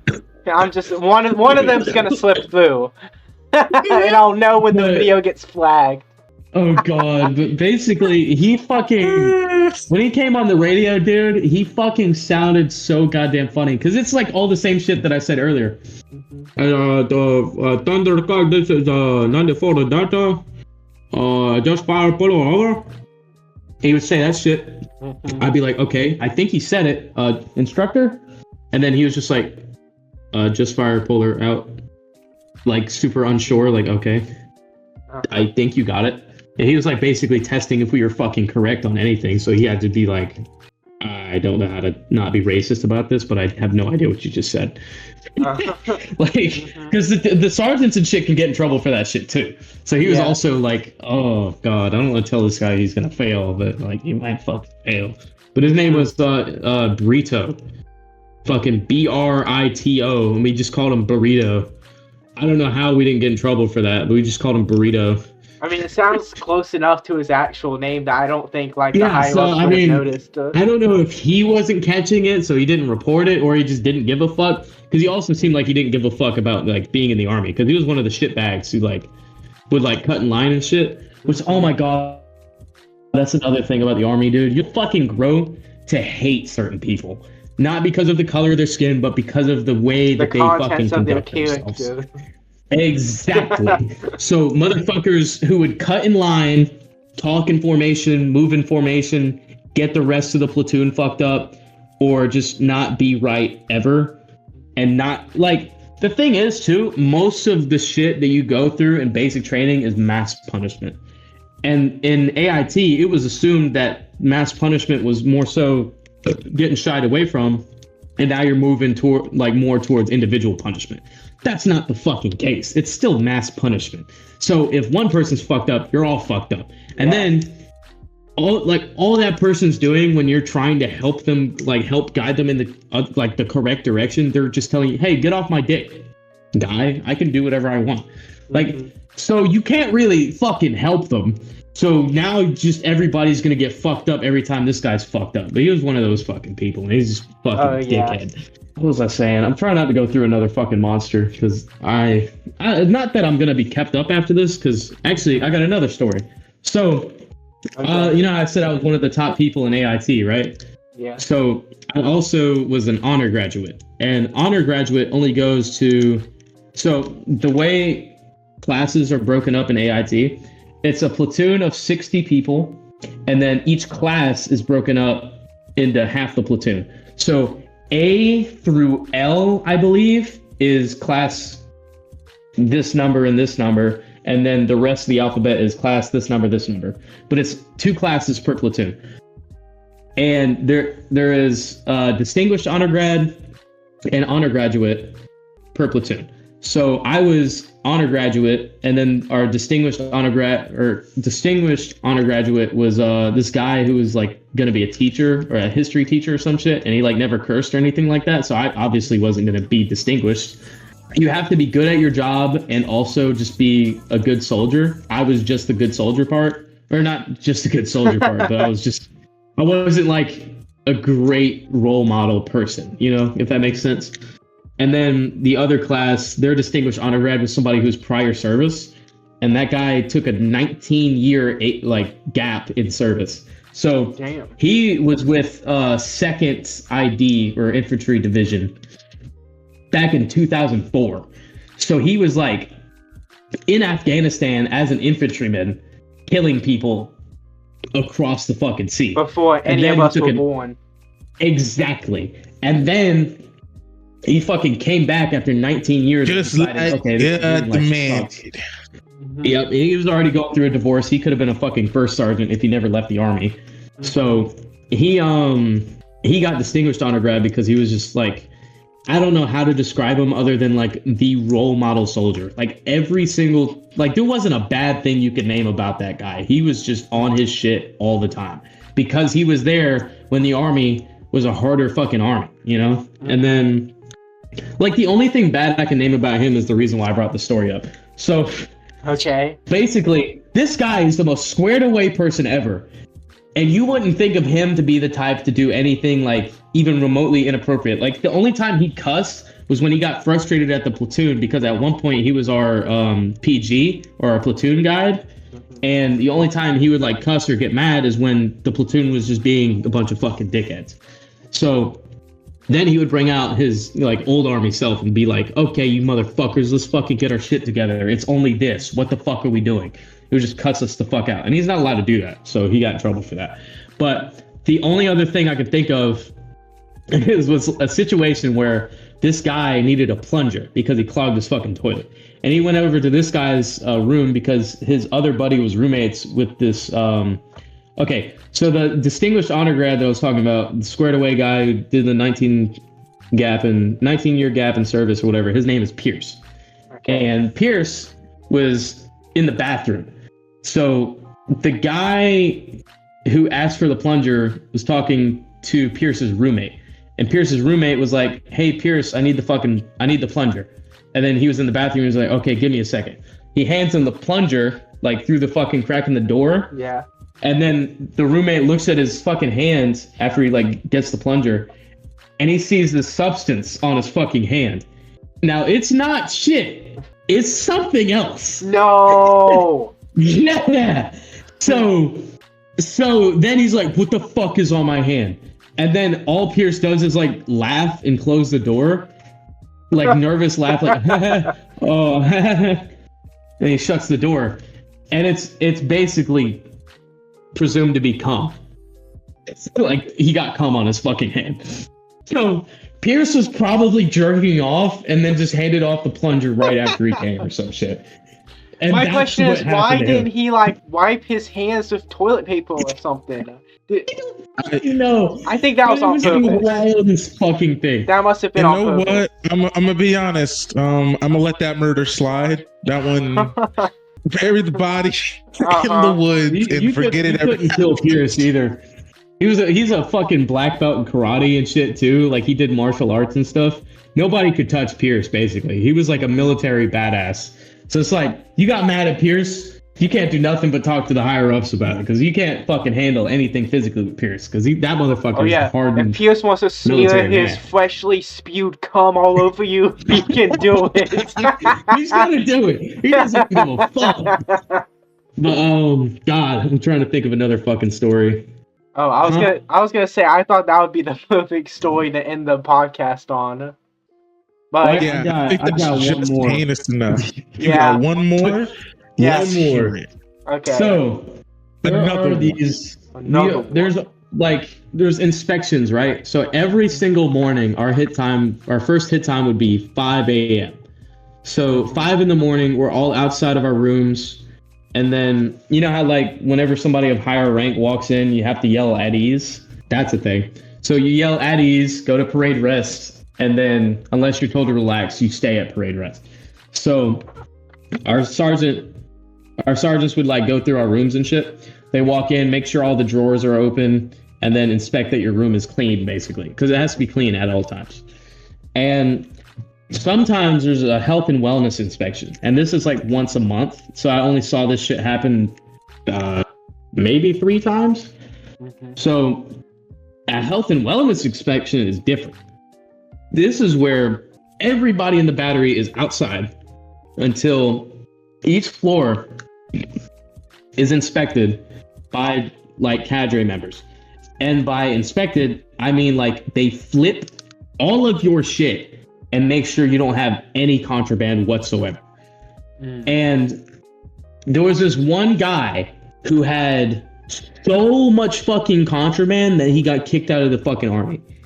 Now, usually, if you get caught with contraband, there's this thing called being recycled, where you get set back to a platoon that's behind you guys in training, and then day zeroed, where you restart AIT all over again in a different platoon.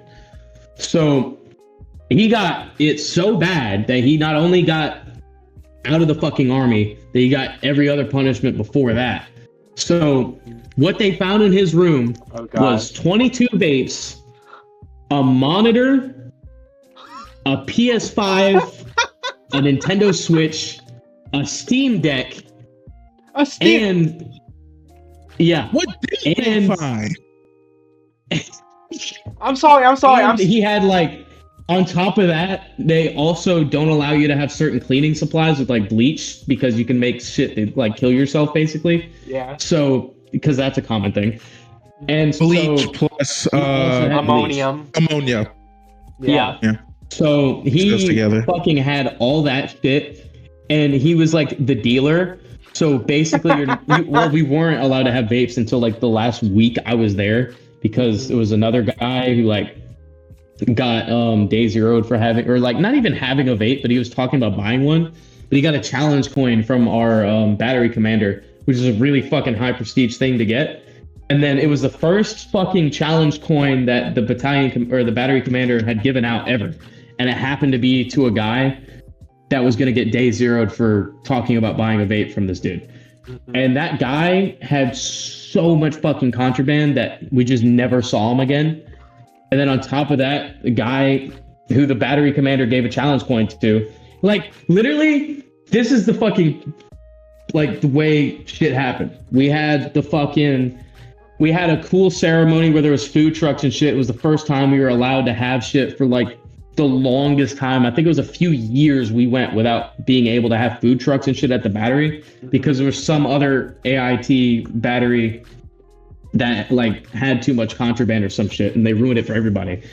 But there was a ceremony where the battery commander gave a speech to the entire battery of like 360 fucking people or some shit, and he also called up this specific individual and gave him a challenge coin, because he was like trying to get better, and he was like pulling through no matter what. He was doing all the right things, right? Then it turned out that he was trying to buy a vape. So the battery commander took back the challenge coin from that guy and day zeroed him because of that health and wellness inspection, where the guy got found with all the vapes and then ratted out everybody who bought a vape. Wow. Except for me. Because I also, for the record, did not do this, but I bought a fucking vape off that guy. Hypothetically. And he didn't snitch on me. Because I'm be honest, the amount these people were fucking paying was like $270 for a vape. That's usually like $25. Like, that's how much they were paying to have this shit. And the way that guy was apparently getting those vapes and all that shit was from a guy who was already stationed at the base outside of Trade-Op, buying the shit like with money that the guy gives him, and then bring it to him in the parking lot of the lunch or the dining facility that we would go to. So like, he was smuggling shit in his fucking uniform somehow. And he had the monitor from when he brought it over from, I think he had that shit all the way from before basic. He had that shit in his personal bag all through basic and then brought that shit into AIT some fucking how. And he just had a bunch of shit he was not supposed to have. Okay. Some fucking how. I have so many questions. Firstly, did he like plan it? So like he was like, okay, I'm gonna keep my monitor in here for the entirety of basic, just so when I get on the other side, I can use it to play games. I have no idea. I think he had that shit because he thought he'd be allowed to do that shit at a certain point. Mm-hmm. But he's like, oh, okay, I'm never allowed to. I'm gonna fucking do it anyway. But he had that shit on him. My second question is, where in his like barracks, where in his room did he hide 22 vapes, a PlayStation, monitor, and Steam Deck? So where did he had the neat part? No one knows. The way he would have had to go about it. So with health and wellness inspections, it's once a month, but you don't know when it's going to be during that month. The way you know it's going to happen is when everybody's outside a little too long. And then you're just like, oh, okay, that's what's happening today. So the way he would have had to go about it is like every day he would have to put the monitor like somewhere hidden in his locker, and then the PS5 somewhere hidden in his locker. And then we had like drawers and dressers and shit. The way each room was designed is there's 4 beds. So there's like a bunk bed and then another bunk bed, or a bunk bed and 2 single beds or some shit like that. Or 2 bunk beds and a single bed, because there's like up to 5 beds per room. And then there's like 1 to 4 desks per room. There's like 1 to 4 dressers per room. So there's like a lot of like compartments and shit in the room that the drill sergeants have to go through to like find shit. And he had all of those vapes in one drawer that had a lock on it. And he was told to unlock that shit. And I wish I could have fucking seen his face as he was like twisting the knob. I would have been like, I forgot the code. I don't fucking know how to unlock this shit, to be honest. You just know his heart was in his ass. Yeah, 100%. And actually, during that health and wellness inspection, I had a vape. So the way I had to go about it, I hid it in my laundry bag. And like, I just put it in there willy-nilly at the start of the day because I didn't know we were having a health and wellness inspection. This is just where I always kept it. And so during the health and wellness inspection, they make you dump out your laundry bag. And so they get to that drawer where I know my laundry bag's at, and I'm like, oh, fuck. And they open it, and it's like, whose laundry is this? I'm like, mine. And he's like, come here. And then he makes me dump it out. So what I had to do was I had to wait until he like kind of like started searching other parts of the room. And so I dumped it out, which there's 2 drill sergeants. Every single time they're searching a room, there's always 2. So there's one at the fucking front of my room searching the bathroom stuff. And then there's one here that's like watching me dump my laundry bag. He turns his back for a split second. I dump the bag. I watch my vape fall onto my bed in plain fucking view. And I immediately grab that, put it in my bag, and grab it from the outside, and then kind of dump it, and then kind of put it off to the side. He just takes a look at it, and he's like, okay. And I like the most amount of anxiety I've ever felt my entire fucking life. Like, I should have been fucked that day. Holy clutch. And on top of that, my roommate also like knew I had it, and he knew where it was, and he was like, oh my fucking God, we're fucked. And like, my roommate had nothing to do with it, so I would have felt so fucking bad if I had gotten caught with that shit, because he would have gotten fucked too, because he would have to have known about it. But yeah, that's basically that fucking story. What I would have done if I was the guy who had 22 vapes stored in my drawer with the lock is I would have pulled a light from Death Note. Rahshawn knows what I'm talking about. Have a contraption where if you open it just fucking explodes. Drill Sergeant, ignore the fucking pound of C4 I have strapped under the desk. And all the wires connecting to this one drawer that has a lock on it. Excuse that for a moment as I unlock it real quick. No, because as a drill sergeant, what do? You think it's just a normal inspection, like, oh, we'll probably find a vape or like a phone or something. C4. I think that's like immediate termination, bro. Like I Yeah, can't. that's you're kicked out of the army immediately if you have any weapons. Like we're not allowed to have Right? knives, anything simple like that. We can't have multi-tools and shit like that. Even if your fucking your E-tool wasn't locked up correctly, you could get fucked up for that. Like, and our E-tool is basically a little shovel that folds, and you use it to dig foxholes where you camp out at on a firing line. Mm-hmm. It's like, yeah, fuck. It's a whole thing. Sorry, I'm still laughing at just what you said about the, yeah, ignore that, Sergeant. Just a C4. Ignore all the liars. A clump of C4 that's just like under my desk. No, ignore that red light that's flashing over and over again with this red curly wire going to this drawer. Ignore that real quick. Yeah, as I unlock this. Hold on. And then you're just like, I'll be right back. And as soon as you leave the room, beep, beep, beep. All of a sudden, my roommate's in a wheelchair with a little fucking bell. It's just like going crazy. Ding, ding, ding. Ding, ding, ding, ding, ding, ding. The drill sergeant gets up. Oh my god. He walks out of the barracks with like half of his face and his fucking campaign hat charred. I gotta make that meme. Salute. I gotta make that meme. It'd be like POV, your sergeant checking Branson's is it called like just a dorm barrack? Yeah, barracks. Yeah, like POV, you're the sergeant checking Branson's barracks. Oh my god. The funny thing is, like, there's no fucking way you have access to C4 because the only people who deal with that shit are combat engineers, and that's a completely different MOS that gets stationed completely somewhere completely to be fair, elsewhere. he managed to sneak in a PS5, so. Well, that's the thing too. You can buy stuff at the PX. So I think he probably had bought that shit from the PX, and it just so happened to be a lazy sergeant that was checking the bags. So you would go to the PX, like it's a 2-mile walk just to buy like basic necessities, and then 2 miles back carrying all that shit. And then that's like super supervised. It just depends on which sergeants are there that day. But sometimes if it's like, okay, you know, so-and-so is on CQ, it's going to be they're not going to check as hard as some people usually do. Yeah. So you could probably get away with that. That's how a lot of people had like Xbox controllers for their phones and shits, which is also contraband as fuck.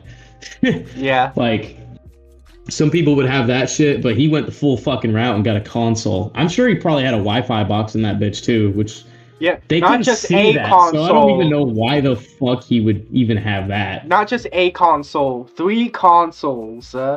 PlayStation, Yep, Nintendo, Steam Deck, and Nintendo Steam Switch. Deck, and a monitor. You need to find this guy. We need to interview this guy.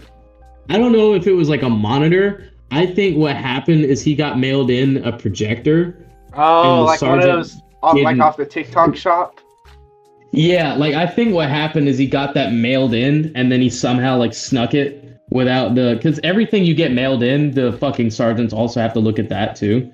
So they'll have mail like every other week or so. It'll be a different platoon that gets mail. So they'll call everybody down, and then everybody who thinks they has mail goes. And so if it's a package, they'll make you open that shit up in front of them. But sometimes like they can be a little like preoccupied with something else, so you can just like, oh shit, he's not looking. I put that in there. This is what was in the box. It's something else, you know. But I think that's probably what happened. I think it was a projector. Imagine if like one of your family members or friends like pranks you. They send you a package unexpectedly. You open it. It's just like a giant dildo. Oh fuck! There was a guy who fucking. It wasn't like a dildo or anything like that. But for some dumb fucking reason, right? This guy in basic training gets mailed a bag of white powder. Like a Ziploc bag of white powder. And what it was like baking soda or some shit for like cleaning purposes. But why would they put it in a clear? Why would it? And it didn't help this guy's case. They wanted to get them in trouble. And this guy is like a 6 foot tall Mexican dude who already looked like he probably has been to prison. Like, it did not fucking help his case at all. Like, he got so fucking ridiculed for that shit, dude. And it was so sketchy looking too. It was like this dainty little Ziploc bag of baking soda, and like he got Opened that up and was like, you know, the dog meme. Oh yeah.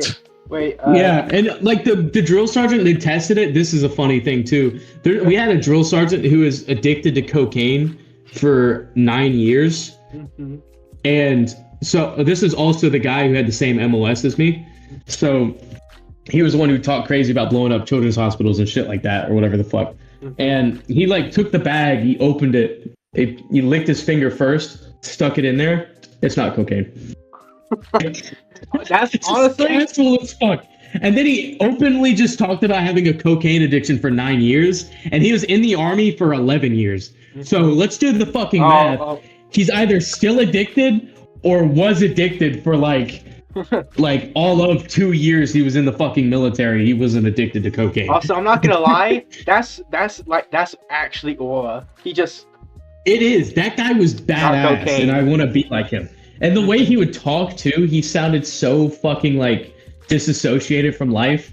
He would randomly walk up to us and be like, "Hey, Trini, you know it'd be fucking funny if we like drop kicked the baby out a window. Like, I swear to God, that should be fucking hilarious." No. You said that's aura. What would have actually been aura is.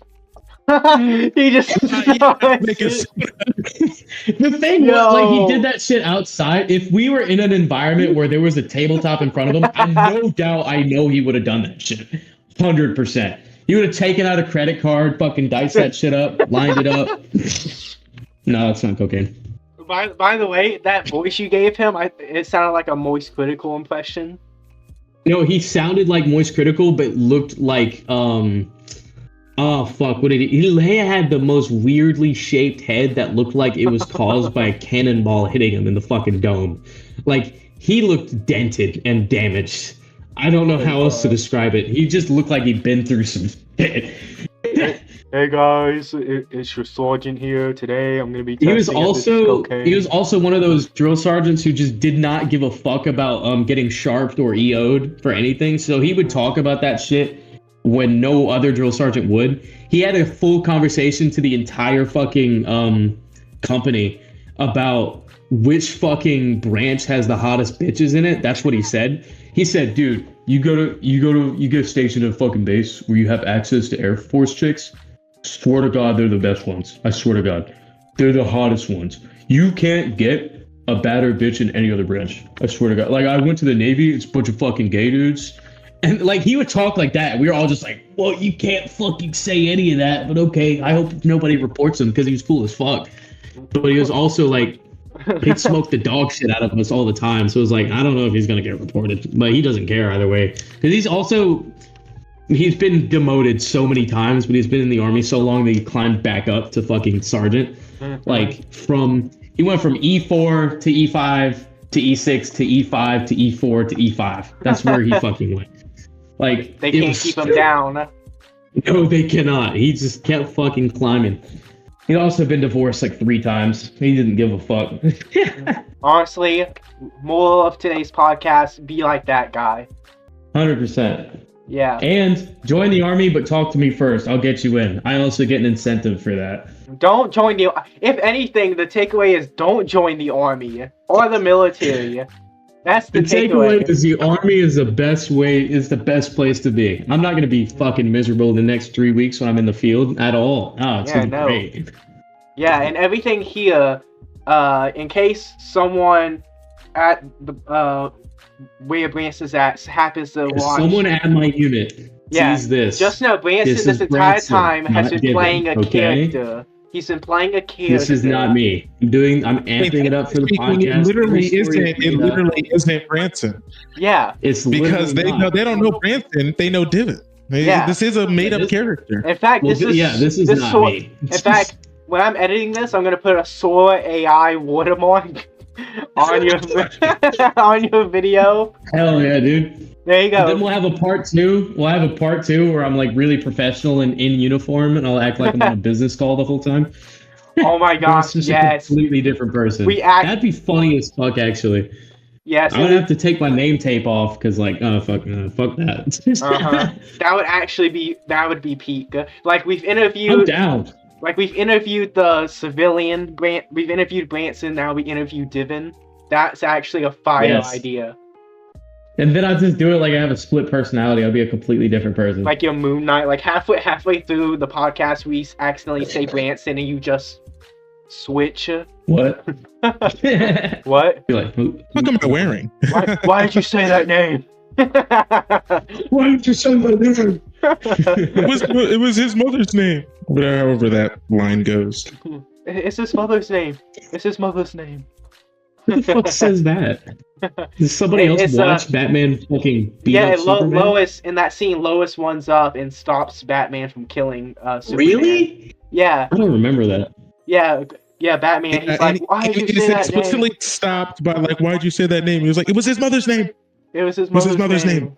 And then that's when hate that movie. That's when Batman. Yeah, that's fair. Then that's when Batman throws away the spear. I just hate how the Riddler was basically Joker. That's my main fucking hate for that movie. How the Riddler was basically Joker. You mean how Lex Luthor? No, not the Riddler. Lex Luthor was basically the Riddler / Joker. That's how he acted. The craziest thing that is, you can argue is the most Lex Luthor thing, is when he goes band for band of Superman. You know, where he pulls out like the pictures of Superman's mom, and he's just like, that's going band for band of mother Superman. tied up. Uh-huh. Wait, there has to be. Please tell me there's a GIF of it. Lex Luthor. Dude, I hope somebody has made it a meme where they like rotoscope a picture of like a Photoshop picture of Superman's mom on the fucking casting couch as just one of the pictures in the background. I feel like that should be fucking That would be hilarious. fucking evil. But yeah, he's just like, I have your mother on the casting couch right now, Superman. What are you gonna do about it? If you don't kill the bat, then I will have your mother be fucked by these 12 black men and have it posted she's being online. flashed right now as we speak. And I've got banging on the way. Bane on the way? I'll have her bleached raw by Bane in less than 3 hours. Bleached raw is actually a crazy pull. You can tell I watch porn. Jesus Christ. In fact, I'm gonna have the whole Legion of Doom want to train on your mother. You did not have to admit to that. Hey, this is Branson, not Diven, yes? Yes. Actually, no. This is John. All right. Branson. Hey, this John is my Diven. middle name. This is the weird fucking, like the fucking limbo space between the two personalities. All right. Podcast over. Rahshawn, do your outro. Don't you usually do your outro first? I don't have an outro. My outro was disclaimer that this is all AI and Remember when you used to steal outros? Yeah, but And now you're just too lazy to go look up new ones. I don't know. Did she use Jacksepticeye's old outro? I think we did that one already. But let's just steal it again. All right, go ahead. Okay. And I'll see all you dudes in the next video. Was it so high pitched I didn't even hear you say the last part? It might have been. It's hilarious. Also, okay. Branson's frozen. Hello? All right. Oh, okay. Yeah, you froze for a Hey, sec. welcome back. I was about to do the outro that never forget I took from you. You're the entire reason why this podcast has an outro, because everybody, we were on a cruise ship, all right, and I was the captain. Oh, right? yeah. We would probably all die, but hey, at least we die alone together. Good night.